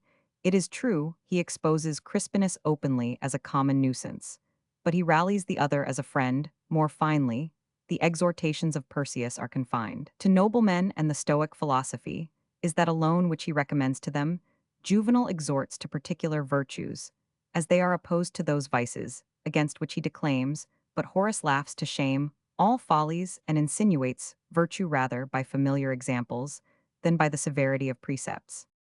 This last consideration seems to incline the balance on the side of Horace, and to give him the preference to Juvenal, not only in profit but in pleasure. But after all, I must confess that the delight which Horace gives me is but languishing. Be pleased still to understand that I speak of my own taste, only he may ravish other men, but I am too stupid and insensible to be tickled, where he barely grins himself, and as Scaliger says, only shows his white teeth, he cannot provoke me to any laughter. His urbanity, that is his good manner, sare to be commended, but his wit is faint, and his salt, if I may dare to say so, almost insipid. Juvenal is of a more vigorous and masculine wit. He gives me as much pleasure as I can bear, he fully satisfies my expectation, he treats his subject home, his spleen is raised, and he raises mine. I have the pleasure of concernment in all he says, he drives his reader along with him, and when he is at the end of his way, I willingly stop with him. If he went another stage, it would be too far, it would make a journey of a progress and turn delight into fatigue. When he gives over, it is a sign the subject is exhausted, and the wit of man can carry it no farther. If a fault can be justly found in him, it is that he is sometimes too luxuriant, too redundant, says more than he needs, like my friend the plain dealer, but never more than pleases. Add to this that his thoughts are as just as those of Horace, and much more elevated. His expressions are sonorous, and more noble, his verse more numerous, and his words are suitable to his thoughts, sublime and lofty. All these contribute to the pleasure of the reader, and the greater the soul of him who reads his transports are the greater. Horace is always on the amble, Juvenal on the gallop, but his way is perpetually on carpet ground. He goes with more impetuosity than Horace, but as securely, and the swiftness adds a more lively agitation to the spirits. The low style of Horace is according to his subject, that is generally groveling, I question not, but he could have raised it for the first epistle of the second book, which he writes to Augustus, a most instructive satire concerning poetry, is of so much dignity in the words, and of so much elegancy in the numbers, that the author plainly shows the sermo pedestris in his other satires was rather his choice than his necessity. He was a rival to Lucilius, his predecessor, and was resolved to surpass him in his own manner. Lucilius, as we see by his remaining fragments, minded neither his style, nor his numbers, nor his purity of words, nor his run of verse. Horace therefore copes with him in that humble way of satire, writes under his own force, and carries a dead weight that he may match his competitor in the race. This, I imagine, was the chief reason why he minded only the clearness of his satire and the cleanness of expression, without ascending to those heights to which his own vigor might have carried him, but limiting his desires only to the conquest of Lucilius. He had his ends of his rival who lived before him, but made way for a new conquest over himself by Juvenal, his successor. He could not give an equal pleasure to his reader, because he used not equal instruments. The fault was in the tools, and not in the workman, but versification and numbers are the greatest pleasures of poetry. Virgil knew it, and practiced both so happily, that for aught I know his greatest excellency is in his diction. In all other parts of poetry he is faultless, but in this he placed his chief perfection, And give me leave, my lord, since I have here an apt occasion to say that Virgil could have written sharper satires than either Horace or Juvenal, if he would have employed his talent. That way I will produce a verse in half of his, in one of his eclogues, to justify my opinion, and with commas after every word to show that he has given almost as many lashes as he has written syllables. It is against a bad poet, whose ill verses he describes. Non tu in triviis indoct solbas. Stridenti miserum stipula disperdir carmen. But to return to my purpose, when there is anything deficient in numbers, and sound the reader is uneasy and unsatisfied, he wants something of his complement, desires somewhat which he finds not, and this being the manifest defect of Horace, it is no wonder that finding it supplied in Juvenal, we are more delighted with him. And besides this, the sauce of Juvenal is more poignant to create in us an appetite of reading him. The meat of Horace is more nourishing, but the cookery of Juvenal more exquisite, so that granting Horace to be the more general philosopher, we cannot deny that Juvenal was the greater poet. I mean in satire. His thoughts are sharper, his indignation against vice is more vehement, his spirit has more of the commonwealth genius, he treats tyranny, and all the vices attending it as they deserve, with the utmost rigor, and consequently a noble soul, is better pleased with a zealous vindicator of Roman liberty than with a temporizing poet, a well-mannered court slave, and a man who is often afraid of laughing in the right place, who is ever decent because he is naturally servile. After all, Horace had the disadvantage of the times in which he lived. They were better for the man, but worse for the satirist. It is generally said that those enormous vices which were practiced under the reign of Domitian were unknown in the time of Augustus Caesar, that therefore Juvenal had a larger field than Horace. Little follies were out of doors, when oppression was to be scourged instead of avarice. It was no longer time to turn into ridicule the false opinions of philosophers, when the Roman liberty was to be asserted.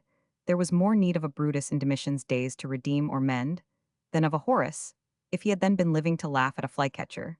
This reflection at the same time excuses Horace, but exalts Juvenal. I have ended. Before I was aware the comparison of Horace and Juvenal upon the topics of instruction and delight, and indeed I may safely here conclude that commonplace, for if we make Horace our minister of state in satire, and Juvenal of our private pleasures, I think the latter has no ill bargain of it. Let profit have the preeminence of honor in the end of poetry pleasure, though but the second in degree is the first in favor, and who would not choose to be loved better rather than to be more esteemed?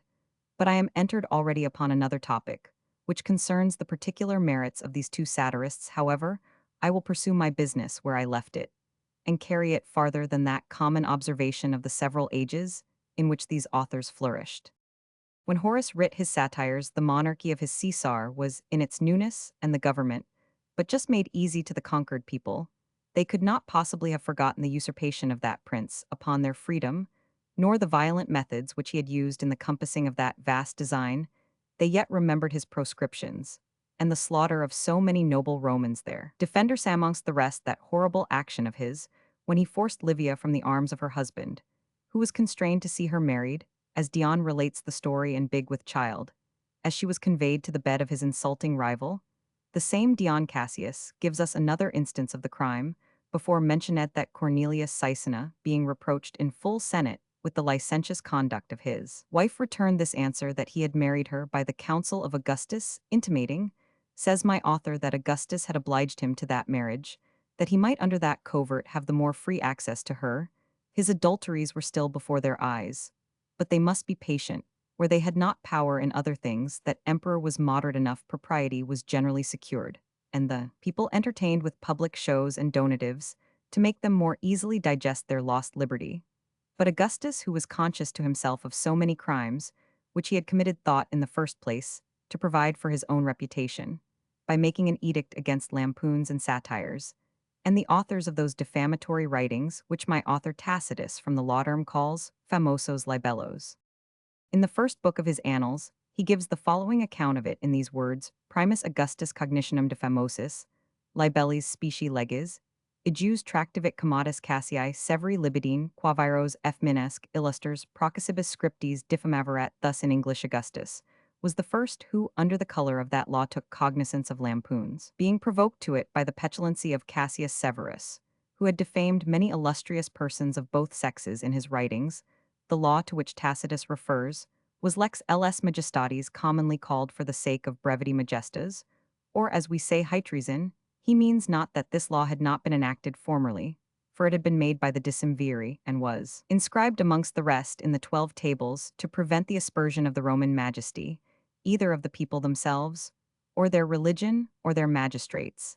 And the infringement of it was capital that is the offender was whipped to death with the fasces which were borne before their chief officers of Rome.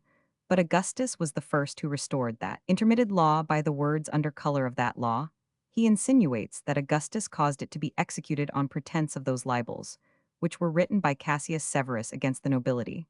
But in truth to save himself from such defamatory verses Suetonius likewise makes mention of it thus sparsos de si, in curia famosos, libellos nec experit et magna cura. Redarguit ac ni requisitus quaedam octoribus, id modo sensut cognoscendum, post hac de iis qui libellos aut carmina ad infamiam cugispium sub alieno. Nomine Eden Augustus, was not afraid of libels, says that author, yet he took all care imaginable to have them answered, and then decreed that for the time to come, the authors of them should be punished. But Aurelius makes it yet more clear according to my sense, that this emperor for his own sake durst not permit them fecit id Augustus, in specim et quaes, gratificator, populo Romano et primoribus urbis sed revera ut sibi consularit nam habuit, in animo comprimere nimium quorundum processidatum in liquendo, a qua nec ips exemptus fuit nam seu namen compassir erat. Invidiosum sub alieno facile, et util ergo specie, legis tractivit quaes et populi Romani majestas.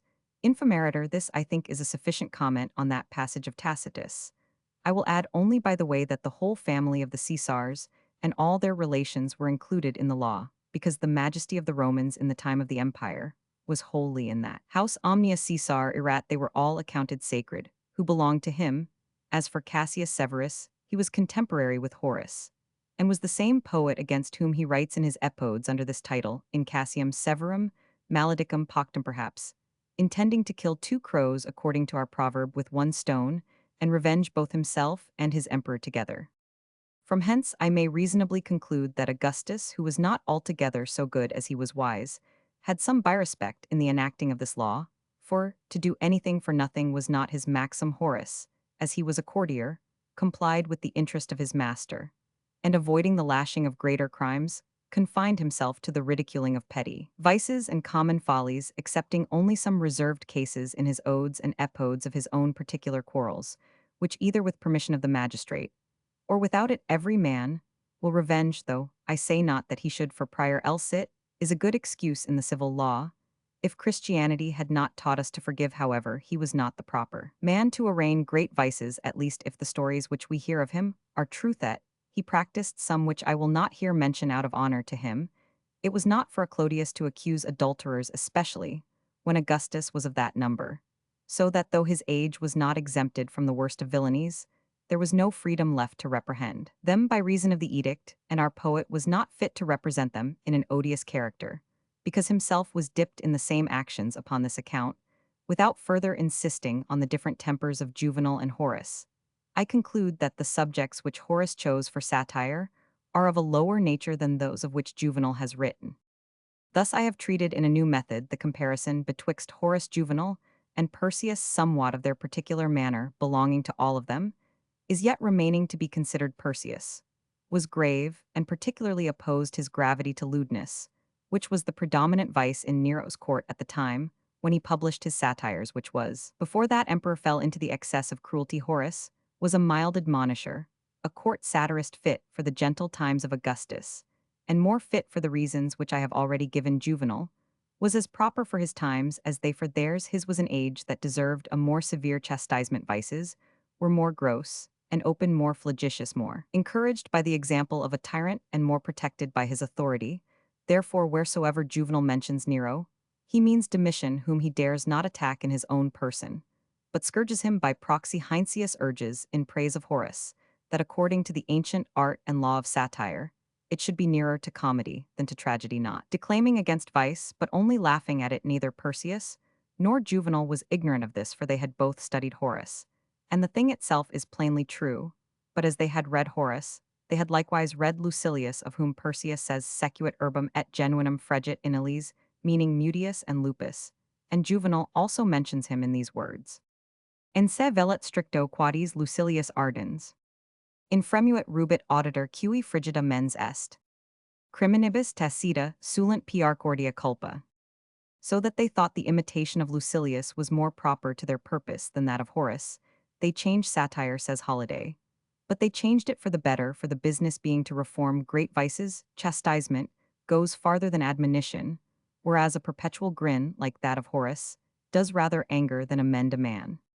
Thus far that learned critic Barton Holiday, whose interpretation and illustrations of Juvenal are as excellent as the verse of his translation and his English, are lame and pitiful, for it is not enough to give us the meaning of a poet, which I acknowledge him to have performed most faithfully, but he must also imitate his genius, and his numbers as far as the English will come up to the elegance of the original. In few words, it is only for a poet to translate a poet. Holiday and Stapleton had not enough considered this when they attempted Juvenal. But I forbear reflections, only I beg leave to take notice of this sentence, where Holiday says a perpetual grin like that of Horace rather angers than amends a man. I cannot give him up the manner of Horace in low satire, so easily let the chastisements of Juvenal be never so necessary for his new kind of satire. Let him declaim as wittily and sharply as he pleases, yet still, the nicest and most delicate touches of satire consist in fine raillery. This, my lord, is your particular talent, to which even Juvenal could not arrive. It is not reading, it is not imitation of an author which can produce this fineness. It must be inborn, it must proceed from a genius and particular way of thinking which is not to be taught, and therefore not to be imitated by him who has it not from nature. How easy it is to call rogue and villain, and that wittily, but how hard to make a man appear a fool, a blockhead, or a knave, without using any of those opprobrious terms to spare the grossness of the names. And to do the thing yet more severely is to draw a full face, and to make the nose and cheeks stand out, and yet not to employ any depth of shadowing. This is the mystery of that noble trade which yet no master can teach to his apprentice. He may give the rules, but the scholar is never the nearer in his practice. Neither is it true that this fineness of raillery is offensive. A witty man is tickled while he is hurt in this manner, and a fool feels it. Not the occasion of an offense may possibly be given, but he cannot take it if it be granted that, in effect, this way does more mischief, that a man is secretly wounded, and though he be not sensible himself, yet the malicious world will find it for him. Yet there is still a vast difference betwixt the slovenly butchering of a man and the fineness of a stroke that separates the head from the body and leaves it standing in its place. A man may be capable, as Jack Ketch's wife said of his servant, of a plain piece of work, a bare hanging, but to make a malefactor die sweetly was only belonging to her husband. I wish I could apply it to myself, if the reader would be kind enough to think it belongs to me. The character of Zimri in my Absalom is, in my opinion, worth the whole poem. It is not bloody, but it is ridiculous enough, and he for whom it was intended was too witty to resent it as an injury. If I had railed, I might have suffered for it justly, but I managed my own work more happily, perhaps more dexterously. I avoided the mention of great crimes, and applied myself to the representing of blindsides and little extravagances, to which the wittier a man is, he is generally the more obnoxious. It succeeded, as I wished. The jest went round, and he was laughed at in his turn who began the frolic. And thus, my lord, you see, I have preferred the manner of Horace, and of your lordship in this kind of satire, to that of Juvenal, and I think reasonably Holiday ought not to have arraigned so great an author for that which was his excellency and his merit, or if he did on such a palpable mistake, he might expect that someone might possibly arise either in his own time or after him to rectify his error and restore to Horace that commendation of which he has so unjustly robbed him. And let the manes of Juvenal forgive me if I say that this way of Horace was the best for amending manners, as it is the most difficult. His was an esse rescindendum, but that of Horace was a pleasant cure, with all the limbs preserved entire, and as our mountebanks tell us in their bills, without keeping the patient within doors for a day, what they promise only Horace has effectually performed. Yet I contradict not the proposition, which I formerly advanced. Juvenal's times required a more painful kind of operation.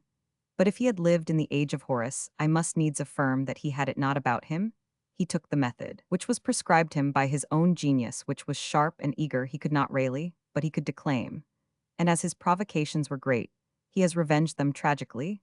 This notwithstanding, I am to say another word which, as true as it is, will yet displease the partial admirers of our Horace. I have hinted it before, but it is time for me now to speak more plainly. This manner of Horace is indeed the best, but Horace has not executed it altogether, so happily, at least not often. The manner of Juvenal is confessed to be inferior to the former, but Juvenal has excelled him. In his performance, Juvenal has railed more wittily than Horace has rallied. Horace means to make his reader laugh. But he is not sure of his experiment. Juvenal always intends to move your indignation, and he always brings about his purpose. Horace, for aught I know, might have tickled the people of his age. But amongst the moderns, he is not so successful. They who say he entertains so pleasantly may perhaps value themselves on the quickness of their own understandings, that they can see a jest farther off than other men. They may find occasion of laughter in the wit battle of the two buffoons Sarmentus and Cicerus, and hold their sides for fear of bursting when Rupilius and Persius are scolding. For my own part, I can only like the characters of all four which are judiciously given. But for my heart, I cannot so much as smile at their insipid raillery. I see not why Persius should call upon Brutus to revenge him on his adversary, and that because he had killed Julius Caesar for endeavoring to be a king, therefore he should be desired to murder Rupilius only. Because his name was Mr. King, a miserable clench, in my opinion, for Horace to record. I have heard honest Mr. Swan make many a better, and yet have had the grace to hold my countenance. But it may be puns were then in fashion, as they were wit in the sermons of the last age, and in the court of King Charles the second. I am sorry to say it for the sake of Horace, but certain it is he has no fine palate who can feed so heartily on garbage. But I have already wearied myself, and doubt not, but I have tired your lordship's patience with this long rambling, and I fear trivial discourse upon the one half of the merits that is pleasure. I cannot but conclude that Juvenal was the better satirist. They who will descend into his particular praises may find them at large in the dissertation of the learned Regaltius to Thuanus. As for Persius, I have given the reasons why I think him inferior to both of them, yet I have one thing to add on that subject. Barton Holiday, who translated both Juvenal and Persius, has made this distinction betwixt them, which is no less true than witteth that in Persius the difficulty is to find a meaning in Juvenal, to choose a meaning. So crabbed is Persius, and so copious is Juvenal, so much the understanding is employed in one, and so much the judgment in the other. So difficult is it to find any sense in the former and the best sense of the latter. If on the other side anyone suppose I have commended Horace below his merit, when I have allowed him, but the second place I desire him to consider, if Juvenal, a man of excellent natural endowments, besides the advantages of diligence and study, and coming after him, and building upon his foundations, might not probably with all these helps surpass him, and whether it be any dishonor to Horace to be thus surpassed, since no art or science is at once begun and perfected, but that it must pass first through many hands, and even through several ages. If Lucilius could add to Aeneas and Horace to Lucilius, why, without any diminution to the fame of Horace, might not Juvenal give the last perfection to that work? Or rather, what disreputation is it to Horace that Juvenal excels in the tragical satire, as Horace does in the comical? I have read over attentively both Heinsius and Dacier in their commendations of Horace, but I can find no more in either of them for the preference of him to Juvenal than the instructive part, the part of wisdom, and not that of pleasure, which therefore is here allowed him, notwithstanding what Scaliger and Regaltius have pleaded to the contrary for Juvenal. And to show I am impartial, I will here translate what Dacier has said on that subject. I cannot give a more just idea of the two books of satires made by Horace than by comparing them to the statues of the Silene, to which Alcibiades compares Socrates in the Symposium. They were figures which had nothing of agreeable, nothing of beauty on their outside. But when anyone took the pains to open them and search into them, he there found the figures of all the deities so in the shape that Horace presents himself to us in his satires. We see nothing at the first view which deserves our attention. It seems that he is rather an amusement for children than for the serious consideration of men. But when we take away his crust, and that which hides him from our sight, when we discover him to the bottom, then we find all the divinities in a full assembly, that is to say, all the virtues which ought to be the continual exercise of those who seriously endeavor to correct their vices. It is easy to observe that Dacier, in this noble similitude, has confined the praise of his author wholly to the instructive part. The commendation turns on this, and so does that which follows.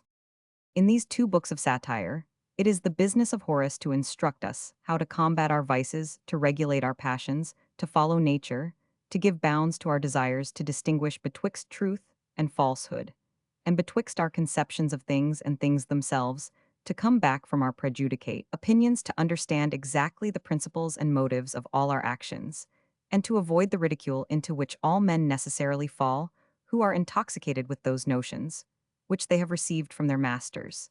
and which they obstinately retain without examining whether or no they be founded on right reason.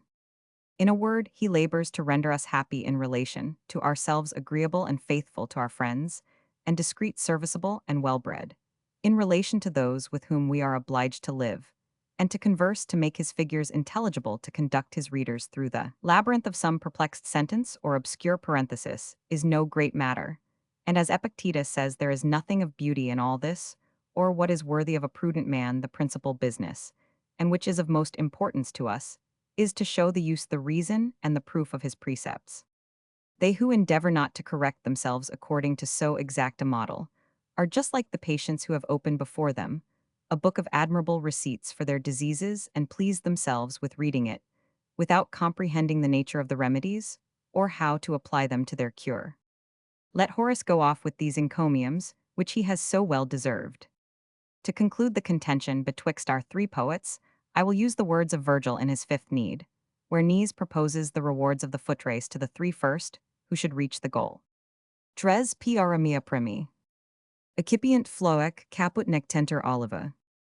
Let these three ancients be preferred to all the moderns as first arriving at the goal. Let them all be crowned as victors with the wreath that properly belongs to satire, but after that with this distinction amongst themselves. Primus equum falloris insignum victor habid. Let Juvenal ride first in triumph. Alter Amazonium ferritrem plenum sagittes. Thraciis laudo quam circumflectiter oro. Baltius et Tereti subnictit fibula gemma. Let Horace, who is the second, and but just the second, carry off the quiver and the arrows as the badges of his satire, and the golden belt and the diamond button. Tertius Argalico hoc Clypio contentus abide.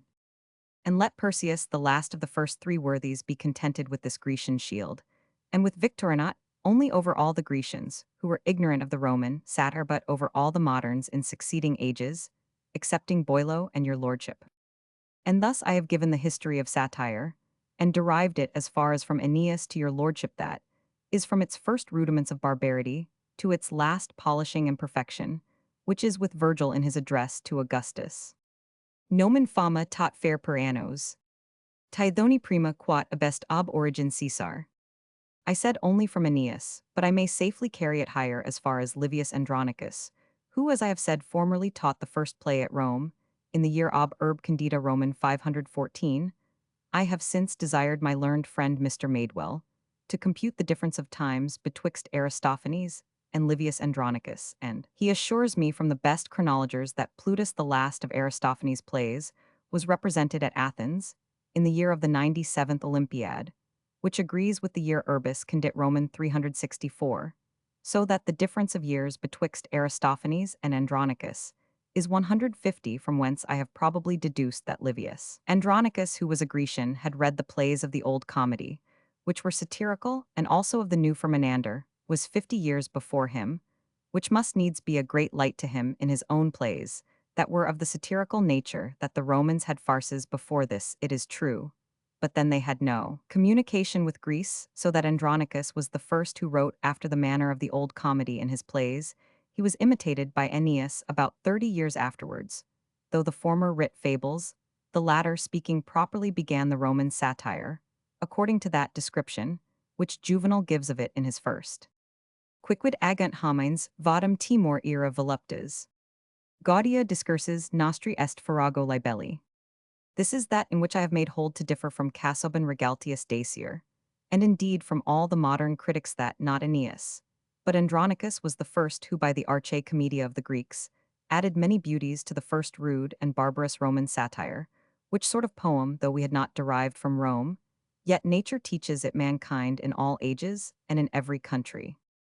It is but necessary that after so much has been said of satire, some definition of it should be given. Heinsius, in his dissertations on Horace, makes it for me in these words: satire is a kind of poetry, without a series of action, invented for the purging of our minds, in which human vices, ignorance, and errors, and all things besides which are produced from them in every man, are severely reprehended, partly dramatically, partly simply, and sometimes in both kinds of speaking, but for the most part figuratively, and occultly, consisting in a low familiar way, chiefly in a sharp and pungent manner of speech, but partly also in a facetious and civil way of jesting, by which either hatred or laughter or indignation is moved, where I cannot but observe that this obscure and perplexed definition, or rather description of satire, is wholly accommodated to the Horatian way, and excluding the works of Juvenal and Persius as foreign from that kind of poem, the clause in the beginning of it without a series of action, distinguishes satire properly from stage plays, which are all of one action,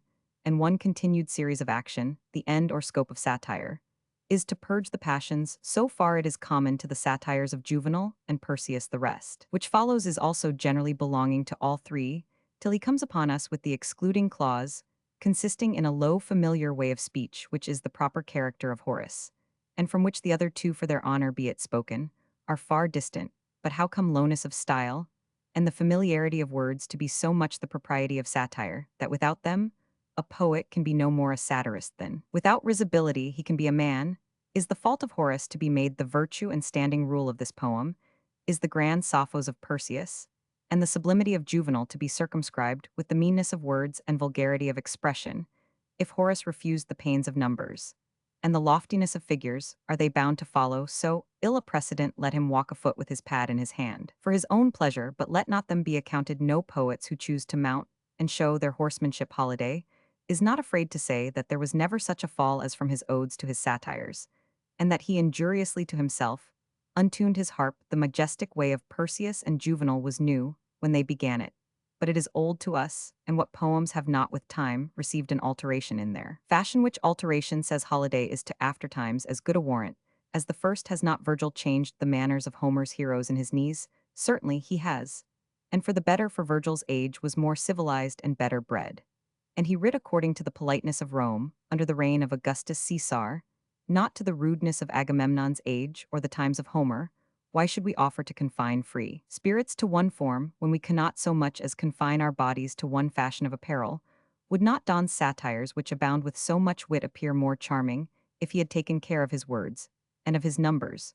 But he followed Horace so very close that of necessity he must fall with him, and I may safely say it of this present age, that if we are not so great wits as Don, yet certainly we are better poets.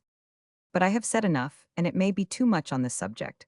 Will your lordship be pleased to prolong my audience only so far, till I tell you my own trivial thoughts, how a modern satire should be made? I will not deviate in the least from the precepts and examples of the ancients, who were always our best masters. I will only illustrate them, and discover some of the hidden beauties in their designs, that we thereby may form our own in imitation of them. Will you please? But to observe that Persius, the least in dignity of all the three, has notwithstanding been the first who has discovered to us this important secret in the designing of a perfect satire, that it ought only to treat of one subject, to be confined to one particular theme, or at least to one principally. If other vices occur in the management of the chief, they should only be transiently lashed, and not be insisted on so as to make the design double, as, in a play of the English fashion, which we call a tragicomedy, there is to be but one main design, and though there be an underplot or second walk of comical characters and adventures, yet they are subservient to the chief fable, carried along under it, and helping to it, so that the drama may not seem a monster with two heads. Thus the Copernican system of the planets makes the moon to be moved by the motion of the earth, and carried about her orb as a dependent of hers. Mascardi, in his Discourse of the Doppia, Favola or double tale in plays, gives an instance of it in the famous pastoral of Guerini, called Il Pastor Fido, where Corisca and the satyr are the underparts. Yet we may observe that Corisca is brought into the body of the plot, and made subservient to it. It is certain that the divine wit of Horace was not ignorant of this rule, that a play, though it consists of many parts, must yet be one in the action, and must drive on the accomplishment of one design. For he gives this very precept: sit quod vis simplex duntixat et unum, yet he seems not much to mind it in his satires, many of them consisting of more arguments than one, and the second, without dependence on the first. Casaubon has observed this before me in his preference of Persius to Horace, and will have his own beloved author to be the first who found out and introduced this method of confining himself to one subject. I know it may be urged in defense of Horace that this unity is not necessary, because the very word satura signifies a dish plentifully stored with all variety of fruits and grains, yet Juvenal, who calls his poems a farrago, which is a word of the same signification with satura, has chosen to follow the same method of Persius, and not of Horace and Boileau, whose example alone is a sufficient authority, has wholly confined himself in all his satires to this unity of design, that variety which is not to be found in any. One satire is at least in many written on several occasions, and if variety be of absolute necessity in every one of them, according to the etymology of the word, yet it may arise naturally from one subject, as it is diversely treated in the several subordinate branches of it all relating to the chief. It may be illustrated accordingly, with variety of examples in the subdivisions of it, and with as many precepts as there are members of it, which all together may complete that Allah or hotchpotch which is properly a satire. Under this unity of theme or subject is comprehended another rule for perfecting the design of true satire: the poet is bound, and that ex officio to give his reader some one precept of moral virtue, and to caution him against some one particular vice or folly. Other virtues subordinate to the first may be recommended under that chief head, and other vices or follies may be scourged besides that which he principally intends, but he is chiefly to inculcate one virtue, and insist on that thus juvenile in every satire. Excepting the first ties himself to one principal instructive point, or to the shunning of moral evil, even in the sixth, which seems only an arraignment of the whole sex of womankind, there is a latent admonition to avoid ill women by showing how very few who are virtuous and good are to be found amongst them. But this, though the wittiest of all his satires, has yet the least of truth or instruction in it. He has run himself into his old declamatory way, and almost forgotten that he was now setting up for a moral poet. Persius is never wanting to us in some profitable doctrine, and in exposing the opposite vices to it. His kind of philosophy is one which is the Stoic, and every satire is a comment on one particular dogma of that sect, unless we will accept the first, which is against bad writers, and yet even there he forgets not the precepts of the porch in general. All virtues are everywhere to be praised and recommended to practice, and all vices to be reprehended, and made either odious or ridiculous, or else there is a fundamental error in the whole design. I have already declared who are the only persons that are the adequate object of private satire, and who they are that may properly be exposed by name for public examples of vices and follies, and therefore I will trouble your lordship no further with them. Of the best and finest manner of satire I have said enough in the comparison betwixt Juvenal and Horace. It is that sharp, well-mannered way of laughing a folly out of countenance, of which your lordship is the best master in this age. I will proceed to the versification which is most proper for it, and add somewhat to what I have said already on that subject. The sort of verse which is called burlesque, consisting of 8 syllables, or 4 feet, is that which our excellent Hudibras has chosen. I ought to have mentioned him before when I spoke of Donne, but by a slip of an old man's memory, he was forgotten. The worth of his poem is too well known to need my commendation, and he is above my censure. His satire is of the Varronian kind, though unmixed with prose.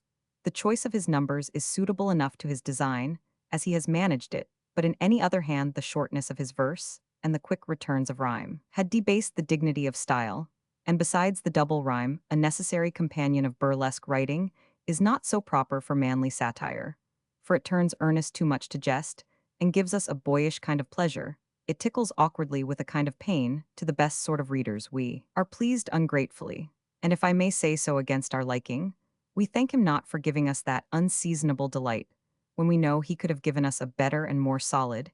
He might have left that task to others, who, not being able to put in thought, can only makes us grin with the excrescence of a word of 2 or 3 syllables in the close. It is indeed below so great a master to make use of such a little instrument, but his good sense is perpetually shining through all he writes.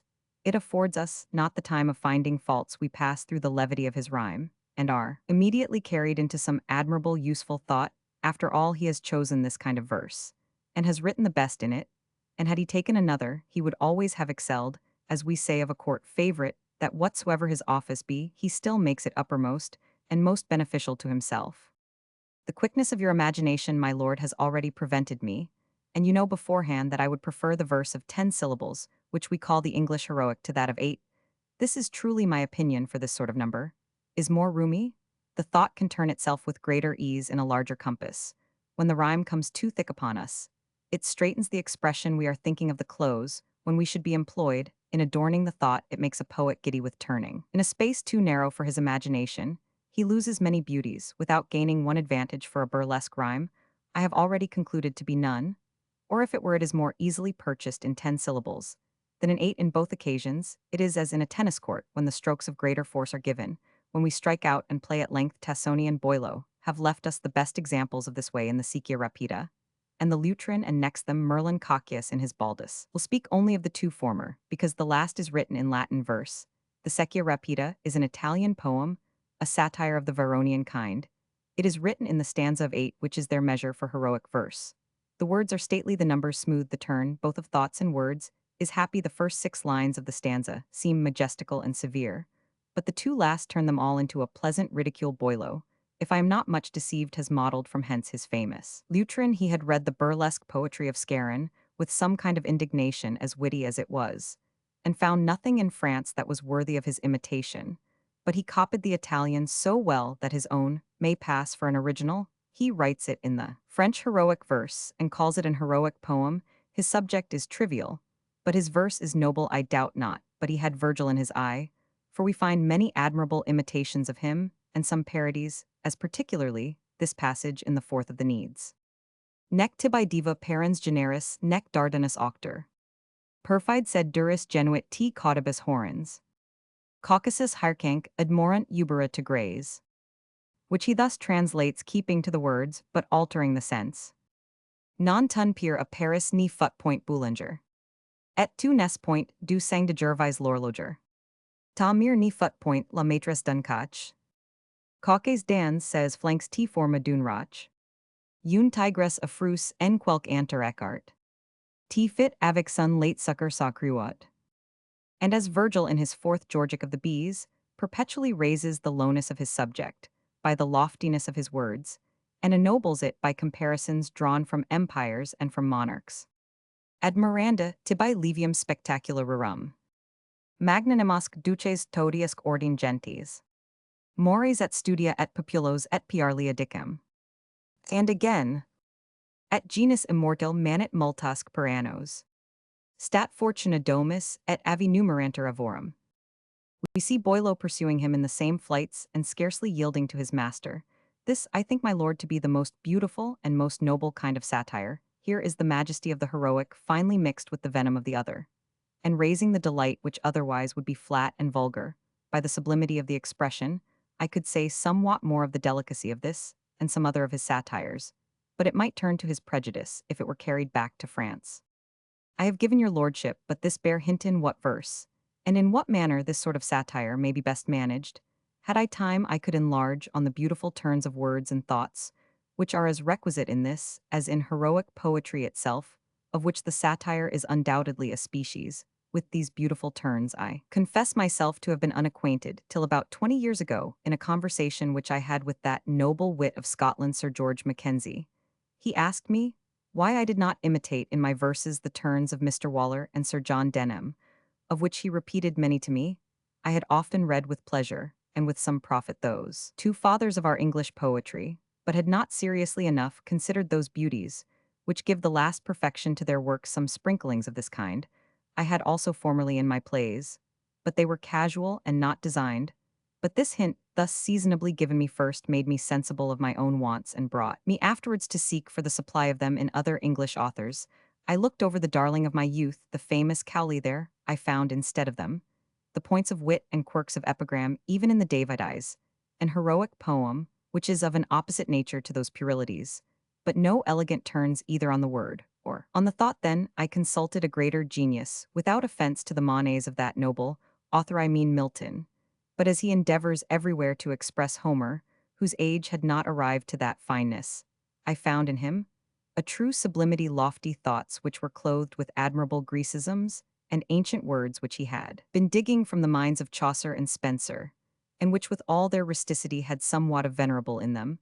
But I found not there neither that for which I looked at last. I had recourse to his master Spenser, the author of that immortal poem called The Faerie Queen, and there I met with that which I had been looking for so long in vain. Spenser had studied Virgil to as much advantage as Milton had done Homer, and amongst the rest of his excellences had copied that. Looking farther into the Italian, I found Tasso had done the same, nay more, that all the sonnets in that language are on the turn of the first thought, which Mr. Walsh in his late ingenious preface to his poems has observed. In short, Virgil and Ovid are the two principal fountains of them in Latin poetry, and the French at this day are so fond of them that they judge them to be the first beauties delicate et bien tourne, are the highest commendations which they bestow on somewhat which they think a masterpiece.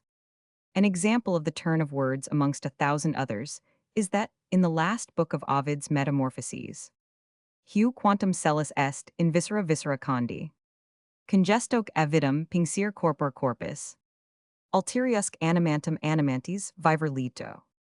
An example on the turn both of thoughts and words is to be found in Catullus in the complaint of Ariadne when she was left by Theseus. Tum jam nulla viro, juranti effmina credet. Nulla viri sperit sermons esse fidels. Qui dum aliquid cupiens animus pr gestit apisc. Nil metuant jurare nihil prometer parcant. Sed simul ac Cupid, mentis satiata libido est. Dicta nihil, metera nihil perjuria current. An extraordinary turn upon the words is that in Ovid's Epistle Heroidum of Sappho to Phaon. Si nisi forma potret t digna vidri. Nulla futura tua est, nulla futura tua est. Lastly, a turn which I cannot say is absolutely on words for. The thought turns with Themis in the fourth Georgic of Virgil, where Orpheus is to receive his wife from hell on express condition, not to look on her till she was come on earth. Cum subita incautum dementia cepit amentum. Ignicenda quidem sirent si ignicere mones. I will not burthen your lordship with more of them, for I write to a master who understands them better than myself, but I may safely conclude them to be great beauties. I might descend also to the mechanic beauties of heroic verse, but we have yet no English prosodia, not so much as a tolerable dictionary, or a grammar, so that our language is in a manner barbarous. And what government will encourage any one or more who are capable of refining it, I know not, but nothing under a public expense can go through with it, and I rather fear a declination of the language than hope an advancement of it in the present age. I am still speaking to you, my lord, though in all probability you are already out of hearing. Nothing which my meanness can produce is worthy of this long attention. But I am come to the last petition of Abraham. If there be 10 righteous lines in this vast preface, spare it for their sake, and also spare the next city, because it is but a little one. I would excuse the performance of this translation if it were all my own, but the better, though not the greater part, being the work of some gentlemen who have succeeded very happily in their undertaking. Let their excellences atone for my imperfections, and those of my sons. I have perused some of the satires which are done by other hands, and they seem to me as perfect in their kind as anything I have seen in English verse. The common way which we have taken is not a literal translation, but a kind of paraphrase, or somewhat, which is yet more loose betwixt a paraphrase and imitation. It was not possible for us or any men to have made it pleasant any other way, if rendering the exact sense of these authors, almost line for line, had been our business. Bart Holiday had done it already to our hands, and by the help of his learned notes and illustrations, not only Juvenal and Persius, but what yet is more obscure, his own verses might be understood. But he wrote for fame and wrote to scholars. We write only for the pleasure and entertainment of those gentlemen and ladies, who, though they are not scholars, are not ignorant persons of understanding and good sense, who, not having been conversant in the original, or at least not having made Latin verse so much their business as to be critics in it, would be glad to find, if the wit of our two great authors be answerable to their fame and reputation in the world. We have therefore endeavored to give the public all the satisfaction we are able in this kind. And if we are not altogether so faithful to our author as our predecessors Holiday and Stapleton, yet we may challenge to ourselves this praise, that we shall be far more pleasing to our readers. We have followed our authors at greater distance, though not step by step, as they have done, for oftentimes they have gone so close that they have trod on the heels of Juvenal and Persius, and hurt them by their too near approach. A noble author would not be pursued too close by a translator.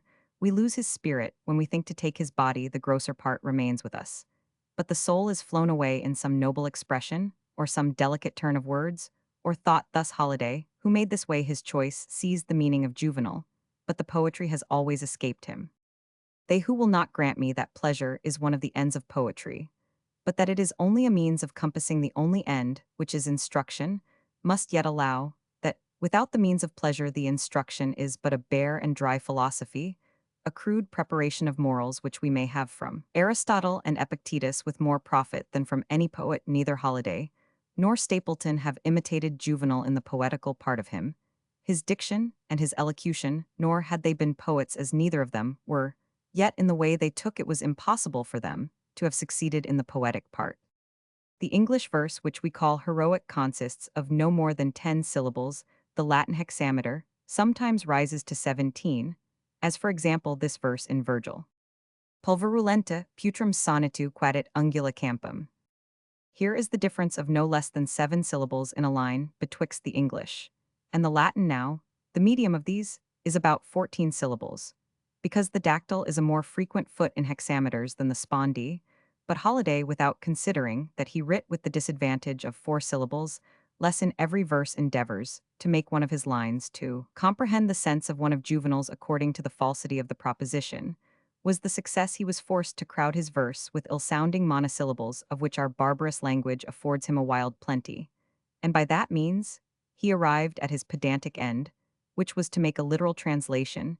His verses have nothing of verse in them, but only the worst part of it, rhyme, and that into the bargain is far from good, but which is more intolerable, by cramming his ill-chosen and worse-sounding monosyllables so close together the very sense which he endeavors to explain is become more obscure than that of his author, so that Holiday himself cannot be understood without as large a commentary as that which he makes on his 2 authors. For my own part, I can make a shift to find the meaning of Juvenal without his notes, but his translation is more difficult than his author, and I find beauties in the Latin to recompense my pains, but in Holiday and Stapleton, my ears in the first place are mortally offended, and then their sense is so perplexed that I return to the original as the more pleasing task as well as the more easy. This must be said for our translation that, if we give not the whole sense of Juvenal, yet we give the most considerable part of it. We give it in general so clearly that few notes are sufficient to make us intelligible. We make our author at least appear in a poetic dress. We have actually made him more sounding and more elegant than he was before in English, and have endeavored to make him speak that kind of English which he would have spoken had he lived in England, and had written to this age, if sometimes any of us in it is, but seldom make him express the customs and manners of our native country. Rather than of Rome, it is either when there was some kind of analogy betwixt their customs and ours, or when to make him more easy to vulgar understandings, we gave him those manners which are familiar to us. But I defend not this innovation. It is enough if I can excuse it, for to speak sincerely the manners of nations and ages are not to be confounded. We should either make them English or leave them Roman. If this can neither be defended nor excused, let it be pardoned at least, because it is acknowledged, and so much the more easily as being a fault which is never committed without some pleasure to the reader. Thus, my lord, having troubled you with a tedious visit, the best manners will be shown in the least ceremony. I will slip away while your back is turned, and while you are otherwise employed with great confusion for having entertained you so long with this discourse, and for having no other recompense to make you than the worthy labors of my fellow undertakers in this work, and the thankful acknowledgments, prayers, and perpetual good wishes of my lord, your lordships, most obliged, most humble, and most obedient servant, John Dryden. A Discourse on Epic Poetry, addressed to the Most Honourable John Lord Marquis of Normanby, Earl of Mulgrave, etc., and Knight of the most noble order of the Garter. An heroic poem truly such is undoubtedly the greatest work, which the soul of man is capable to perform. The design of it is to form the mind to heroic virtue. By example, it is conveyed in verse that it may delight, while it instructs. The action of it is always one entire, and great the least and most trivial episodes or underactions, which are interwoven in it, are parts either necessary or convenient to carry on the main design, either so necessary that without them the poem must be imperfect, or so convenient that no others can be imagined more suitable to the place in which they are. There is nothing to be left void in a firm building. Even the cavities ought not to be filled with rubbish which is of a perishable kind, destructive to the strength, but with brick or stone, though of less pieces, yet of the same nature, and fitted to the crannies. Even the least portions of them must be of the epic kind. All things must be grave, majestical, and sublime, nothing of a foreign nature like the trifling novels which Ariosto and others have inserted in their poems, by which the reader is misled into another sort of pleasure, opposite to that which is designed in an epic poem. One raises the soul, and hardens it to virtue, the other softens it again, and unbends it into vice. One conduces to the poet's aim, the completing of his work, which he is driving on laboring and hastening in every line, the other slackens his pace, diverts him from his way, and locks him up like a knight-errant in an enchanted castle, when he should be pursuing his first adventure. Statius, as Bossu has well observed, was ambitions of trying his strength with his master Virgil, as Virgil had before tried his with Homer. The Grecian gave the two Romans an example in the games which were celebrated at the funerals of Patroclus. Virgil imitated the invention of Homer, but changed the sports. But both the Greek and Latin poet took their occasions from the subject, though to confess the truth, they were both ornamental or at best convenient parts of it, rather than of necessity arising from it. Statius, who through his whole poem is noted for want of conduct and judgment, instead of staying as he might have done for the death of Capanius Hippomedontidius, or some other of his 7 champions, who are heroes all alike, or more properly for the tragical end of the two brothers whose exequies the next successor had leisure to perform when the siege was raised, and in the interval betwixt the poet's first action and his second went out of his ways, it were on prepense, malisto, commit a fault, for he took his opportunity to kill a royal infant, by the means of a serpent, that author of all evil, to make way for those funeral honors which he intended for him. Now, if this innocent had been of any relation to his Thebais, if he had either farthered or hindered the taking of the town, the poet might have found some sorry excuse, at least, for detaining the reader from the promised siege on these terms. This Capanius of a poet engaged his 2 immortal predecessors, and his success was answerable to his enterprise. If this economy must be observed in the minutest parts of an epic poem, which to a common reader seem to be detached from the body, and almost independent of it, what soul, though sent into the world with great advantages of nature, cultivated with the liberal arts and sciences, conversant with histories of the dead, and enriched with observations on the living, can be sufficient to inform the whole body of so great a work I touch here, but transiently without any strict method on some few of those many rules of imitating nature which Aristotle drew from Homer's Iliads and Odysseys, and which he fitted to the drama, furnishing himself, also with observations from the practice of the theatre, when it flourished under Hylas, Euripides, and Sophocles for the original of the stage, was from the epic poem. Narration doubtless preceded acting, and gave laws to it. What at first was told artfully, was in process of time represented gracefully to the sight and hearing. Those episodes of Homer, which were proper for the stage, the poets amplified each into an action out of his limbs. They formed their bodies; what he had contracted they enlarged out of one Hercules, were made infinity of pygmies, yet all endued with human souls, for from him, their great creator, they have each of them the divine particulum, or they flowed from him at first, and are at last resolved into him, nor were they only animated by him, but their measure and symmetry was owing to him. His one entire and great action was copied by them according to the proportions of the drama. If he finished his orb within the year, it sufficed to teach them that their action being less, and being also less diversified with incidents, their orb of consequence must be circumscribed in a less compass, which they reduced within the limits either of a natural or an artificial day, so that as he taught them to amplify what he had shortened by the same rule applied the contrary way, he taught them to shorten what he had amplified. Tragedy is the miniature of human life. An epic poem is the draft. At length here, my lord, I must contract also, for before I was aware, I was almost running into a long digression, to prove that there is no such absolute necessity, that the time of a stagection should so strictly be confined to 24 hours, as never to exceed them, for which Aristotle contends, and the Grecian stage has practiced some longer space on some occasions, I think may be allowed, especially for the English theatre, which requires more variety of incidents than the French. Corneille himself, after long practice, was inclined to think that the time allotted by the ancients was too short to raise and finish a great action, and better a mechanic rule were stretched or broken than a great beauty were omitted to raise and afterwards to calm the passions, to purge the soul from pride by the examples of human miseries, which befall the greatest. In few words, to expel arrogance and introduce compassion, are the great effects of tragedy. Great, I must confess, if they were altogether as true as they are pompous, but are habits to be introduced at 3 hours' warning, are radical diseases, so suddenly removed a mountebank may promise such a cure.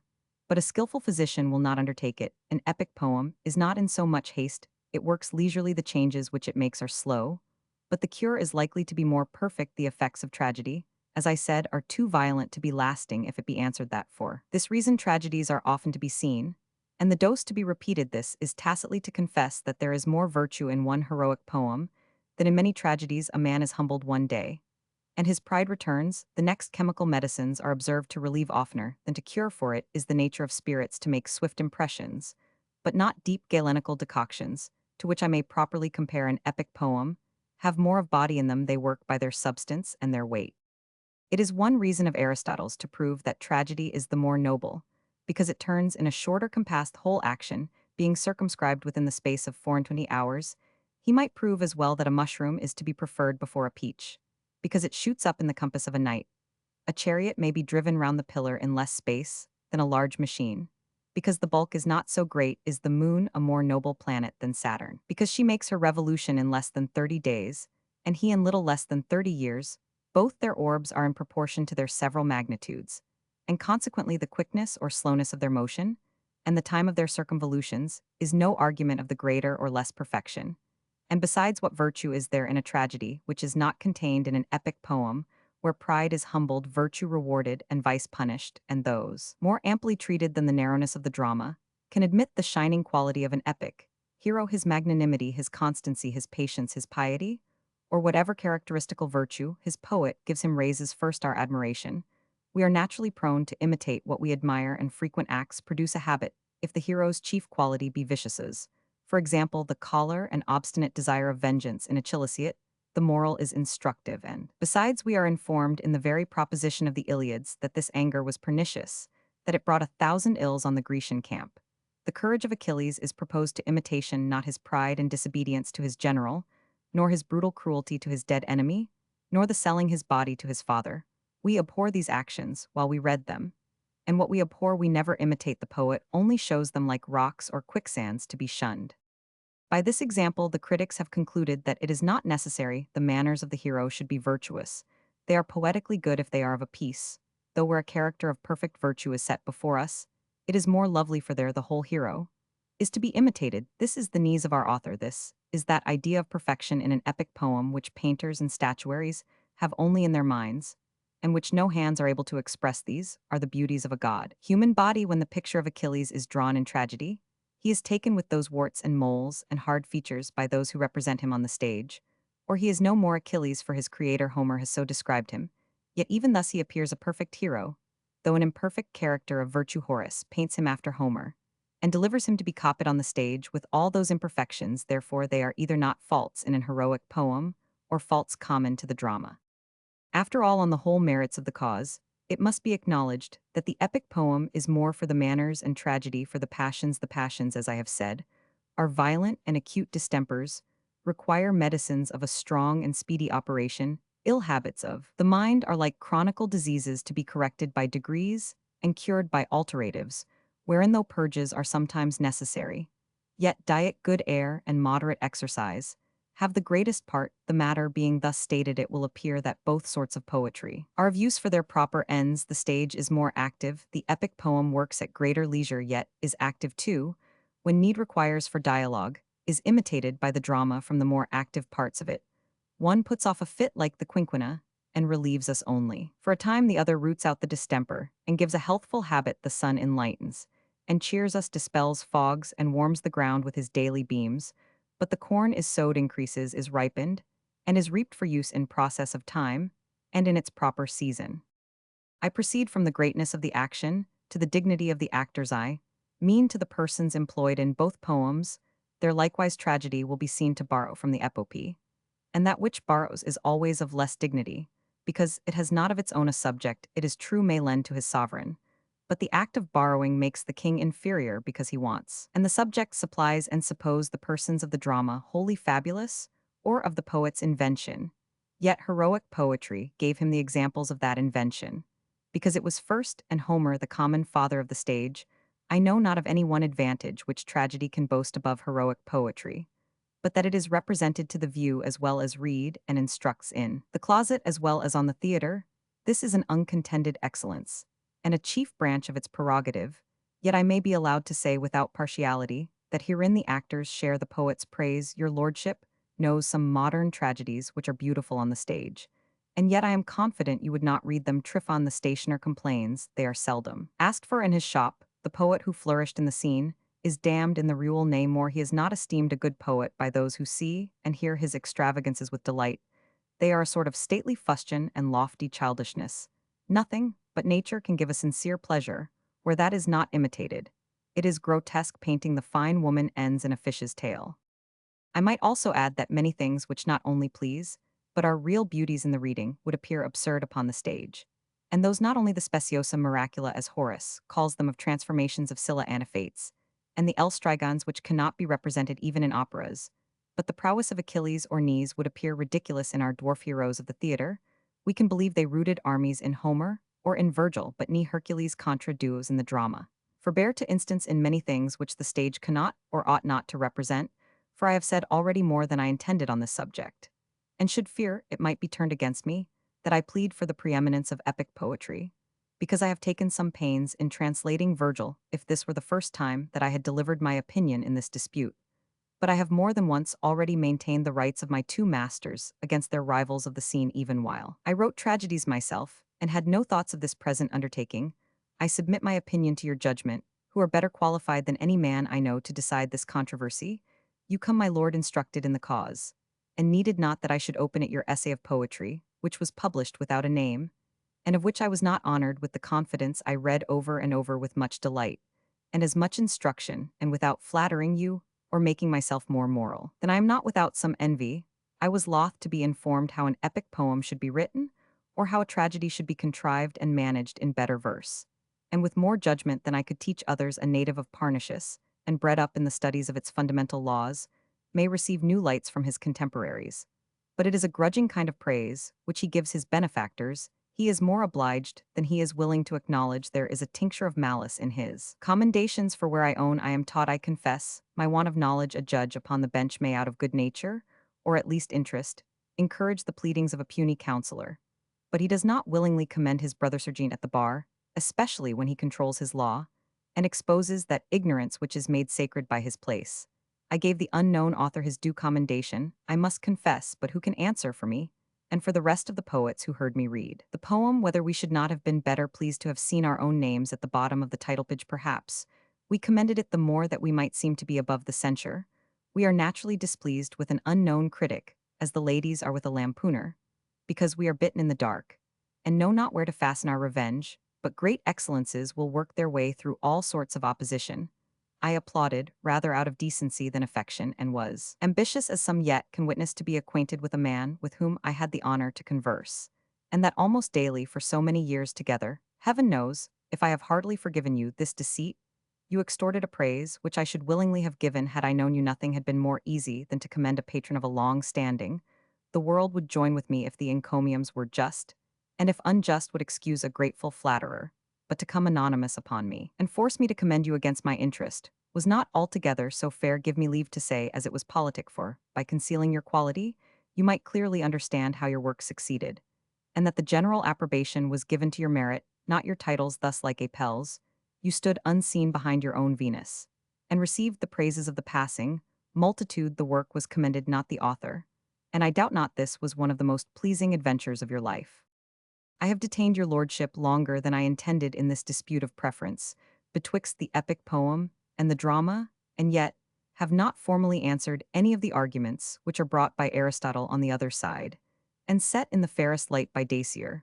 But I suppose without looking on the book I may have touched on some of the objections, for in this address to your lordship, I design not a treatise of heroic poetry, but write in a loose epistolary way somewhat tending to that subject, after the example of Horace, in his first epistle of the second book to Augustus Caesar, and of that to the Pisos which we call his art of poetry, in both of which he observes no method that I can trace. Whatever Scaliger the father or Heinsius may have seen, or rather think they had seen, I have taken up, laid down, and resumed as often as I pleased the same subject.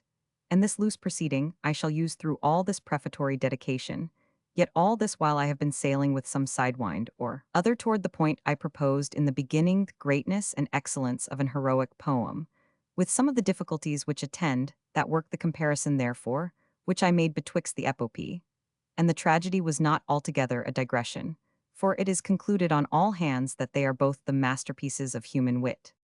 In the meantime, I may be bold to draw this corollary from what has been already said, that the file of heroic poets is very short. All are not such who have assumed that lofty title in ancient or modern ages, or have been so esteemed by their partial and ignorant admirers. There have been but one great Ilias and one Knees in so many ages. The next, but the next with a long interval betwixt, was the Jerusalem I mean not so much in distance of time, as in excellence after these three, are entered some Lord Chamberlain, should be appointed, some critic of authority should be set before the door to keep out a crowd of little poets who press for admission, and are not of quality envious, would be deafening your lordship's ears with his Fortunam praemi cantabo et nobel bellum. Mere fustian as Horace would tell you from behind without pressing forward, and more smoke than fire pulsi boiado and Ariosto, would cry out make room for the Italian, poets the descendants of Virgil in a right line Father Lemoyne with his St. Louis, and Scudery with his Alaric for a godly king, and a Gothic conqueror in Chaplain would take it ill that his maid should be refused a place with Helen and Lavinia Spencer, has a better plea for his fairy queen, had his action been finished or had been one in Milton if the devil had not been his hero, instead of Adam, if the giant had not foiled the knight, and driven him out of his stronghold to wander through the world with his lady errant. And if there had not been more machining persons than human in his poem, after these, the rest of our English poets shall not be mentioned. I have that honor for them which I ought to have. But if they are worthies, they are not to be ranked amongst the three whom I have named, and who are established in their reputation. Before I quitted the comparison betwixt epic poetry and tragedy, I should have acquainted my judge with one advantage of the former over the latter, which I now casually remember out of the preface of Segrais, before his translation of the Knees, or out of Bossuno matter, which the style of the heroic poem is, and ought to be more lofty than that of the drama, the critic is certainly in the right for the reason already urged the work of tragedy, is on the passions, and in dialogue both of them abhor strong metaphors, in which the epopee delights a poet, cannot speak too plainly on the stage for volet irrevocabile. Verbum the sense is lost if it be not taken flying, but what we read alone, we have leisure to digest there an author may beautify his sense by the boldness of his expression, which if we understand not fully at the first we may dwell upon it, till we find the secret force and excellence, that which cures the manners by alterative physic, as I said before must proceed by insensible degrees, but that which purges the passions must do its business all at once or wholly fail of its effect at, least in the present operation, and without repeated doses, we must beat the iron while it is hot, but we may polish it at leisure. Thus, my lord, you pay the fine of my forgetfulness. And yet the merits of both causes are where they were, and undecided, till you declare whether it be more for the benefit of mankind, to have their manners in general corrected, or their pride and hard-heartedness removed. I must now come closer to my present business, and not think of making more invasive wars abroad, when like Hannibal I am called back to the defense of my own country. Virgil is attacked by many enemies, he has a whole confederacy against him, and I must endeavor to defend him as well as I am able, but their principal objections being against his moral, the duration or length of time, taken up in the action of the poem, and what they have to urge against the manners of his hero.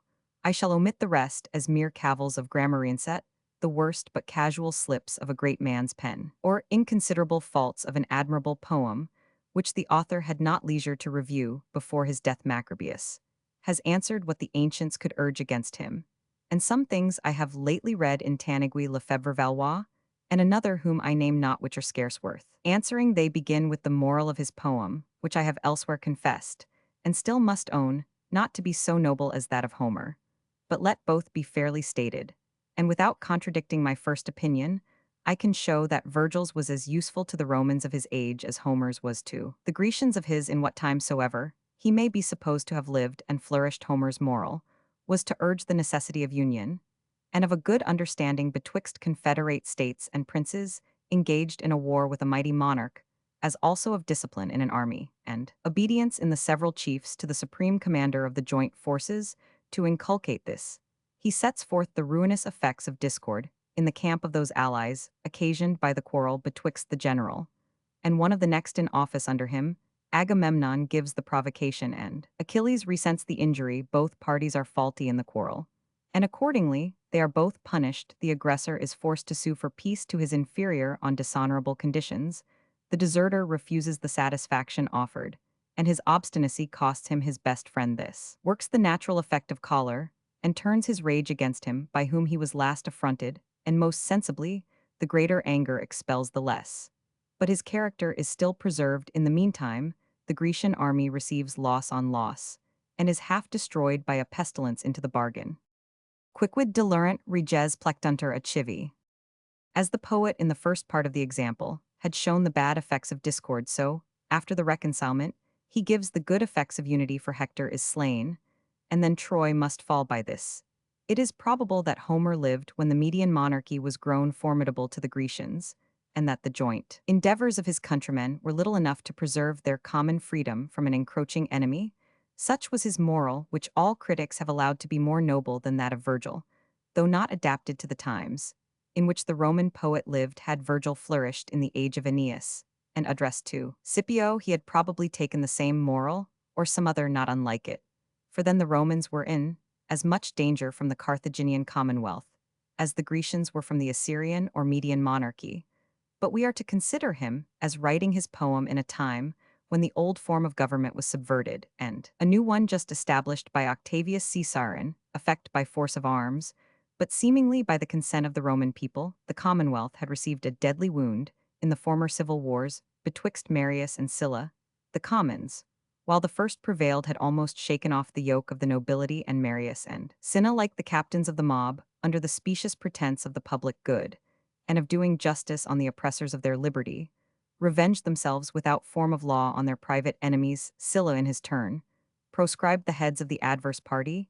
He, too, had nothing but liberty and reformation in his mouth, for the cause of religion is but a modern motive to rebellion, invented by the Christian priesthood, refining on the heathen. Sylla, to be sure, meant no more good to the Roman people than Marius before him, whatever he declared, but sacrificed the lives, and took the estates of all his enemies to gratify those who brought him into power. Such was the reformation of the government by both parties. The Senate and the Commons were the two bases on which it stood, and the two champions of either faction each destroyed the foundations of the other side, so the fabric of consequence must fall betwixt them, and tyranny must be built upon their ruins. This comes of altering fundamental laws and constitutions, like him, who being in good health lodged himself in a physician's house, and was overpersuaded by his landlord to take physic, of which be died for the benefit of his doctor. Stavo Ben was written on his monument, Maper star meglio sto qui.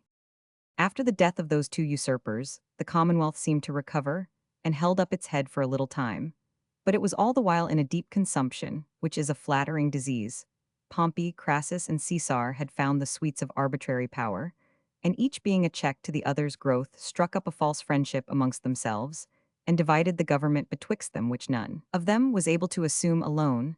These were the public-spirited men of their age. That is, patriots for their own interest. The Commonwealth looked with a florid countenance in their management, spread in bulk, and all the while was wasting in the vitals. Not to trouble your lordship with the repetition of what you know, after the death of Crassus, Pompey found himself outwitted by Caesar, broke with him, overpowered him in the Senate, and caused many unjust decrees to pass against him. Caesar, thus injured, and unable to resist the faction of the nobles, which was now uppermost, for he was a Marian, had recourse to arms, and his cause was just against Pompey, but not against his country, whose constitution ought to have been sacred to him, and never to have been violated on the account of any private wrong. But he prevailed, and heaven declaring for him, he became a providential monarch under the title of perpetual dictator, he being murdered by his own son, whom I neither dare commend nor can justly blame, though Dante in his Inferno has put him, and Cassius and Judas Iscariot betwixt them, into the great devil's mouth.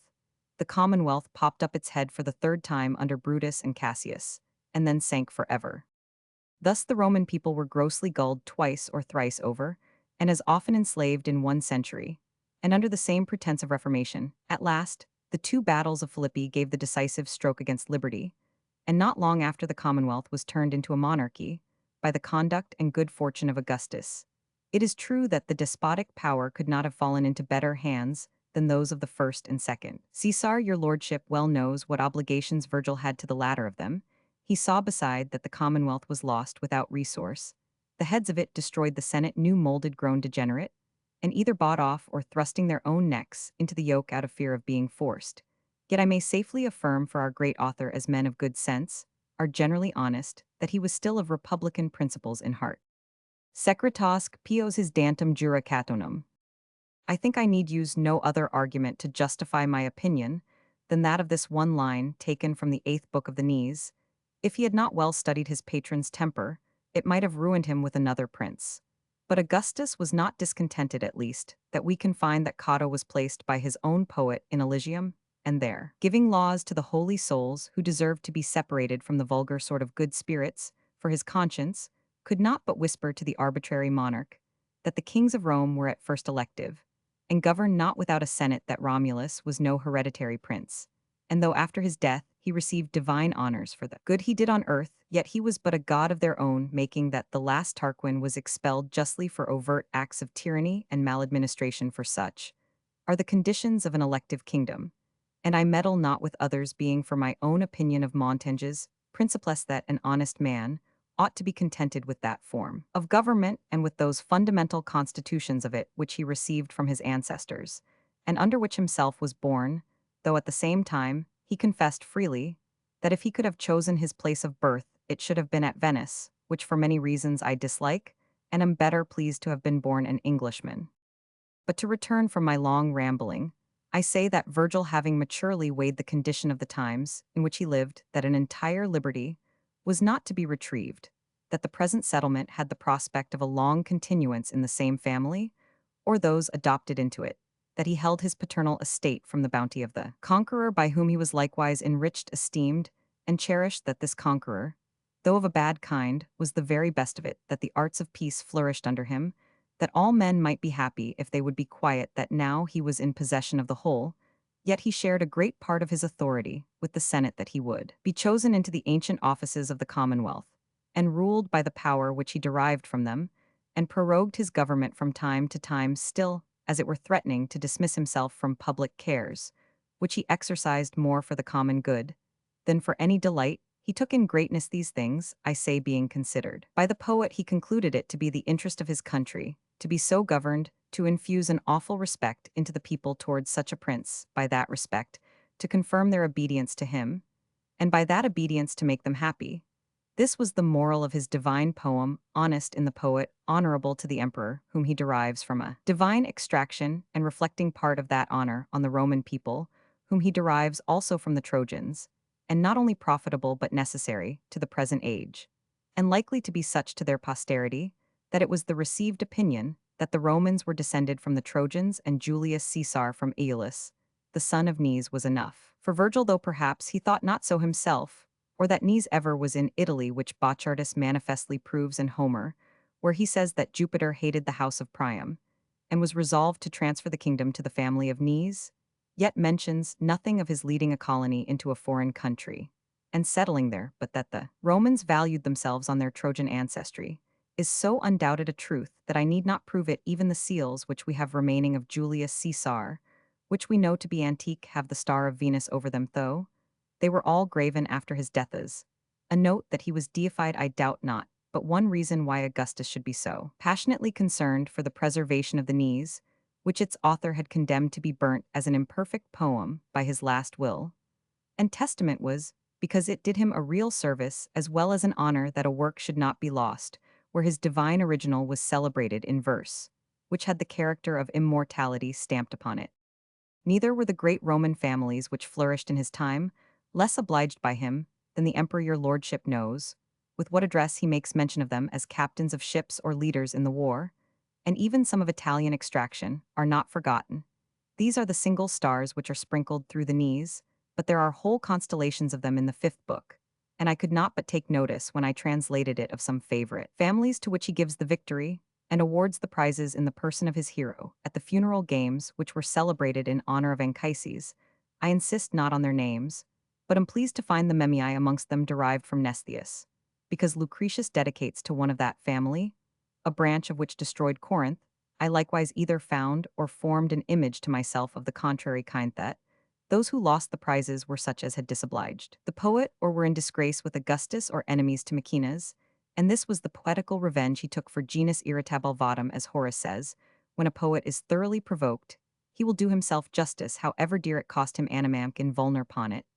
I think these are not bare imaginations of my own, though I find no trace of them in the commentators, but one poet may judge of another by himself. The vengeance we defer is not forgot. I hinted before that the whole Roman people were obliged by Virgil, in deriving them from Trojan ancestry, which they affected. We and the French are of the same humor. They would be thought to descend from a son, I think, of Hector, and we would have our Britain both named and planted by a descendant of Nes. Spencer favors this opinion. What he can his Prince Arthur, or whoever he intends by him, is a Trojan. Thus the hero of Homer was a Grecian of Virgil, a Roman of Tasso, an Italian. I have transgressed my bounds, and gone farther than the moral led me, but if your lordship is not tired, I am safe enough. Thus far I think my author is defended, but as Augustus is still shadowed in the person of Nice, of which I shall say more, when I come to the manners which the poet gives his hero, I must prepare that subject by showing how dexterously he managed both the prince and people so as to displease neither, and to do good to both, which is the part of a wise and an honest man, and proves that it is possible for a courtier not to be a knave. I shall continue still to speak my thoughts like a freeborn subject as I am, though such things perhaps as no Dutch commentator could, and I am sure no Frenchman durst. I have already told your lordship my opinion of Virgil, that he was no arbitrary man, obliged he was to his master for his bounty, and he repays him with good counsel how to behave himself in his new monarchy, so as to gain the affections of his subjects, and deserve to be called the father of his country. From this consideration, it is that he chose for the groundwork of his poem one empire destroyed, and another raised from the ruins of it. This was just the parallel. Nice could not pretend to be Priam's heir in a lineal succession, for Anchises, the hero's father, was only of the second branch of the royal family, and Helenus, a son of Priam, was yet surviving, and might lawfully claim before him. It may be Virgil mentions him on that account neither. Has he forgotten Priamus in the fifth of his Knees? The son of Polite's youngest son to Priam, who was slain by Pyrrhus in the second book. Knees had only married Creusa, Priam's daughter, and by her could have no title, while any of the male issue were remaining in this case. The poet gave him the next title, which is that of an elective king. The remaining Trojans chose him to lead them forth, and settle them in some foreign country. Ilioneus, in his speech to Dido, calls him expressly by the name of king. Our poet, who all this while had Augustus in his eye, had no desire he should seem to succeed by any right of inheritance derived from Julius Caesar, such title being but one degree removed from conquest, for what was introduced by force may be removed. It was better for the people that they should give than he should take, since that gift was indeed no more at bottom than a trust. Virgil gives us an example of this in the person of Mezentius. He governed arbitrarily, he was expelled, and came to the deserved end of all tyrants. Our author shows us another sort of kingship in the person of Latinus. He was descended from Saturn, and as I remember, in the third degree he is described a just and a gracious prince, solicitous for the welfare of his people, always consulting with his senate to promote the common good. We find him at the head of them when he enters into the council hall, speaking first, but still demanding their advice, and steering by it as far as the iniquity of the times would suffer him. And this is the proper character of a king by inheritance, who is born a father of his country. Knees, though he married the heiress of the crown, yet claimed no title to it during the life of his father-in-law. So Sir Arma, Latinus Hebito, Roman 100, are Virgil's words. As for himself, he was contented to take care of his country gods, who were not those of Latium, wherein our divine author seems to relate to the after practice of the Romans, which was to adopt the gods of those they conquered or received as members of their commonwealth.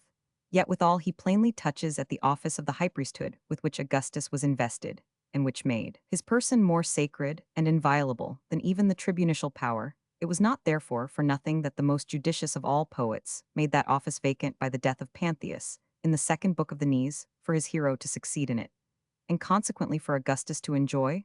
I know not that any of the commentators have taken notice of that passage. If they have not, I am sure they ought. And if they have, I am not indebted to them for the observation. The words of Virgil are very plain. Sacra suosque tibi commendat Troja Penades. As for Augustus or his uncle Julius claiming by descent from Nice, that title is already out of doors. Nice succeeded not, but was elected. Troy was foredoomed to fall forever. Postquem res esse priamique everter gentem. Emeritam visum, superisnes Roman 1 Roman 3 line 1. Augustus, it is true, had once resolved to rebuild that city and there to make the seat of the empire, but Horace writes an ode on purpose to deter him from that thought, declaring the place to be accursed, and that the gods would as often destroy it as it should be raised. Hereupon, the emperor laid aside a project so ungrateful to the Roman people. But by this, my lord, we may conclude that he had still his pedigree in his head, and had an itch of being thought a divine king if his poets had not given him better counsel. I will pass by many less material objections, for want of room to answer them. What follows next is of great importance if the critics can make out their charge, for it is leveled at the manners which our poet gives his hero, and which are the same which were eminently seen in his Augustus. Those manners were piety to the gods, and a dutiful affection to his father, love to his relations, care of his people, courage and conduct in the wars, gratitude to those who had obliged him, and justice in general to mankind. Piety, as your lordship sees, takes place of all as the chief part of his character, and the word in Latin is more full than it can possibly be expressed in any modern language. For there it comprehends not only devotion to the gods, but filial love and tender affection to relations of all sorts. As instances of this, the deities of Troy and his own Penates are made the companions of his flight. They appear to him in his voyage and advise him, and at last he replaces them. In Italy, their native country, for his father, he takes him on his back. He leads his little son, his wife follows him, but losing his footsteps through fear or ignorance, he goes back into the midst of his enemies to find her, and leaves not his pursuit till her ghost appears to forbid his farther search. I will say nothing of his duty to his father, while he lived his sorrow for his death of the games, instituted in honor of his memory, or seeking him by his command, even after death in the Elysian fields. I will not mention his tenderness for his son, which everywhere is visible of his raising a tomb. For Polydorus, the obsequies for Missinus, his pious remembrance of Deiphobus, the funerals of his nurse, his grief for Pallas, and his revenge taken on his murderer, whom otherwise by his natural compassion he had forgiven. And then the poem had been left imperfect, for we could have had no certain prospect of his happiness, while the last obstacle to it was unremoved. Of the other parts which compose his character as a king, or as a general, I need say nothing. The whole niece is one continued instance of some one or other of them, and where I find anything of them taxed, it shall suffice me as briefly as I can to vindicate my divine master to your lordship, and by you to the reader. But herein Segrais, in his admirable preface to his translation of the Knees, as the author of the Dauphins, Virgil justly calls, it has prevented me him I follow, and what I borrow from him, am ready to acknowledge to him, for impartially speaking the French are as much better critics than the English as they are worse poets. Thus we generally allow that they better understand the management of a war than our islanders, but we know we are superior to them in the day of battle. They value themselves on their generals, we on our soldiers. But this is not the proper place to decide that question if they make it one. I shall say perhaps as much of other nations, and their poets, excepting only Tasso and Hope, to make my assertion good, which is, but doing justice to my contrapart, of which honor will reflect on your lordship, whose thoughts are always just your numbers harmonious, your words chosen, your expressions strong and manly, your verse flowing, and your turns as happy as they are easy. If you would set us more copies, your example would make all precepts needless. In the meantime, that little you have written is owned, and that particularly by the poets, who are a nation not over lavish of praise to their contemporaries as a principal ornament of our language, but the sweetest essences are always confined in the smallest glasses.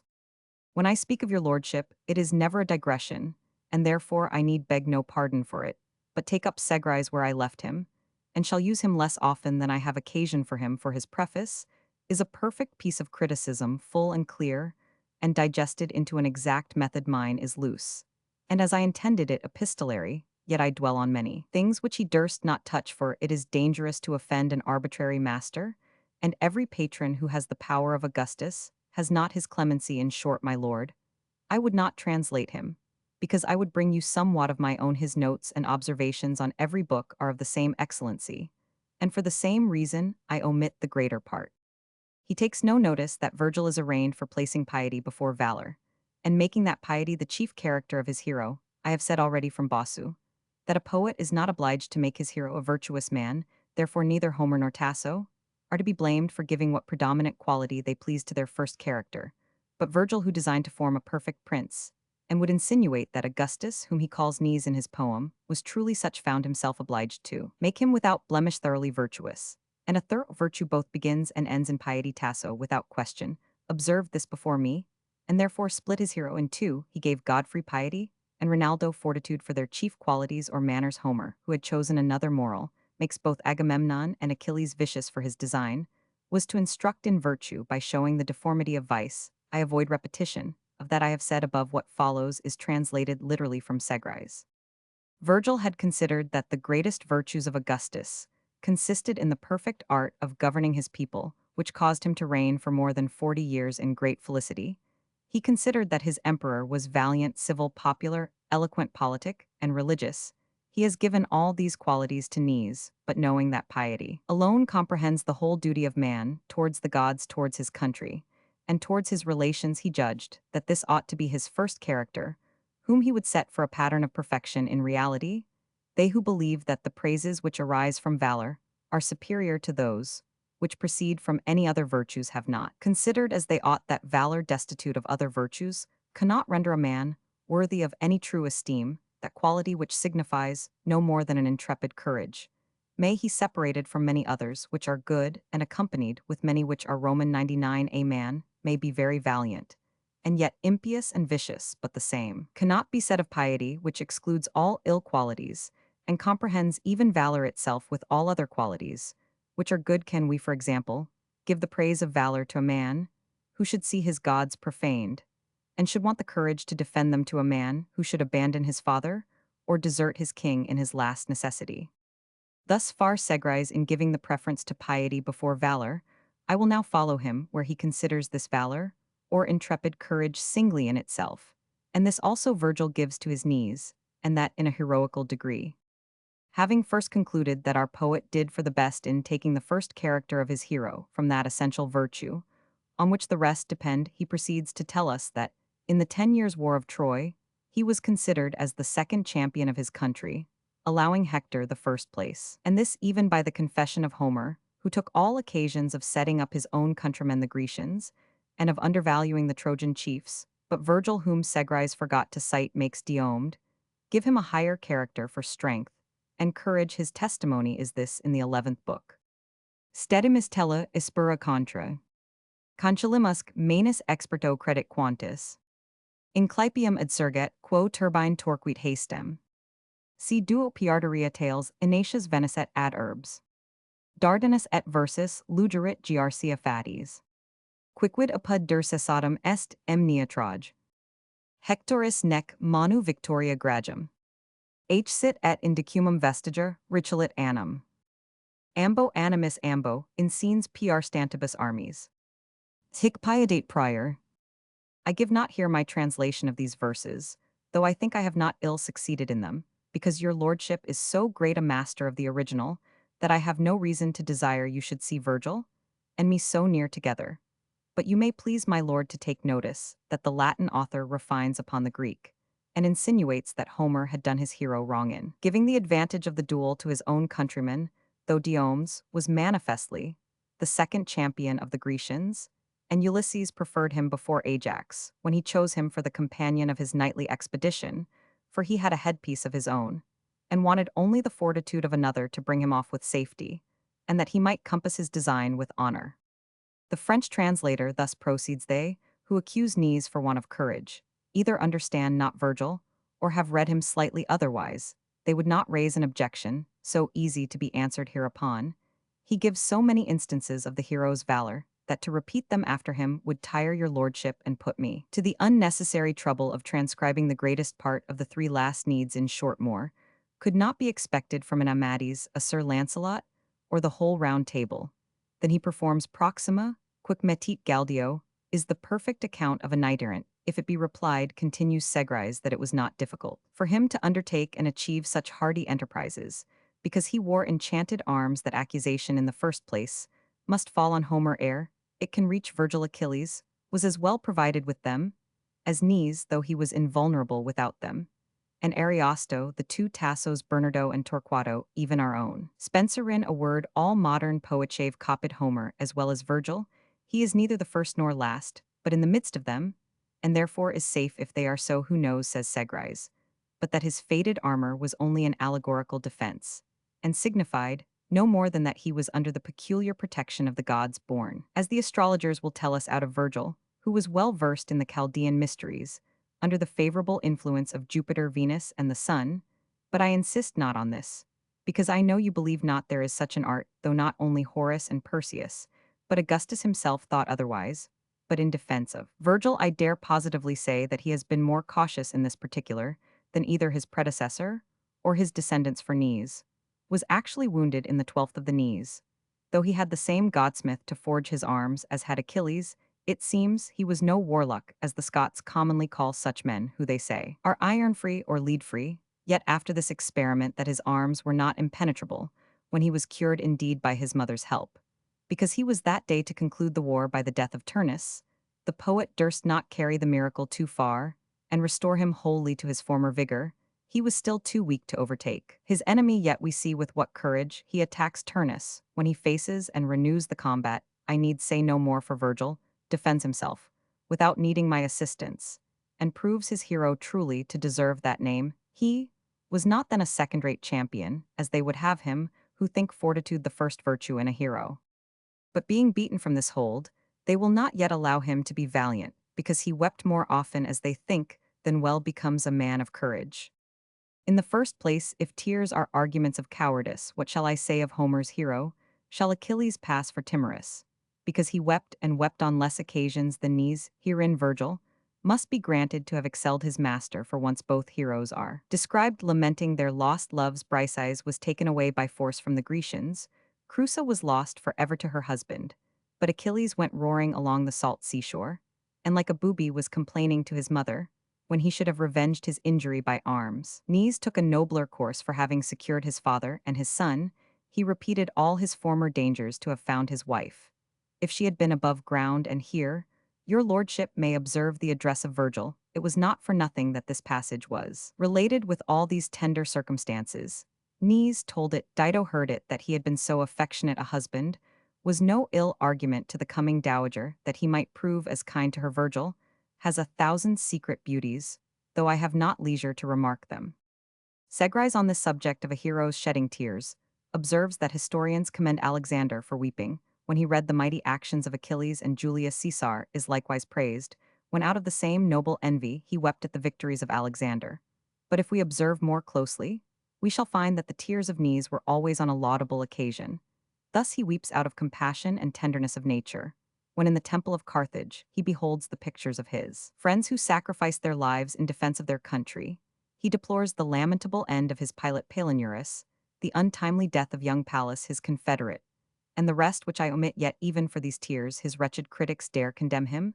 They make Aeneas little better than a kind of Saint-Swithin hero. Always reigning one of these censors was bold enough to argue him of cowardice, when in the beginning of the first book he not only weeps but trembles at an approaching storm. Extemplo ni solvuntur frigor membra. Ingemet et duplices tendens, ad sidera palmas Roman 100.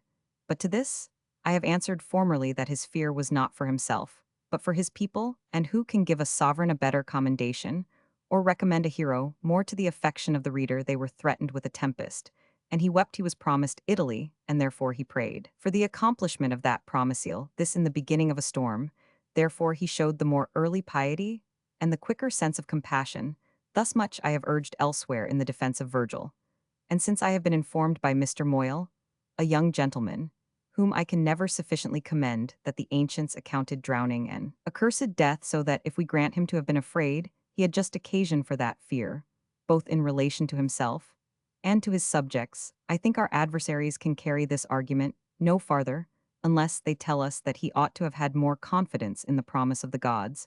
But how was he assured that he had understood their oracles? A right Hellenist might be mistaken, Phoebus might speak doubtfully, even his mother might flatter him, that he might prosecute his voyage, which if it succeeded happily, he should be the founder of an empire, for that she herself was doubtful of his fortune, is apparent by the address she made to Jupiter on his behalf, to which the god makes answer in these words. Pars meducytheria, maenant immota tuorum. Fata tibi Roman 100, notwithstanding which the goddess, though comforted, was not assured, for even after this, through the course of the whole Aeneas, she still apprehends the interest which Juno might make with Jupiter against her son, for it was a moot point in heaven whether he could alter fate or not, and indeed some passages in Virgil would make us suspect that he was of opinion Jupiter might defer fate, though he could not alter it, for, in the latter end of the 10th book, he introduces Juno begging for the life of Turnus, and flattering her husband with the power of changing destiny tuo, qui pots orsa reflectas, to which he graciously answers. Si mora piar sentis ledi tempus caduca. Orator juveni mec hoc ita poner sentis. Tol fugaturnum aquic instantibus erip fatis.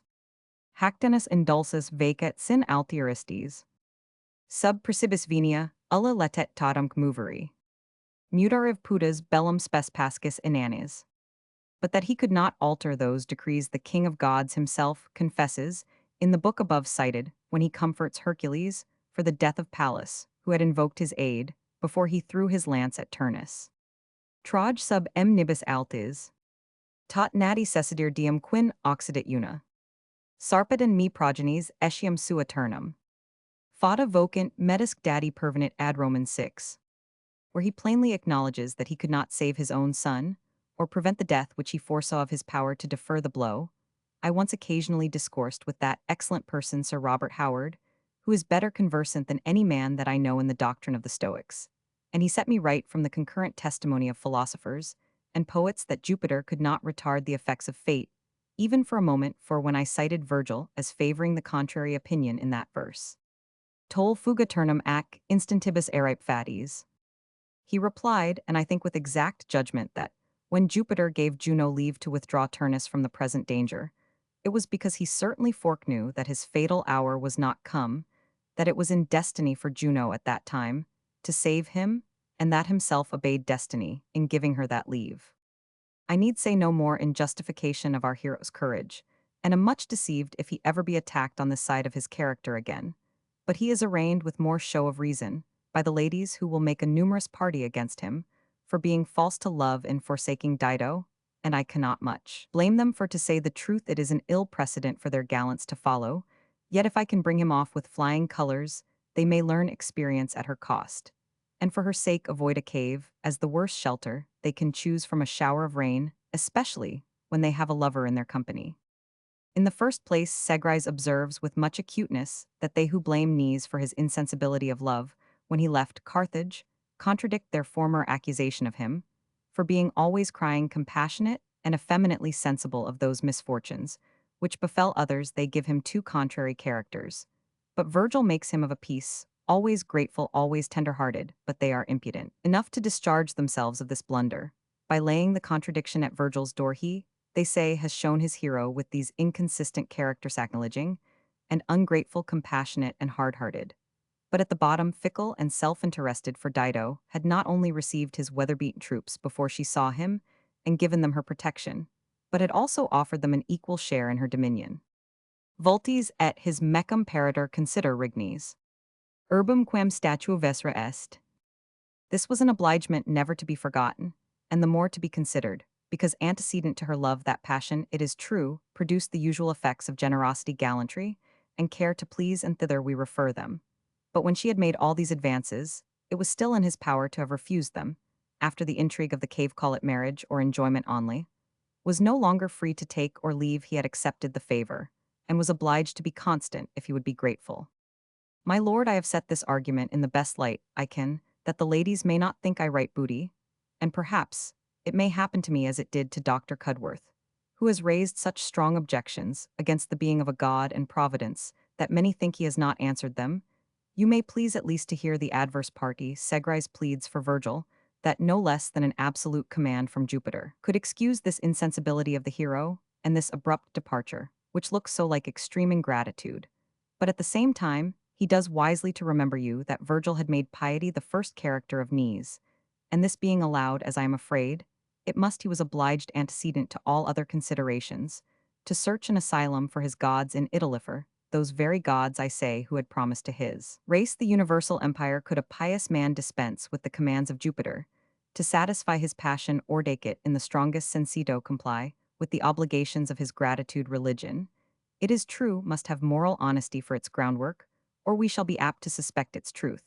But an immediate revelation dispenses with all duties of morality. All casuists agree that theft is a breach of the moral law. Yet if I might presume to mingle things sacred with profane, the Israelites only spoiled the Egyptians, not robbed them, because the propriety was transferred by a revelation to their lawgiver.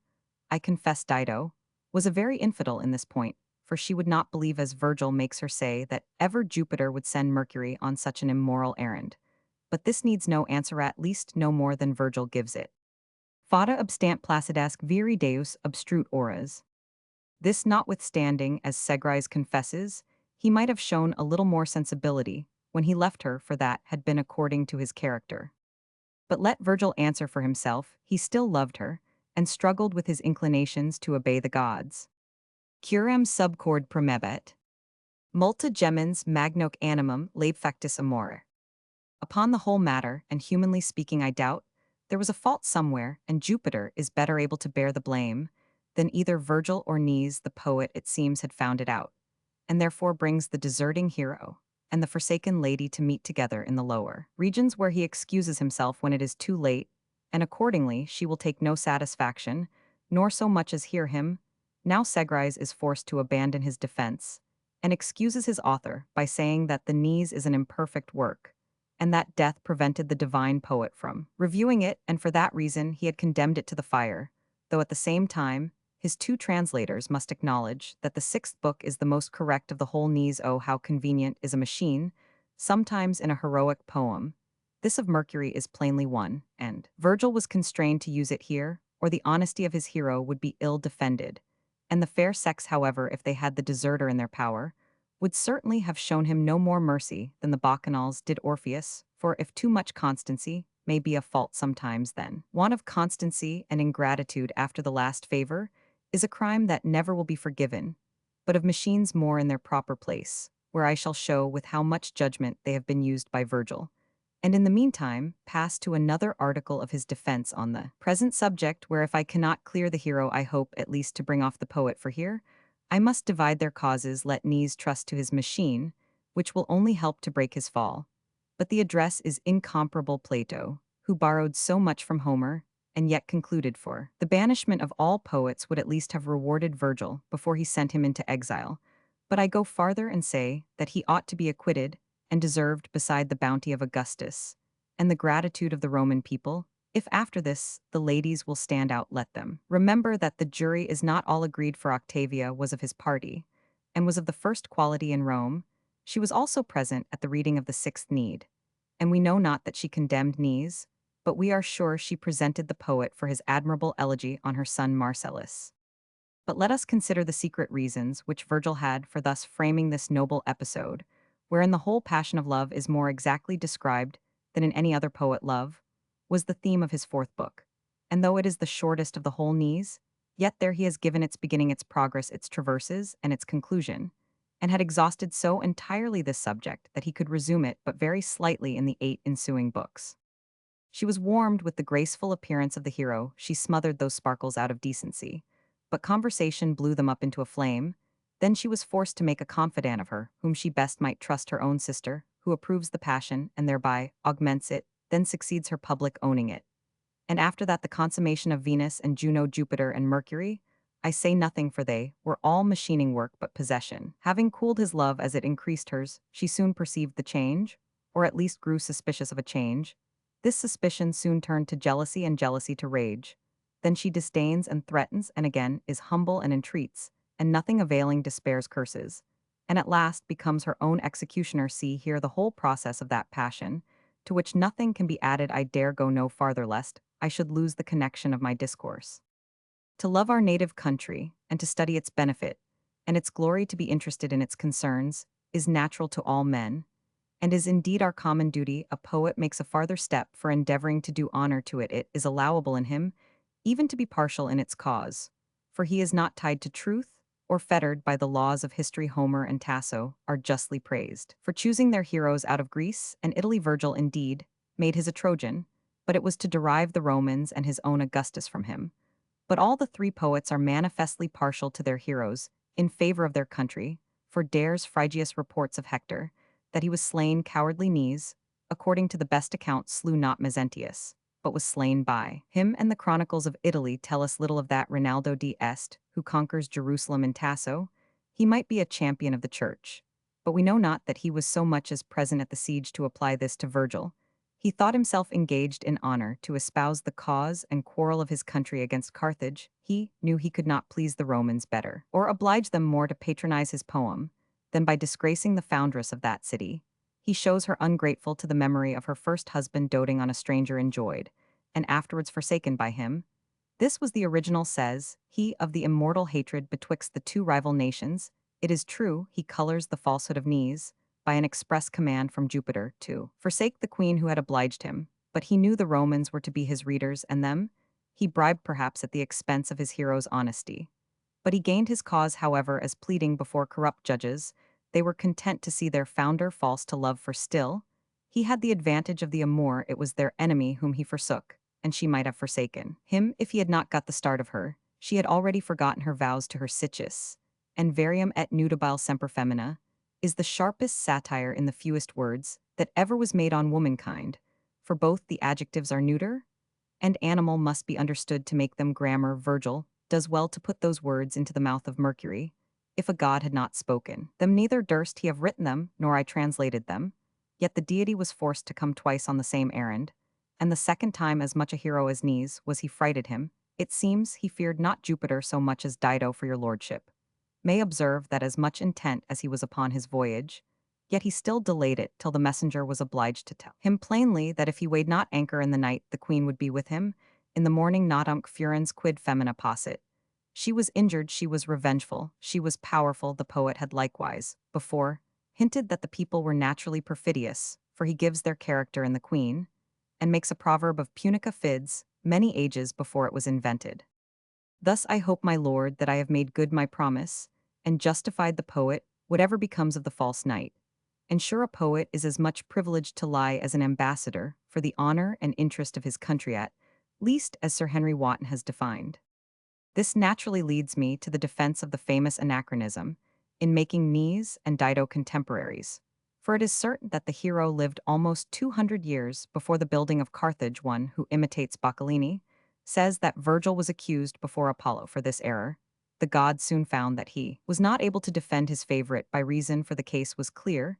He therefore gave this middle sentence, that anything might be allowed to his son Virgil on the account of his other merits, that being a monarch, he had a dispensing power and pardoned him, but that this special act of grace might never be drawn into example or pleaded by his puny successors in justification of their ignorance. He decreed for the future Reno poet should presume to make a lady die for love 200 years before her birth. To moralize this story, Virgil is the Apollo who has this dispensing power. His great judgment made the laws of poetry, but he never made himself a slave to them. Chronology at best is but a cobweb law, and he broke through it with his weight. They who will imitate him wisely must choose, as he did, an obscure and a remote era, where they may invent at pleasure, and not be easily contradicted. Neither he nor the Romans had ever read the Bible, by which only his false computation of times can be made out against him. This Segrais says in his defense, and proves it from his learned friend Bochartus, whose letter on this subject he has printed at the end of the fourth need, to which I refer your lordship, and the reader. Yet the credit of Virgil was so great that he made this fable of his own invention pass for an authentic history, or at least as credible as anything in Homer. Ovid takes it up after him even in the same age, and makes an ancient heroine of Virgil's new created. Dido dictates a letter for her just before her death to the ungrateful fugitive, and, very unluckily for himself, is for measuring a sword with a man so much superior in force to him on the same subject. I think I may be judge of this, because I have translated both. The famous author of The Art of Love has nothing of his own, he borrows all from a greater master in his own profession, and which is worse, improves nothing which he finds nature fails him, and being forced to his old shift, he has recourse to witticism. This passes indeed with his soft admirers, and gives him the preference to Virgil in their esteem, but let them like for themselves, and not prescribe to others, for our author needs not their admiration. The motive that induced Virgil to coin this fable I have showed already, and have also begun to show that he might make this anachronism, by superseding the mechanic rules of poetry, for the same reason that a monarch may dispense with, or suspend his own laws when he finds it necessary so to do, especially if those laws are not altogether fundamental. Nothing is to be called a fault in poetry, says Aristotle. But what is against the art? Therefore a man may be an admirable poet, without being an exact chronologer. Shall we dare, continue Segrais, to condemn Virgil for having made a fiction against the order of time, when we commend Ovid and other poets, who have made many of their fictions against the order of nature? For what else are the splendid miracles of the Metamorphoses? Yet these are beautiful as they are related, and have also deep learning and instructive mythologies couched under them. But to give, as Virgil does in this episode, the original cause of the long wars betwixt Rome and Carthage, to draw truth out of fiction, after so probable a manner, with so much beauty, and so much for the honor of his country, was proper only to the divine wit of Maro. And Tasso, in one of his discourses, admires him for this particularly. It is not lawful indeed to contradict a point of history, which is known to all the world, as, for example, to make Hannibal and Scipio contemporaries with Alexander. But in the dark recesses of antiquity, a great poet may and ought to feign such things, as he finds not there if they can be brought to embellish that subject, which he treats on the other side. The pains and diligence of ill poets is but thrown away when they want the genius to invent and feign agreeably. But if the fictions be delightful, which they always are if they be natural, if they be of a piece, if the beginning, the middle, and the end be in their due places, and artfully united to each other, such works can never fail of their deserved success. And such is Virgil's episode of Dido and Knees, where the sourest critic must acknowledge that if he had deprived his knees of so great an ornament, because he found no traces of it in antiquity, he had avoided their unjust censure, but had wanted one of the greatest beauties of his poem. I shall say more of this in the next article of their charge against him, which is want of invention. In the meantime, I may affirm in honor of this episode that it is not only now esteemed the most pleasing entertainment of the knees, but was so accounted in his own age, and before it was mellowed into that reputation, which time has given it, for which I need produce no other testimony than that of Ovid his contemporary.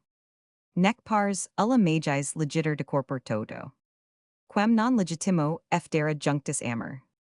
Where, by the way, you may observe, my lord, that Ovid in those words, non legitimo, effdera junctus amor, will by no means allow it to be a lawful marriage betwixt Dido and Knees. He was in banishment when he wrote those verses which I cite from his letter to Augustus User saith, he have sent me into exile for writing my art of love, and my wanton elegies, yet your own poet was happy in your good graces, though he brought Dido and Knees into a cave, and left them there not over honestly together. May I be so bold to ask your majesty, is it a greater fault to teach the art of unlawful love than to show it in the action? But was Ovid the court poet so bad a courtier as to find no other plea to excuse himself than by a plain accusation of his master? Virgil confessed it was a lawful marriage betwixt the lovers, that Juno, the goddess of matrimony, had ratified it by her presence, for it was her business to bring matters to that issue. That the ceremonies were short, we may believe, for Dido was not only amorous, but a widow. Mercury himself, though employed on a quite contrary errand, yet owns it a marriage by an innuenda pulchram uxorius urbum, extruis. He calls Knees not only a husband, but upbraids him for being a fond husband, as the word uxorius implies. Now mark a little, if your lordship pleases, why Virgil is so much concerned to make this marriage, for he seems to be the father of the bride himself, and to give her to the bridegroom it was to make way for the divorce, which he intended afterwards, for he was a finer flatterer than Ovid, and I more than conjecture that he had in his eye the divorce which not long before had passed betwixt the emperor and Scribonia. He drew this dimple in the cheek of Knees, to prove Augustus of the same family, by so remarkable a feature in the same place. Thus, as we say in our homespun English proverb, he killed two birds with one stone, pleased the emperor, by giving him the resemblance of his ancestor, and gave him such a resemblance as was not scandalous in that age, for to leave one wife and take another was but a matter of gallantry at that time of day among the Romans. Nec hc and effdera veni is the very excuse which Knees makes when he leaves his lady. I made no such bargain with you at our marriage, to live always drudging on at Carthage. My business was Italy, and I never made a secret of it. If I took my pleasure, had not your share of it. I leave you free at my departure, to comfort yourself with the next stranger, who happens to be shipwrecked on your coast. Be as kind and hostess as you have been to me, and you can never fail of another husband. In the meantime, I call the gods to witness that I leave your shore unwillingly, for though Juno made the marriage, yet Jupiter commands me to forsake you. This is the effect of what he saith, when it is dishonored out of Latin verse into English prose. If the poet argued not aright, we must pardon him for a poor blind heathen, who knew no better morals.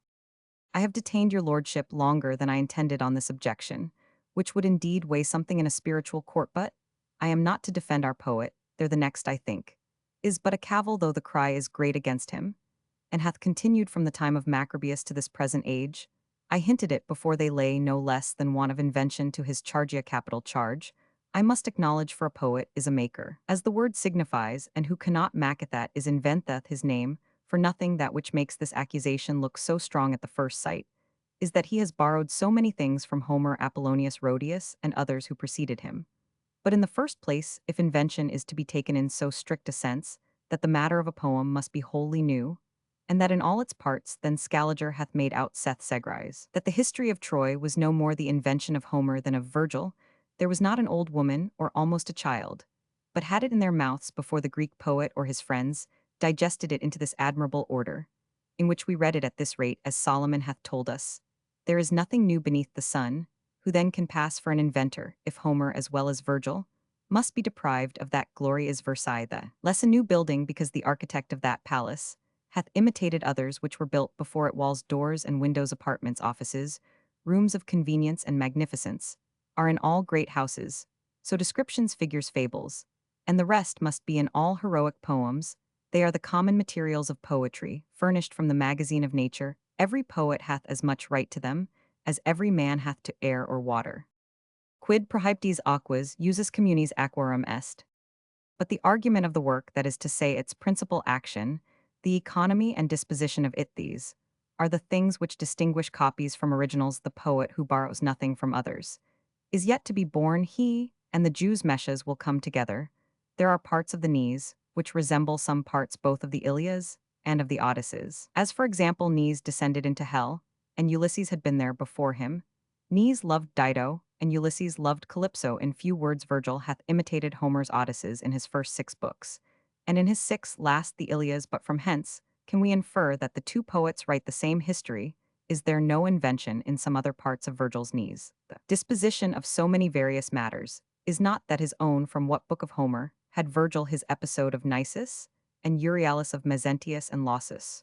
From whence did he borrow his design of bringing Knees into Italy, of establishing the Roman Empire on the foundations of a Trojan colony? To say nothing of the honor he did his patron, not only in his descent from Venus, but in making him so like her in his best features, that the goddess might have mistaken Augustus for her son. He had indeed the story from common fame as Homer had his from the Egyptian priestess Needham Genetry, was no more unknown to Lucretius than to him, but Lucretius taught him not to form his hero to give him piety or valor for his manner sand both in so eminent a degree that having done what was possible for man to save his king and country his mother was forced to appear to him and restrain his fury, which hurried him to death in their revenge. But the poet made his piety more successful. He brought off his father and his son, and his gods witnessed to his devotion, by putting themselves under his protection to be replaced by him in their promised Italy. Neither the invention nor the conduct of this great action were owing to Homer or any other poet. It is one thing to copy, and another thing to imitate from nature. The copier is that servile imitator to whom Horace gives no better a name than that of animal. He will not so much as allow him to be a man. Raphael imitated nature, they who copy one of Raphael's pieces imitate, but him for his work is their original. They translate him, as I do Virgil, and fall as short of him as I of Virgil. There is a kind of invention in the imitation of Raphael, for though the thing was in nature, yet the idea of it was his own. Ulysses traveled, so did Knees, but neither of them were the first travelers, for Cain went into the land of Nod before they were born, and neither of the poets ever heard of such a man. If Ulysses had been killed at Troy, yet Knees must have gone to sea, or he could never have arrived in Italy. But the designs of the two poets were as different as the courses of their hero. One went home, and the other sought a home. To return to my first similitude, suppose Apelles and Raphael had each of them painted a burning Troy. Might not the modern painter have succeeded as well as the ancient, though neither of them had seen the town on fire? For the drafts of both were taken from the ideas which they had of nature. Cities have been burnt before either of them were in being. But to close the simile as I began it, they would not have designed it after the same manner. Apelles would have distinguished Pyrrhus from the rest of all the Grecians, and showed him forcing his entrance into Priam's palace. There he had set him in the fairest light, and given him the chief place of all his figures, because he was a Grecian, and he would do honor to his country. Raphael, who was an Italian, and descended from the Trojans, would have made Knees the hero of his piece, and perhaps not with his father on his back, his son in one hand, his bundle of gods in the other, and his wife following. For an act of piety is not half so graceful in a picture as an act of courage. He would rather have drawn him killing Androgeus or some other hand to hand, and the blaze of the fires should have darted full upon his face, to make him conspicuous amongst his Trojans. This, I think, is a just comparison betwixt the two poets in the conduct of their several designs. Virgil cannot be said to copy Homer. The Grecian had only the advantage of writing first, if it be urged that I have granted a resemblance in some parts. Yet therein Virgil has excelled him, for what are the tears of Calypso, for being left to the fury and death of Dido? Where is there the whole process of her passion and all its violent effects to be found in the languishing episode of the Odysseys? If this be to copy, let the critics show us the same disposition features, or coloring in their original. The like may be said of the descent to hell, which was not of Homer's invention. Either he had it from the story of Orpheus and Eurydice, but to what end did Ulysses make that journey? Nees undertook it by the express commandment of his father's ghost there. He was to show him all the succeeding heroes of his race.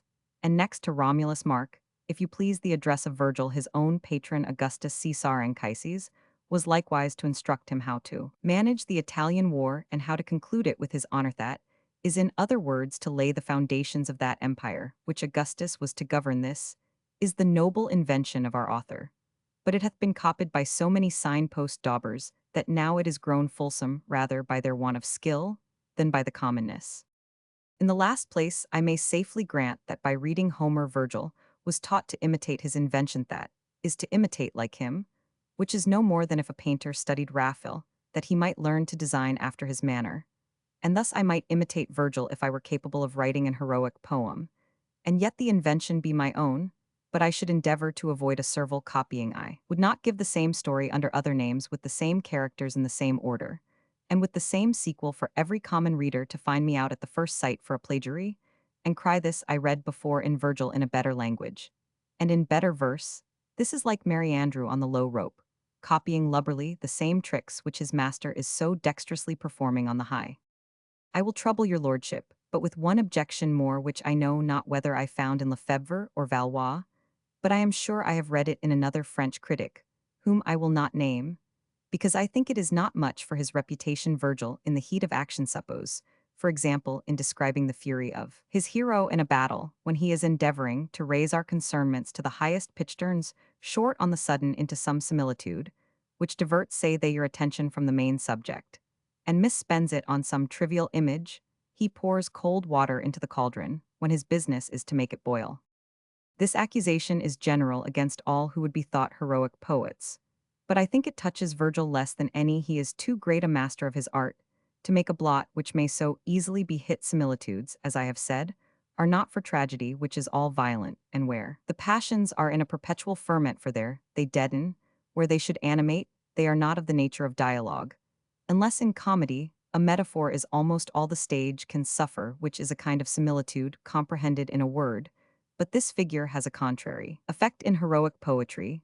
There it is employed to raise the admiration which is its proper business, and admiration is not of so violent a nature as fear, or hope, compassion, or horror, or any concernment we can have for such or such a person on the stage. Not, but I confess that similitudes and descriptions, when drawn into an unreasonable length, must needs nauseate the reader. Once I remember, and but once Virgil makes a similitude of 14 lines, and his description of fame is about the same number. He is blamed for both, and I doubt not but he would have contracted them had he lived to have reviewed his work.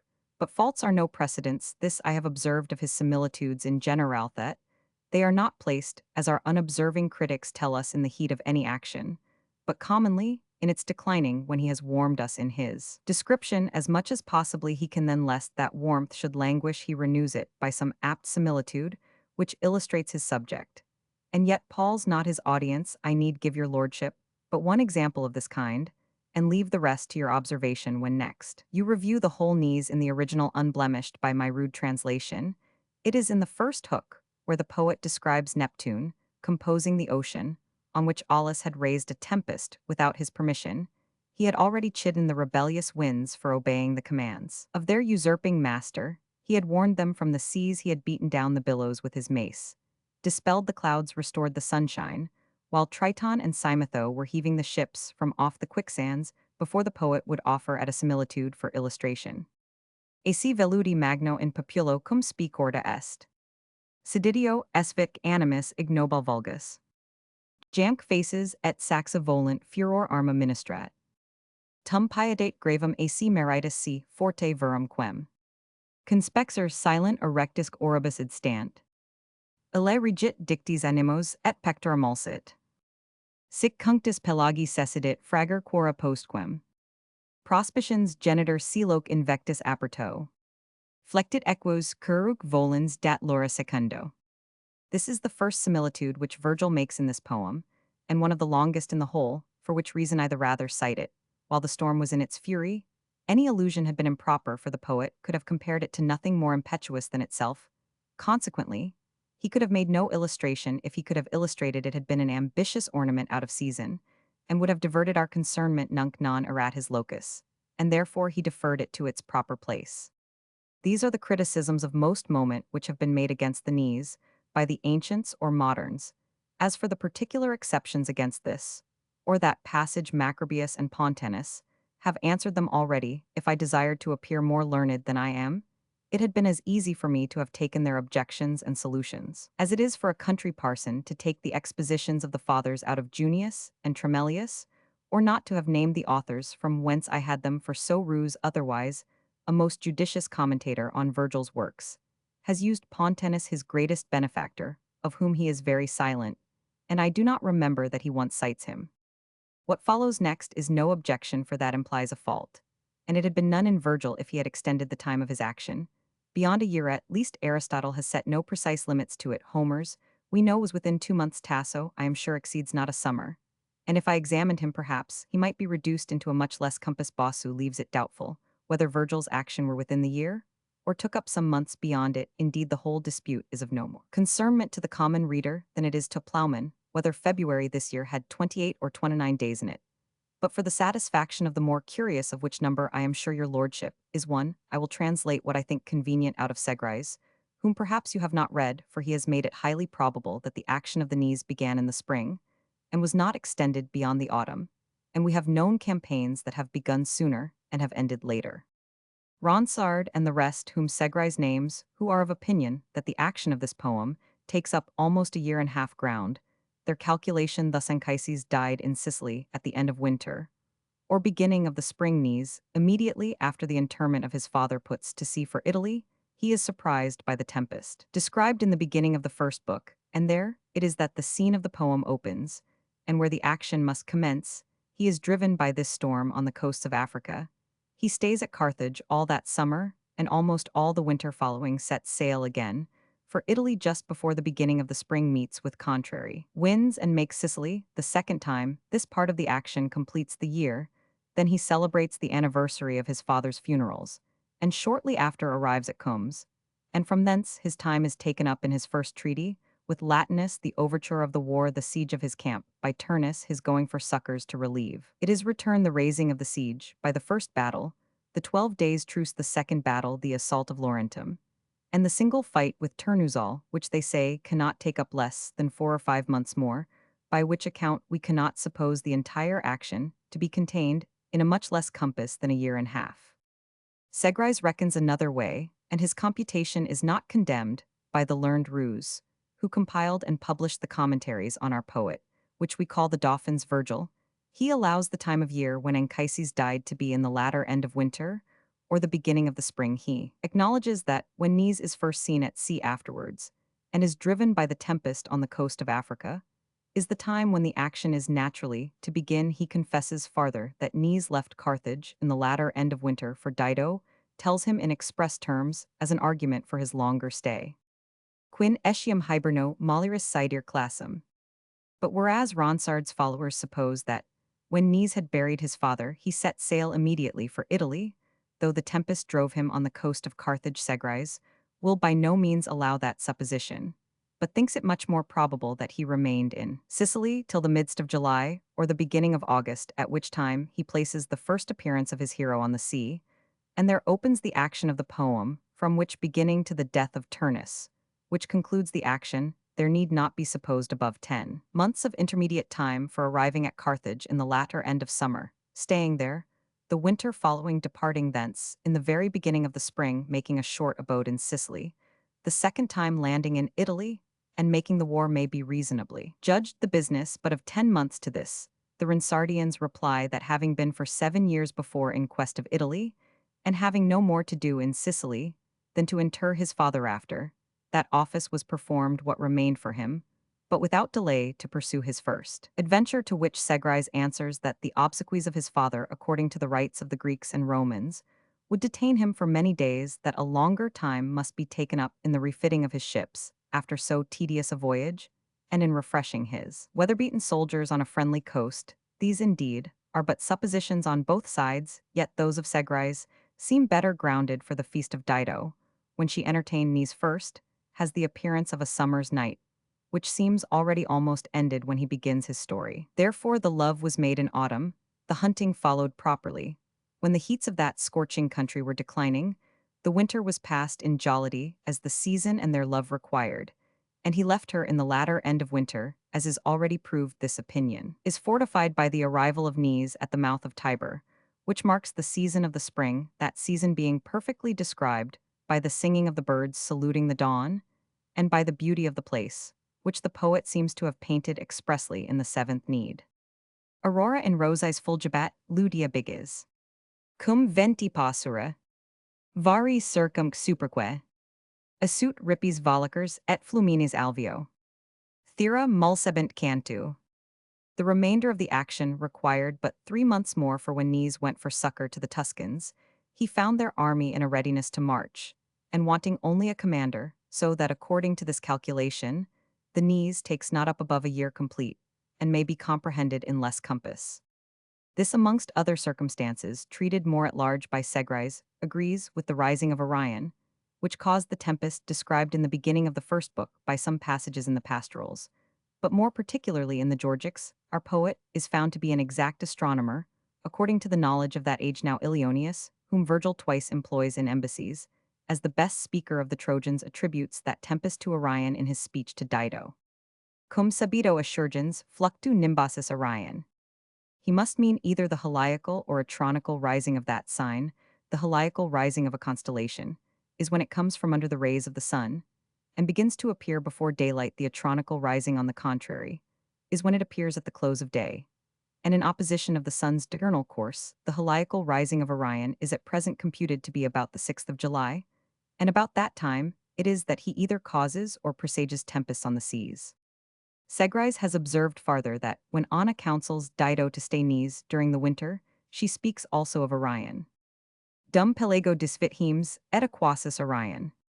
If therefore Ilioneus, according to our supposition, understand the heliacal rising of Orion, Anna must mean the atronical, which the different epithets given to that constellation seem to manifest. Ilioneus calls him nimbasis honor aquasis. He is tempestuous in the summer, when he rises heliacally, and rainy in the winter, when he rises atronically. Your lordship will pardon me for the frequent repetition of these cant words, which I could not avoid in this abbreviation of Segrais, who I think deserves no little commendation in this new criticism.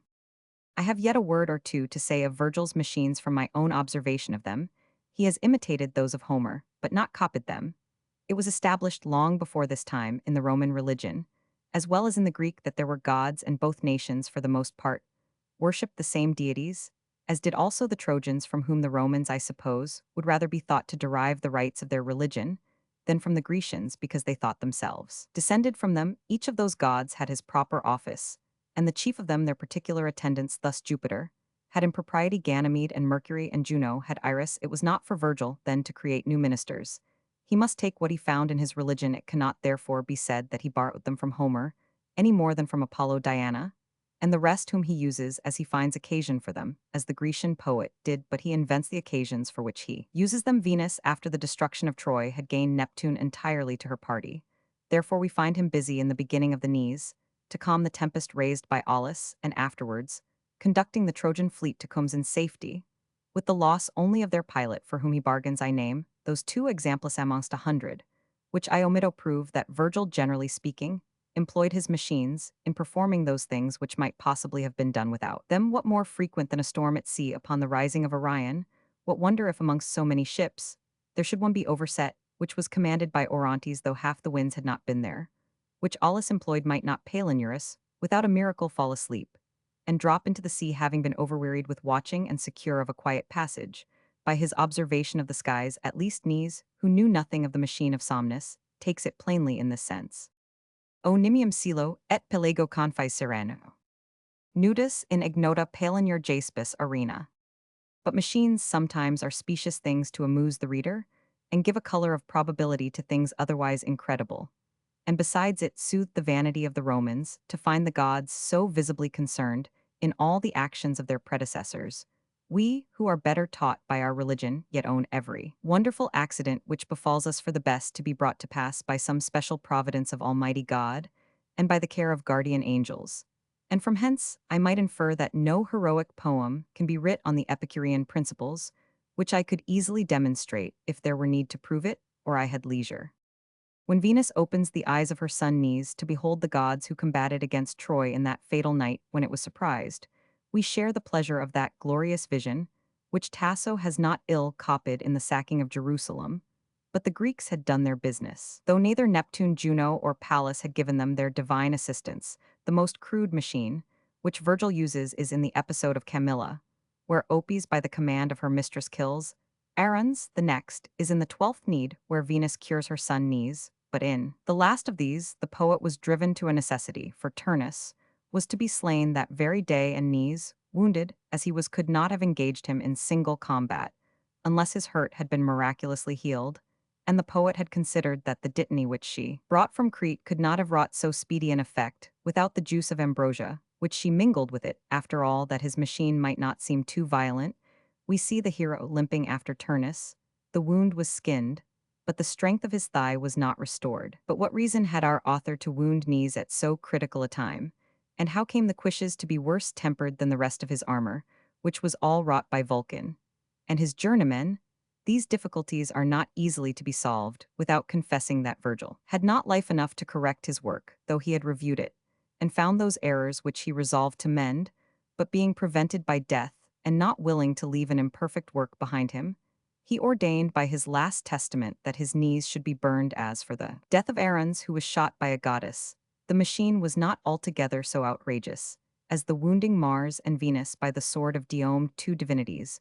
One would have thought might have pleaded their prerogative of impassibility, or at least not have been wounded by any mortal hand, beside that the which they shed was so very like our common blood, that it was not to be distinguished from it, but only by the name and color. As for what Horace says in his Art of Poetry, that no machines are to be used unless on some extraordinary occasion. Nec Deus intersit nisi dignus vindus nodus. That rule is to be applied to the theater of which he is then speaking, and means no more than this: that, when the knot of the play is to be untied, and no other way is left for making the discovery, then, and not otherwise, let a god descend upon a rope, and clear the business to the audience. But this has no relation to the machines which are used in an epic poem. In the last place, for the Dira or flying pest, which flapping on the shield of Turnus and fluttering about his head, disheartened him in the duel, and presaged to him his approaching death. I might have placed it more properly amongst the objections for the critics who lay want of courage to the charge of Virgil's hero. Quote this passage as a main proof of their assertion. They say our author had not only secured him before the duel, but also in the beginning of it had given him the advantage in impenetrable arms, and in his sword, for that of Turnus was not his own, which was forged by Vulcan for his father, but a weapon which he had snatched in haste, and by mistake belonging to his charioteer Mediscus.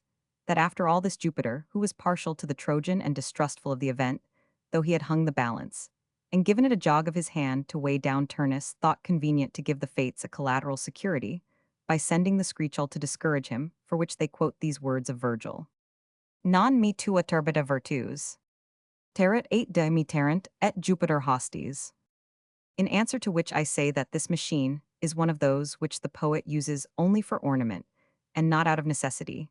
Nothing can be more beautiful or more poetical than his description of the three dire, or the setting of the balance which our Milton has borrowed from him, but employed to a different end. For first, he makes God Almighty set the scales for St. Gabriel, and Satan, when he knew no combat was to follow, then he makes the good angel's scale descend, and the devils mount, quite contrary to Virgil, if I have translated the three verses according to my author's sense.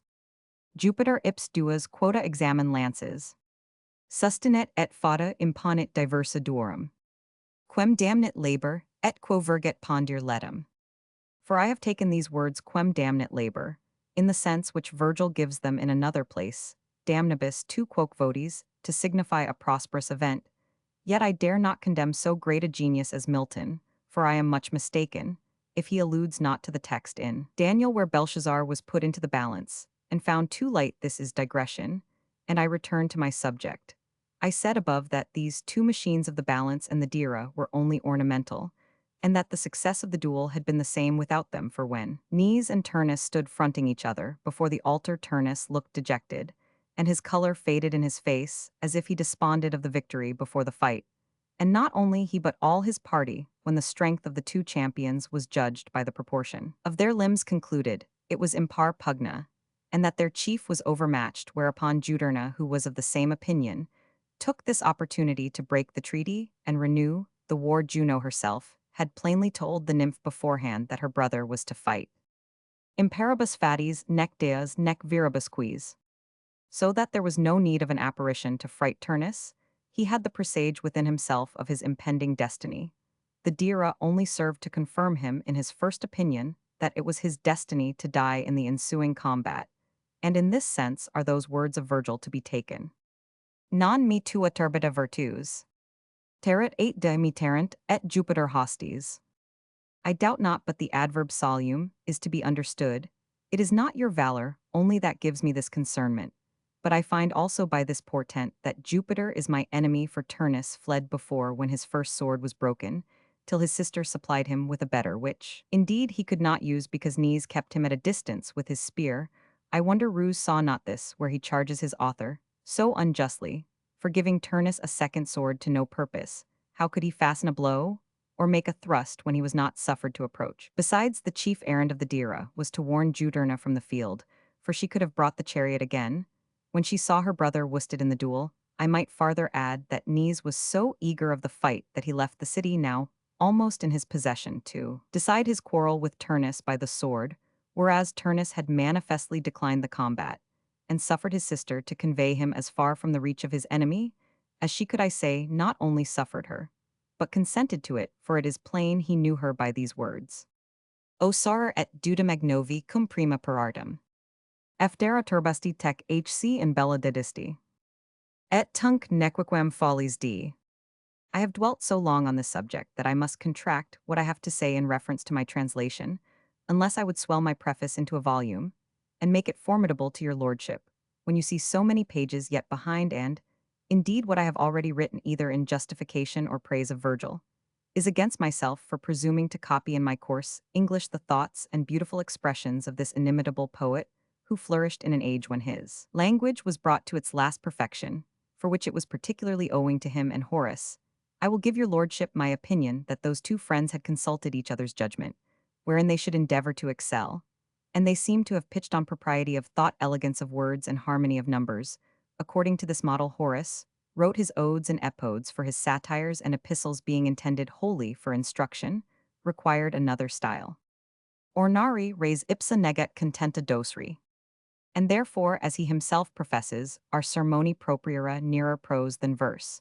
But Virgil, who never attempted the lyric verse, is everywhere elegant, sweet, and flowing in his hexameters.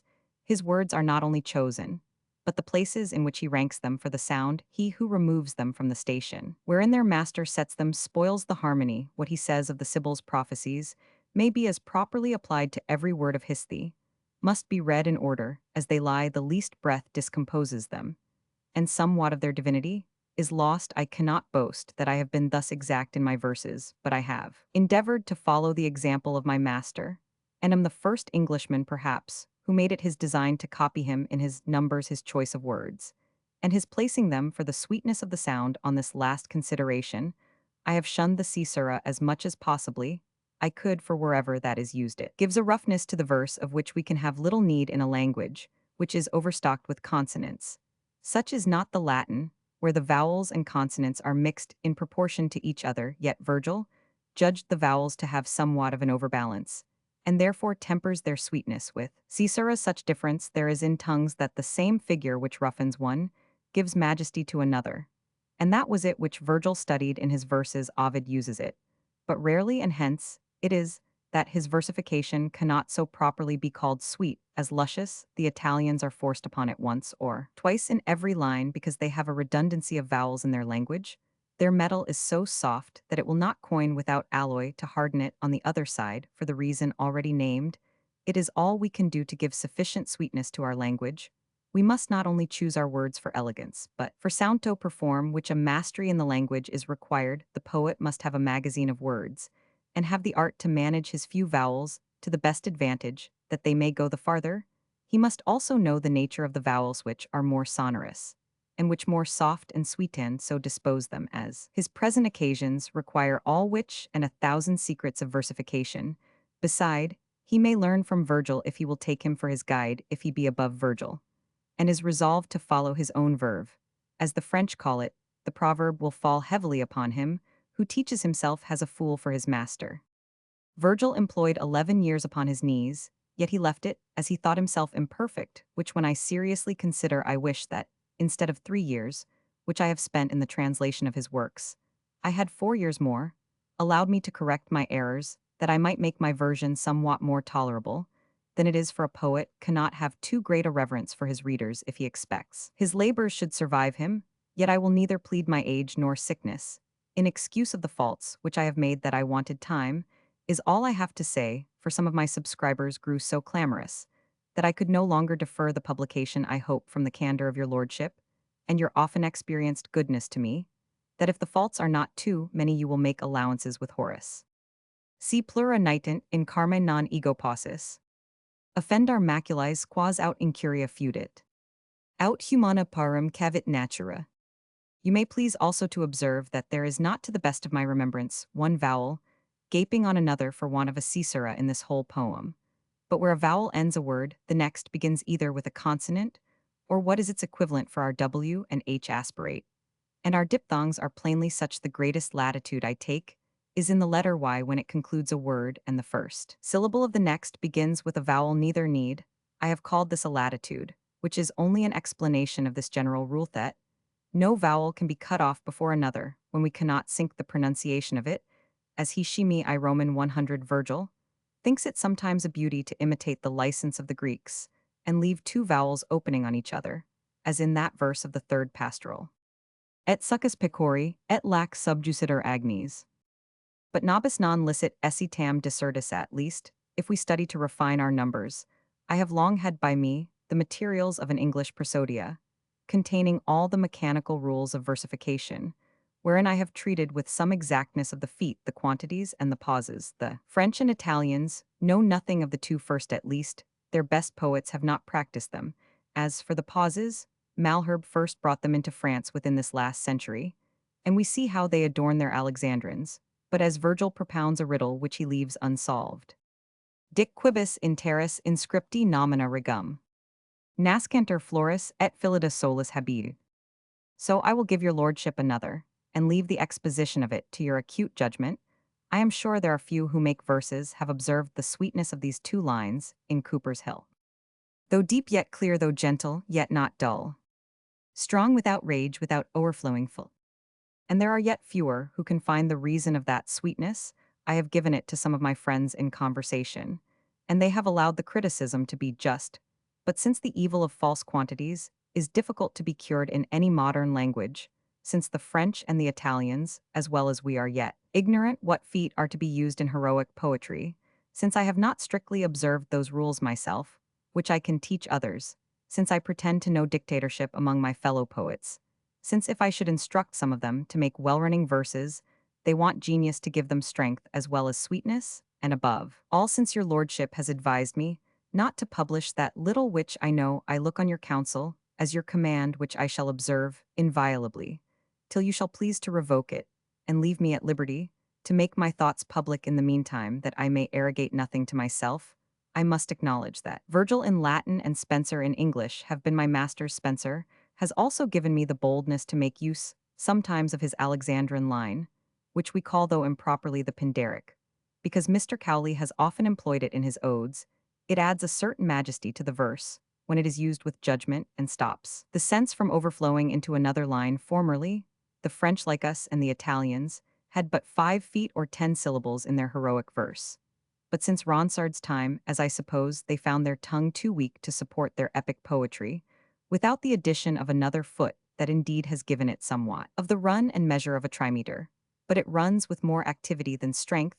Their language is not strong with sinews like our English. It has the nimbleness of a greyhound, but not the bulk and body of a mastiff. Our men and our verses overbear them by their weight, and pondir non numo is the British motto. The French have set up purity for the standard of their language, and a masculine vigor is that of ours. Like their tongue is the genius of their poets light, and trifling in comparison of the English more proper for sonnets, madrigals, and elegies than heroic poetry, The turn on thoughts and words is their chief talent, but the epic poem is too stately to receive those little ornaments the painters draw their nymphs in thin and airy habits. But the weight of gold and of embroideries is reserved for queens and goddesses.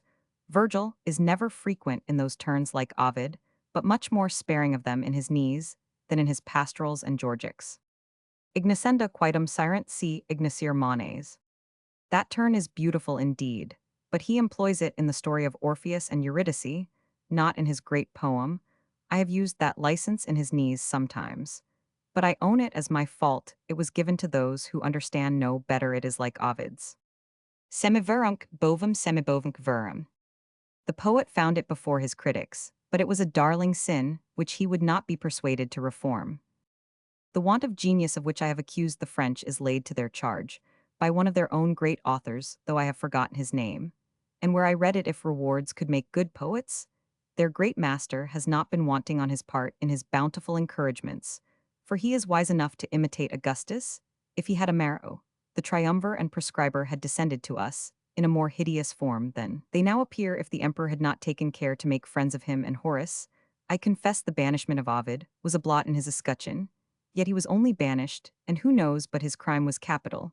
And then his exile was a favor. Ariosto, who with all his faults must be acknowledged a great poet, has put these words into the mouth of an evangelist, but whether they will pass for gospel now, I cannot tell. Non fusi santo ni benigno Augusto. Cum la tuba di Virgilio suona. Laver havuto in poja buon gusto. La prescription iniqua glide pardona. But heroic poetry is not of the growth of France as it might be of England if it were cultivated. Spenser wanted only to have read the rules of Bossu, for no man was ever born with a greater genius, or had more knowledge to support it. But the performance of the French is not equal to their skill, and hitherto we have wanted skill to perform better. Segrais, whose preface is so wonderfully good yet is wholly destitute of elevation, though his version is much better than that of the two brothers, or any of the rest who have attempted Virgil. Annibale Caro is a great name amongst the Italians, yet his translation of the knees is most scandalously mean, though he has taken the advantage of writing in blank verse, and freed himself from the shackles of modern rhyme. If it be modern, for Leclerc has told us lately, and I believe has made it out, that David's psalms were written in as errant rhyme, as they are translated now. If a muse cannot run when she is unfettered, it is a sign she has but little speed. I will not make a digression here, though I am strangely tempted to it, but will only say that he who can write well in rhyme may write better in blank verse. Rhyme is certainly a constraint even to the best poets, and those who make it with most ease, though perhaps I have as little reason to complain of that hardship as any man, excepting Quarles and Withers. What it adds to sweetness it takes away from sense, and he who loses the least by it may be called a gainer. It often makes us swerve from an author's meaning, as if a mark he set up for an archer at a great distance, let him aim as exactly as he can, the least wind will take his arrow and divert it from the white. I return to our Italian translator of the knees. He is a foot poet. He lackeys by the side of Virgil at the best, but never mounts behind him. Dr. Morley, who is no mean critic in our poetry, and therefore may be presumed to be a better in his own language, has confirmed me in this opinion by his judgment, and thinks withal that he has oft mistaken his master's sense. I would say so, if I durst, but am afraid I have committed the same fault more often and more grossly, for I have forsaken Ruse, whom generally I follow in many places, and made expositions of my own, in some quite contrary to him, of which I will give but two examples, because they are so near each other in the 10th need. Sordi pater quus utrique. Pallas says it to Turnus just before they fight. Ruse thinks that the word pater is to be referred to Evander, the father of Pallas. But how could he imagine that it was the same thing to Evander if his son were slain? Or if he overcame, the poet certainly intended Jupiter, the common father of mankind, who, as Pallas hoped, would stand an impartial spectator of the combat, and not be more favorable to Turnus than to him. The second is not long after it, and both before the duel is begun. They are the words of Jupiter, who comforts Hercules for the death of Pallas, which was immediately to ensue, and which Hercules could not hinder, though the young hero had addressed his prayers to him for his assistance, because the gods cannot control destiny. The verse follows. Sic et ac oculos rutulorum regicit Arvis. Which the same Ruse thus construes. Jupiter, after he had said this, immediately turns his eyes to the Rutulian fields, and beholds the duel. I have given this place another exposition that he turned his eyes from the field of combat that he might not behold a sight so unpleasing to him. The word regicit I know admit of both senses, but Jupiter having confessed that he could not alter fate, and being grieved, he could not in consideration of Hercules, it seems to me that he should avert his eyes rather than take pleasure in the spectacle.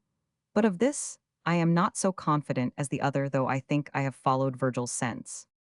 What I have said, though it has the face of arrogance, yet is intended for the honor of my country. And therefore I will boldly own that this English translation has more of Virgil's spirit in it than either the French or the Italian. Some of our countrymen have translated episodes and other parts of Virgil with great success, as particularly your lordship, whose version of Orpheus and Eurydice is eminently good amongst the dead authors. The Silenus of my lord Roscommon cannot be too much commended. I say nothing of Sir John Denham, Mr. Waller, and Mr. Cowley. It is the utmost of my ambition to be thought their equal, or not to be much inferior to them, and some others of the living. But it is one thing to take pains on a fragment, and translate it perfectly, and another thing to have the weight of a whole author on my shoulders. They who believe the burden light, let them attempt the fourth, sixth, or eighth pastoral, the first or fourth Georgic, and amongst the needs the fourth, the fifth, the seventh, the ninth, the 10th, the 11th, or the 12th, for in these I think I have succeeded best. Long before I undertook this work, I was no stranger to the original.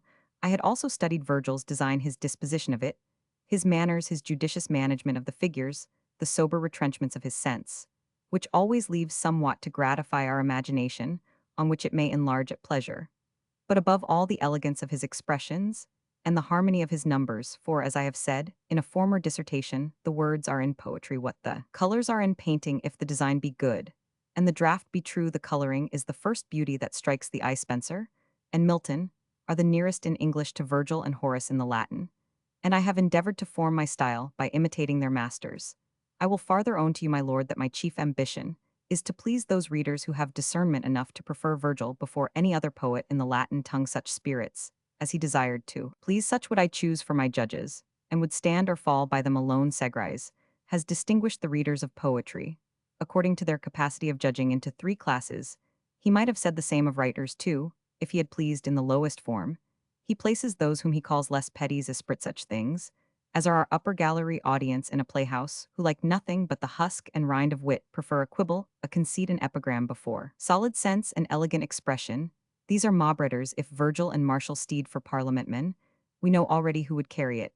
But though they make the greatest appearance in the field, and cry the loudest, the best of it is they are but a sort of French Huguenots or Dutch boors, brought ever in herds but not naturalized, who have not land of £2 per annum in Parnassus, and therefore are not privileged to poll their authors, are of the same level fit to represent them on a mountebank stage, or to be masters of the ceremonies in a bear garden.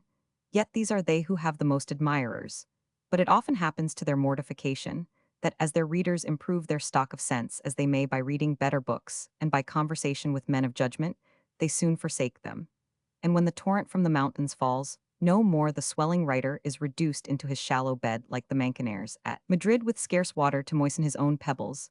There are a middle sort of readers, as we held there is a middle state of souls, such as have a farther insight than the former, yet have not the capacity of judging right, for I speak not of those who are bribed by a party, and knew better if they were not corrupted. But I mean a company of warm young men, who are not yet arrived so far as to discern the difference betwixt fustian or ostentation sentences, and the true sublime. These are above liking Martial or Owen's epigrams, but they would certainly set Virgil below Statius or Lucan. I need not say their poets are of the same paste with their admirers, they affect greatness in all they write. But it is a bladdered greatness, like that of the vain man, whom Seneca describes an ill habit of body full of humors, and swelled with dropsy. Even these two desert their authors. As their judgment ripens, the young gentlemen themselves are commonly misled by their pedagogue at school, their tutor at the university, or their governor in their travels. And many of these three sorts are the most positive blockheads in the world. How many of these flatulent writers have I known, who have sunk in their reputation, after 7 or 8 editions of their works, for indeed they are poets. Only for young men they had great success at their first appearance, but not being of God, as a wit said formerly, they could not stand. I have already named 2 sorts of judges, but Virgil wrote for neither of them. And by his example, I am not ambitious of pleasing the lowest or the middle form of readers. He chose to please the most judicious souls of the highest rank and truest understanding. These are few in number, but whoever is so happy as to gain their approbation can never lose it because they never give it blindly. Then they have a certain magnetism in their judgment, which attracts others to their sense every day. They gain some new proselyte, and in time become the church for this reason, a well-weighed judicious poem, which at its first appearance gains no more upon the world than to be just received, and rather not blamed than much applauded, insinuates itself by insensible degrees into the liking of the reader. The more he studies it, the more it grows upon him. Every time he takes it up, he discovers some new graces in it, and whereas poems which are produced by the vigor of imagination only have a gloss upon them at the first which time wears off the works of judgment, are like the diamond, the more they are polished the more luster they receive. Such is the difference betwixt Virgil's knees and Marini's Adon.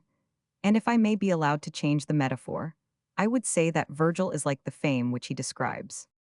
Mobilitate vigit virsque acquirit und.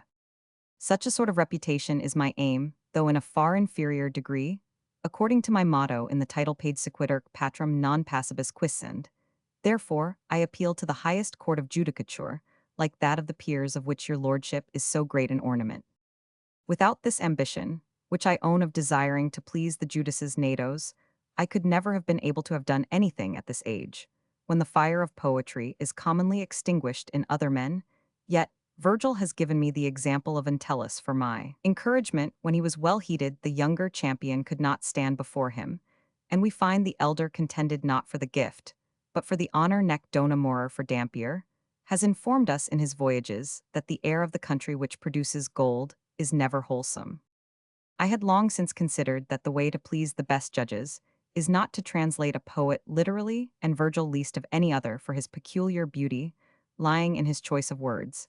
I am excluded from it by the narrow compass of our heroic verse, unless I would make use of monosyllables only, and these clogged with consonants, which are the dead weight of our mother tongue.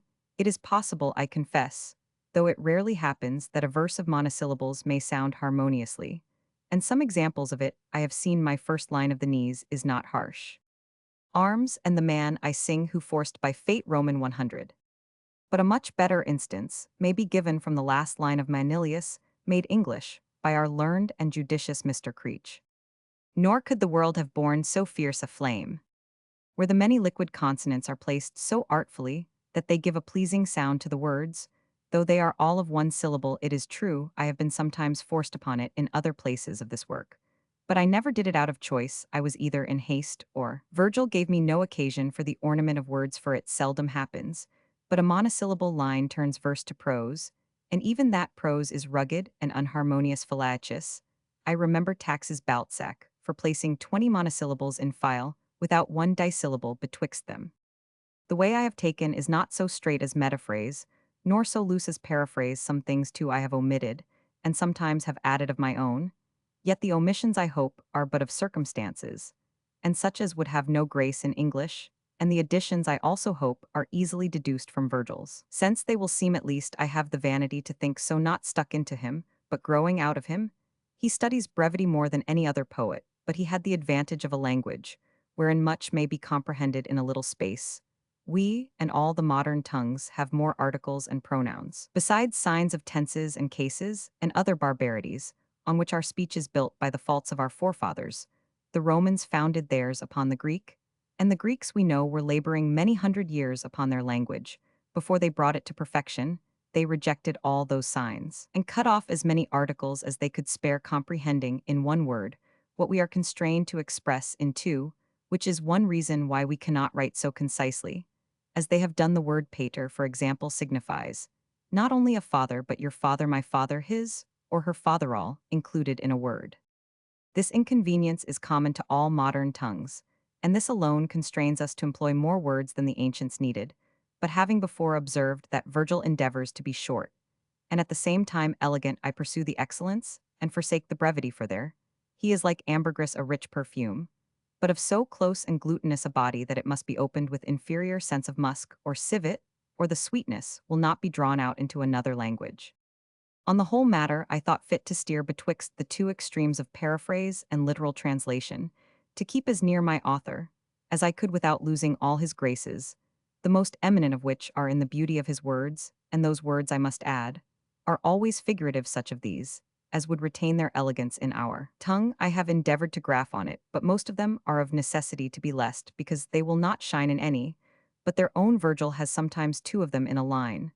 But the scantiness of our heroic verse is not capable of receiving more than one, and that too must expiate for many others which have none. Such is the difference of the languages, or such my want of skill in choosing words.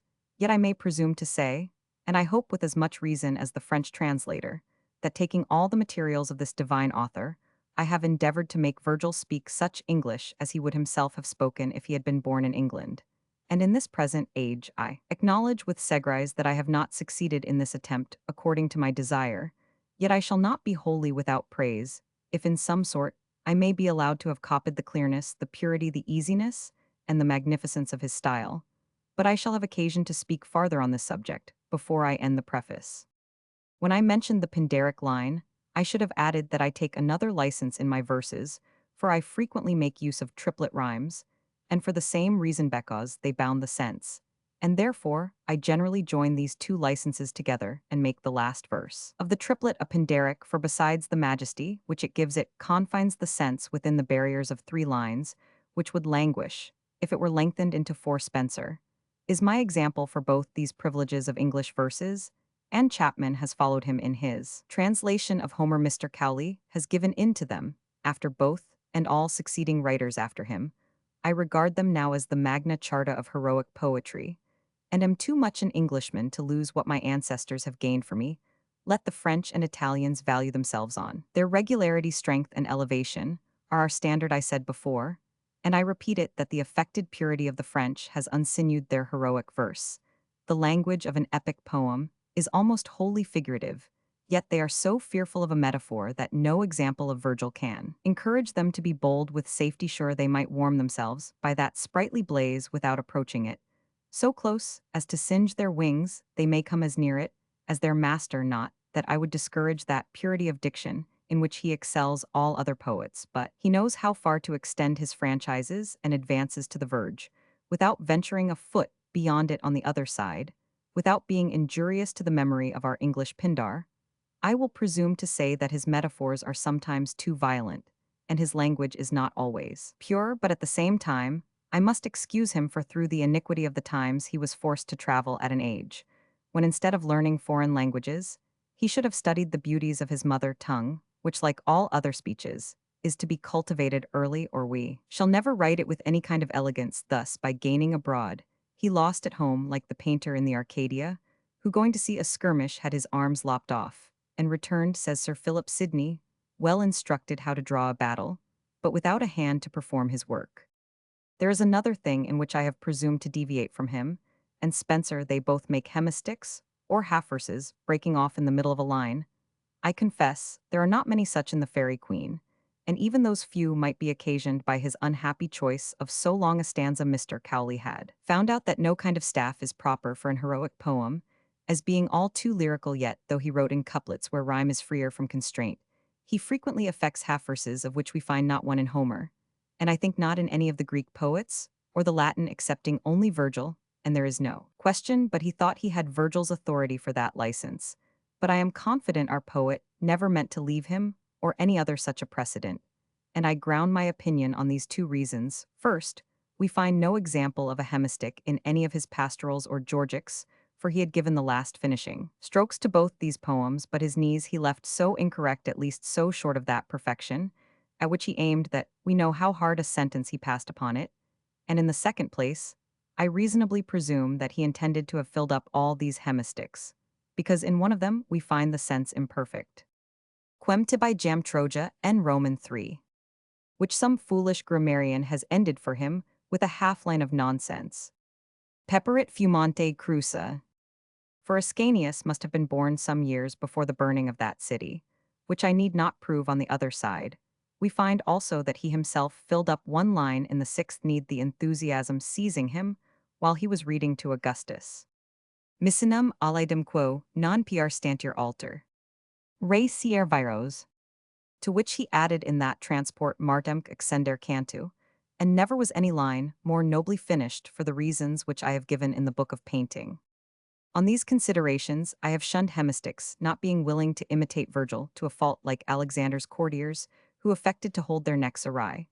Because he could not help it, I am confident your lordship is by this time of my opinion, and that you will look on those halflands hereafter as the imperfect products of a hasty muse, like the frogs and serpents in the Nile, part of them, kindled into life, and part a lump of unformed, unanimated mud. I am sensible that many of my whole verses are as imperfect as those halves for want of time to digest them better. But give me leave to make the excuse of Bacchus who, when he was upbraided that some of his novels had not the spirit of the rest, returned this answer that Charlemagne who made the paladins was never able to raise an army of them, the leaders may be heroes, but the multitude must consist of common men. I am also bound to tell your lordship in my own defense that, from the beginning of the first Georgic to the end of the last Need, I found the difficulty of translation growing on me in every succeeding book, for Virgil, above all poets, had a stock, which I may call almost inexhaustible, of figurative, elegant, and sounding words, I who inherit but small portion of his genius, and write in a language so much inferior to the Latin, have found it very painful to vary phrases, when the same sense returns upon me. Even he himself, whether out of necessity or choice, has often expressed the same thing in the same words, and often repeated 2 or 3 whole verses, which he had used before words are not so easily coined as money, and yet we see that the credit, not only of banks, but of exchequers cracks when little comes in, and much goes out. Virgil called upon me in every line for some new word, and I paid so long that I was almost bankrupt, so that the latter end must needs be more burthensome than the beginning or the middle, and consequently the 12th need cost me double the time of the first and second. What had become of me? If Virgil had taxed me with another book, I had certainly been reduced to pay the public in hammered money, for want of mild, that is, in the same old words which I had used before. And the receivers must have been forced to have taken anything where there was so little to be had. Besides this difficulty with which I have struggled, and made a shift to pass it, ever there is one remaining which is insuperable to all translators. We are bound to our author's sense, though with the latitudes already mentioned, for I think it not so sacred as that one iota must not be added or diminished on pain of an anathema. But slaves we are, and labor on another man's plantation.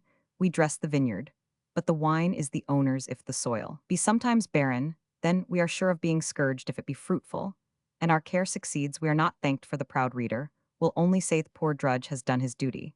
But this is nothing to what follows for being obliged to make his sense intelligible. We are forced to untune our own verses, that we may give his meaning to the reader. He who invents is master of his thoughts, and words he can turn and vary them as he pleases till he renders them harmonious. But the wretched translator has no such privilege, for being tied to the thoughts, he must make what music he can in the expression. And for this reason it cannot always be so sweet as that of the original. There is a beauty of sound, as Segrais has observed in some Latin words, which is wholly lost in any modern language.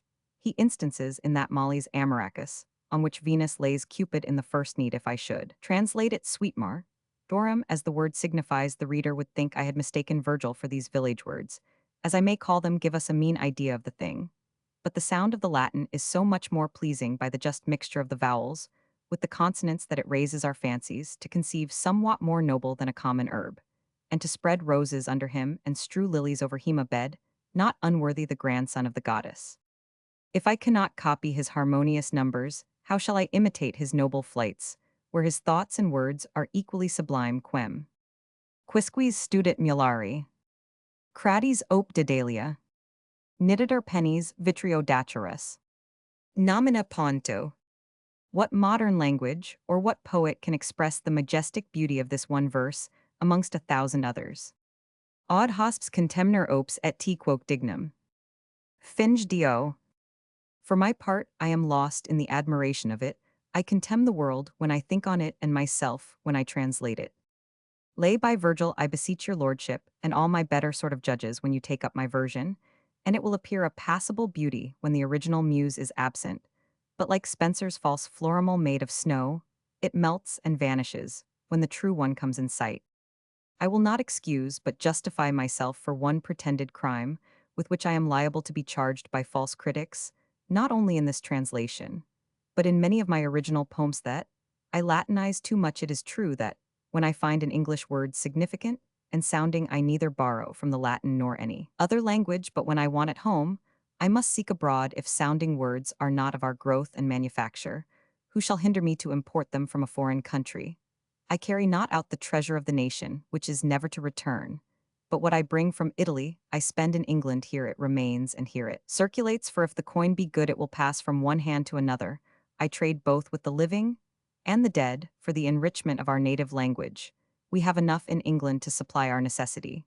But if we will have things of magnificence and splendor, we must get them by commerce. Poetry requires ornament, and that is not to be had from our old Teuton monosyllables. Therefore, if I find any elegant word in a classic author, I propose it to be naturalized by using it myself. And if the public approves of it, the bill passes, but every man cannot distinguish betwixt pedantry and poetry. Every man, therefore, is not fit to innovate. Upon the whole matter, a poet must first be certain that the word he would introduce is beautiful in the Latin, and is to consider in the next place whether it will agree with the English idiom after this. He ought to take the opinion of judicious friends, such as are learned in both languages. And lastly, since no man is infallible, let him use this license very sparingly, for if too many foreign words are poured in upon us, it looks as if they were designed not to assist the natives, but to conquer them. I am now drawing towards a conclusion, and suspect your lordship is very glad of it.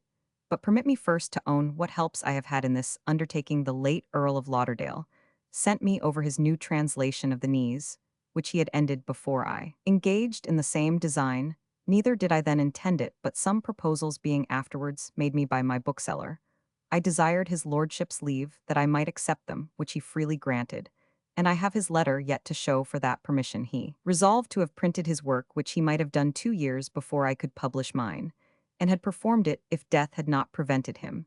But having his manuscript in my hands, I consulted it as often as I doubted of my author's sense, for no man understood Virgil better than that learned nobleman.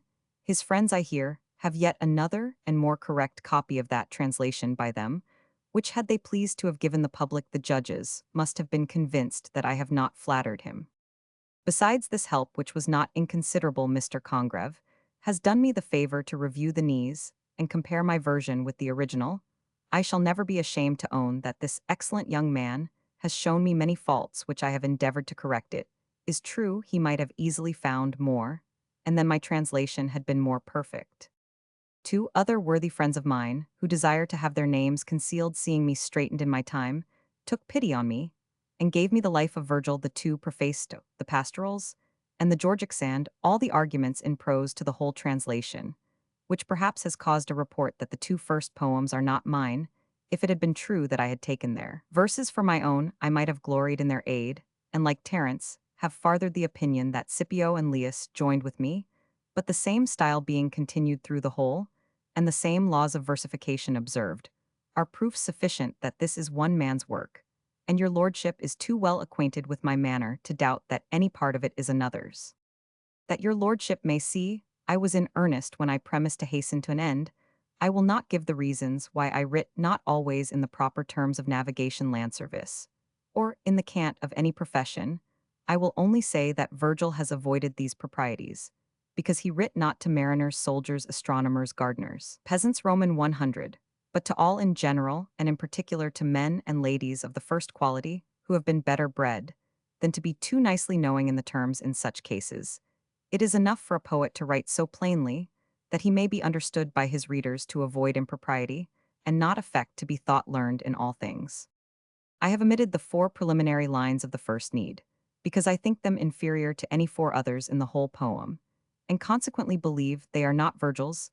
There is too great a gap betwixt the adjective visna in the second line, and the substantive arva in the latter end of the third, which keeps his meaning in obscurity too long, and is contrary to the clearness of his style. Ut quamvis avido is too ambitious an ornament to be his, and gradum opus agricoles are all words unnecessary and independent of what he had said before. Horentia Marty's arma is worse than any of the rest. Horentia is such a flat epithet as Tully would have given us in his verses. It is a mere filler to stop a vacancy in the hexameter and connect the preface to the work of Virgil. Our author seems to sound a charge, and begins like the clangor of a trumpet. Arma virumque canotrage qui primus ab oris. Scarce a word without an R, and the vowels for the greater part sonorous. The prefacer began with a le ego, which he was constrained to patch up in the 4th line, with et nunc to make the sense cohere. And if both those words are not notorious botches, I am much deceived, though the French translator thinks otherwise. For my own part, I am rather of the opinion that they were added by tucca and various than retrenched. I know it may be answered by such as think Virgil the author of the 4 lines that he asserts his title to the knees in the beginning of this work, as he did to the 2 former in the last lines of the 4th Georgic. I will not reply otherwise to this than by desiring them to compare these 4 lines with the 4 others which we know are his, because no poet, but he alone could write them. If they cannot distinguish creeping from flying, let them lay down Virgil, and take up Ovid de Ponto in his stead. My master needed not the assistance of that preliminary poet to prove his claim. His own majestic mien discovers him to be the king amidst 1,000 courtiers. It was a superfluous office, and therefore I would not set those verses in the front of Virgil, but have rejected them to my own preface. I who before with shepherds in the groves sung to my oaten pipe their rural loves, and issuing thence compelled the neighboring field a plenteous crop of rising corn to yield, manured the glebe and stocked the fruitful plain. A poem grateful to the greedy swain. Roman 100. If there be not a tolerable line in all these 6, the prefacer gave me no occasion to write better. This is a just apology in this place. But I have done great wrong to Virgil in the whole translation: want of time, the inferiority of our language, the inconvenience of rhyme, and all the other excuses I have made may alleviate my fault, but cannot justify the boldness of my undertaking. What avails it me to acknowledge freely that I have not been able to do him right in any line, for even my own confession makes against me, and it will always be returned upon me? Why then did you attempt it, to which no other answer can be made than that I have done him less injury than any of his former libellers?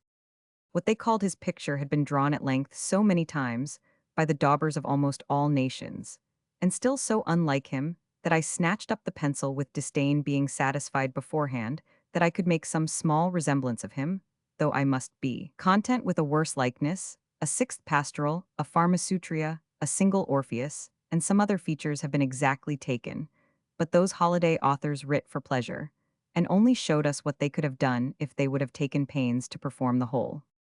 Be pleased, my lord, to accept with your wonted goodness this unworthy present, which I make you. I have taken off one trouble from you of defending it by acknowledging its imperfections, and though some part of them are covered in the verse, as Erechthonius rode, always in a chariot, to hide his lameness, such of them as cannot be concealed, you will please to connive at, though, in the strictness of your judgment, you cannot pardon. If Homer was allowed to nod sometimes in so long a work, it will be no wonder if I often fall asleep. You took my Aurangzeb into your protection with all his faults, and I hope here cannot be so many, because I translate an author who gives me such examples of correctness. What my jury may be I know not, but it is good for a criminal to plead before a favorable judge. If I had said partial, would your lordship have forgiven me, or will you give me leave to acquaint the world that I have many times been obliged to your bounty since the Revolution, though I never was reduced to beg a charity, nor ever had the impudence to ask one either of your lordship or your noble kinsman, the Earl of Dorset, much less of any other. Yet, when I least expected it, you have both remembered me. So inherent it is in your family not to forget an old servant. It looks rather like ingratitude on my part that, where I have been so often obliged, I have appeared so seldom to return my thanks, and where I was also so sure of being well received, somewhat of laziness was in the case, and somewhat too of modesty, but nothing of disrespect or of unthankfulness. I will not say that your lordship has encouraged me to this presumption, lest if my labors meet with no success in public, I may expose your judgment to be censured. As for my own enemies, I shall never think them worth an answer, and if your lordship has any, they will not dare to arraign you for want of knowledge in this art till they can produce somewhat better of their own than your essay on poetry. It was on this consideration that I have drawn out my preface to so great a length. Had I not addressed to a poet, and a critic of the first magnitude, I had myself been taxed for want of judgment, and shamed my patron for want of understanding. But neither will you, my lord, so soon be tired as any other, because the discourse is on your art, neither will the learned reader think it tedious, because it is ad clarem at least when he begins to be weary. The church doors are open, that I may pursue the allegory with a short prayer after a long sermon. May you live happily and long for the service of your country, the encouragement of good letters, and the ornament of poetry, which cannot be wished more earnestly by any man than by your lordship's most humble, most obliged, and most obedient servant, John Dryden. Postscript.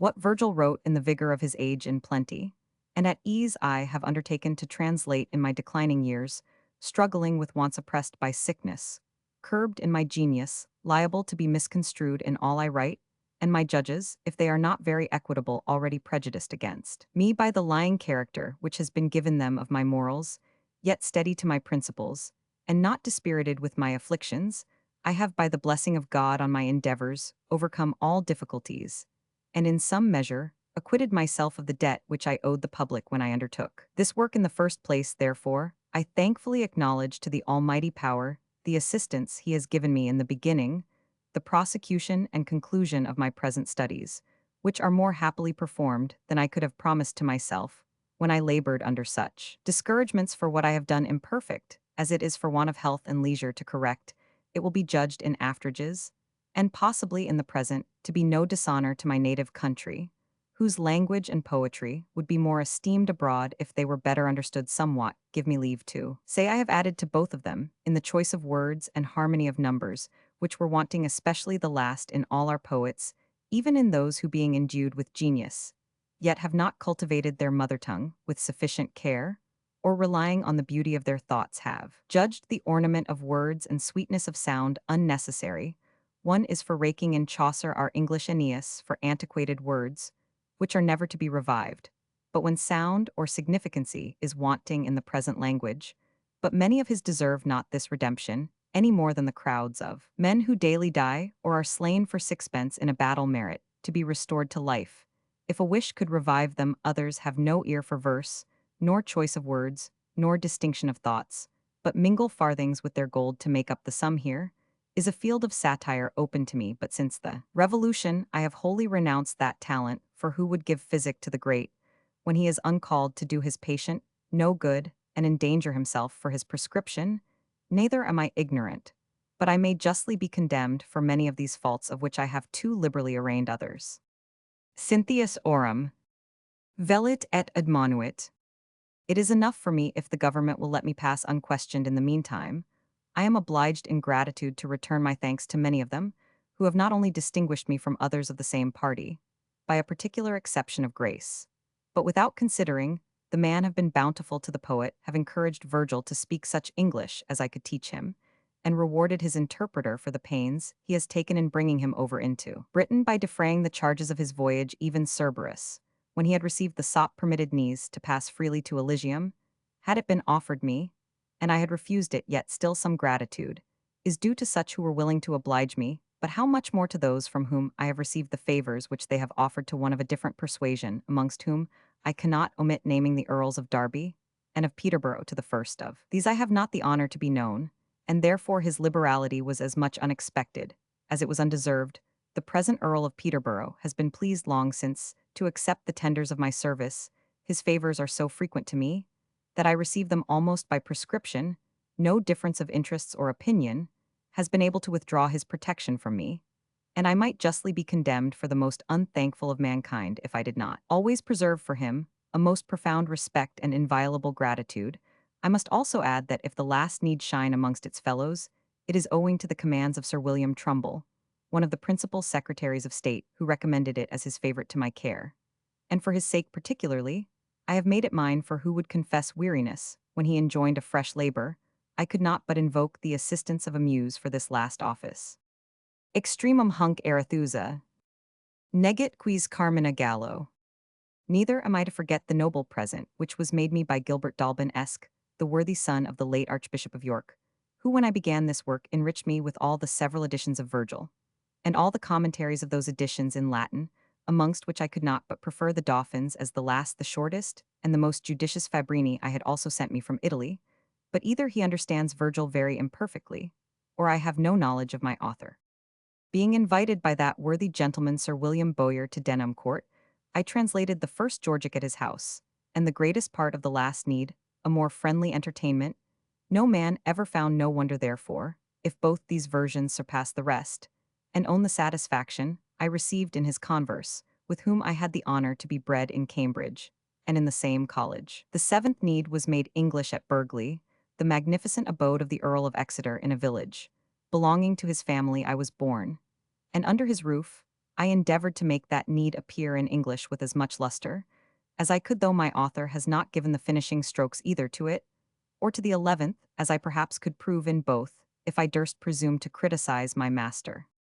By a letter from William Walsh Esk of Aberley, who has so long honored me with his friendship, and who without flattery is the best critic of our nation, I have been informed that His Grace the Duke of Shrewsbury has procured a printed copy of the Pastorals Georgics, and 6 first needs from my bookseller, and has read them in the country together with my friend, this noble person having been pleased to give them a commendation, which I presume not to insert, has made me vain enough to boast of so great a favor, and to think I have succeeded beyond my hopes, the character of his excellent judgment, the acuteness of his wit, and his general knowledge of good letters being known as well to all the world as the sweetness of his disposition, his humanity, his easiness of access and desire of obliging those who stand in need of his protection, are known to all who have approached him, and to me in particular, who have formerly had the honor of his conversation. Whoever has given the world the translation of part of the third Georgic, which he calls the power of love, has put me to sufficient pains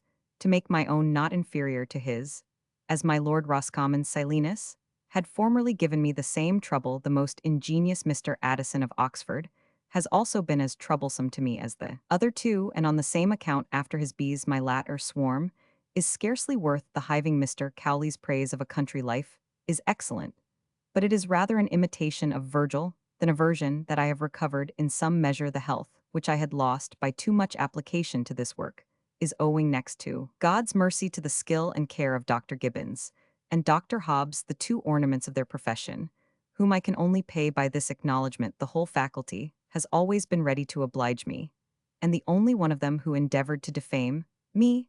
Had it not in his power, I desire pardon from my readers for saying so much in relation to myself, which concerns not them, and with my acknowledgments to all my subscribers, have only to add that the few notes which follow are par maniere dacquit, because I had obliged myself by articles to do somewhat of that kind.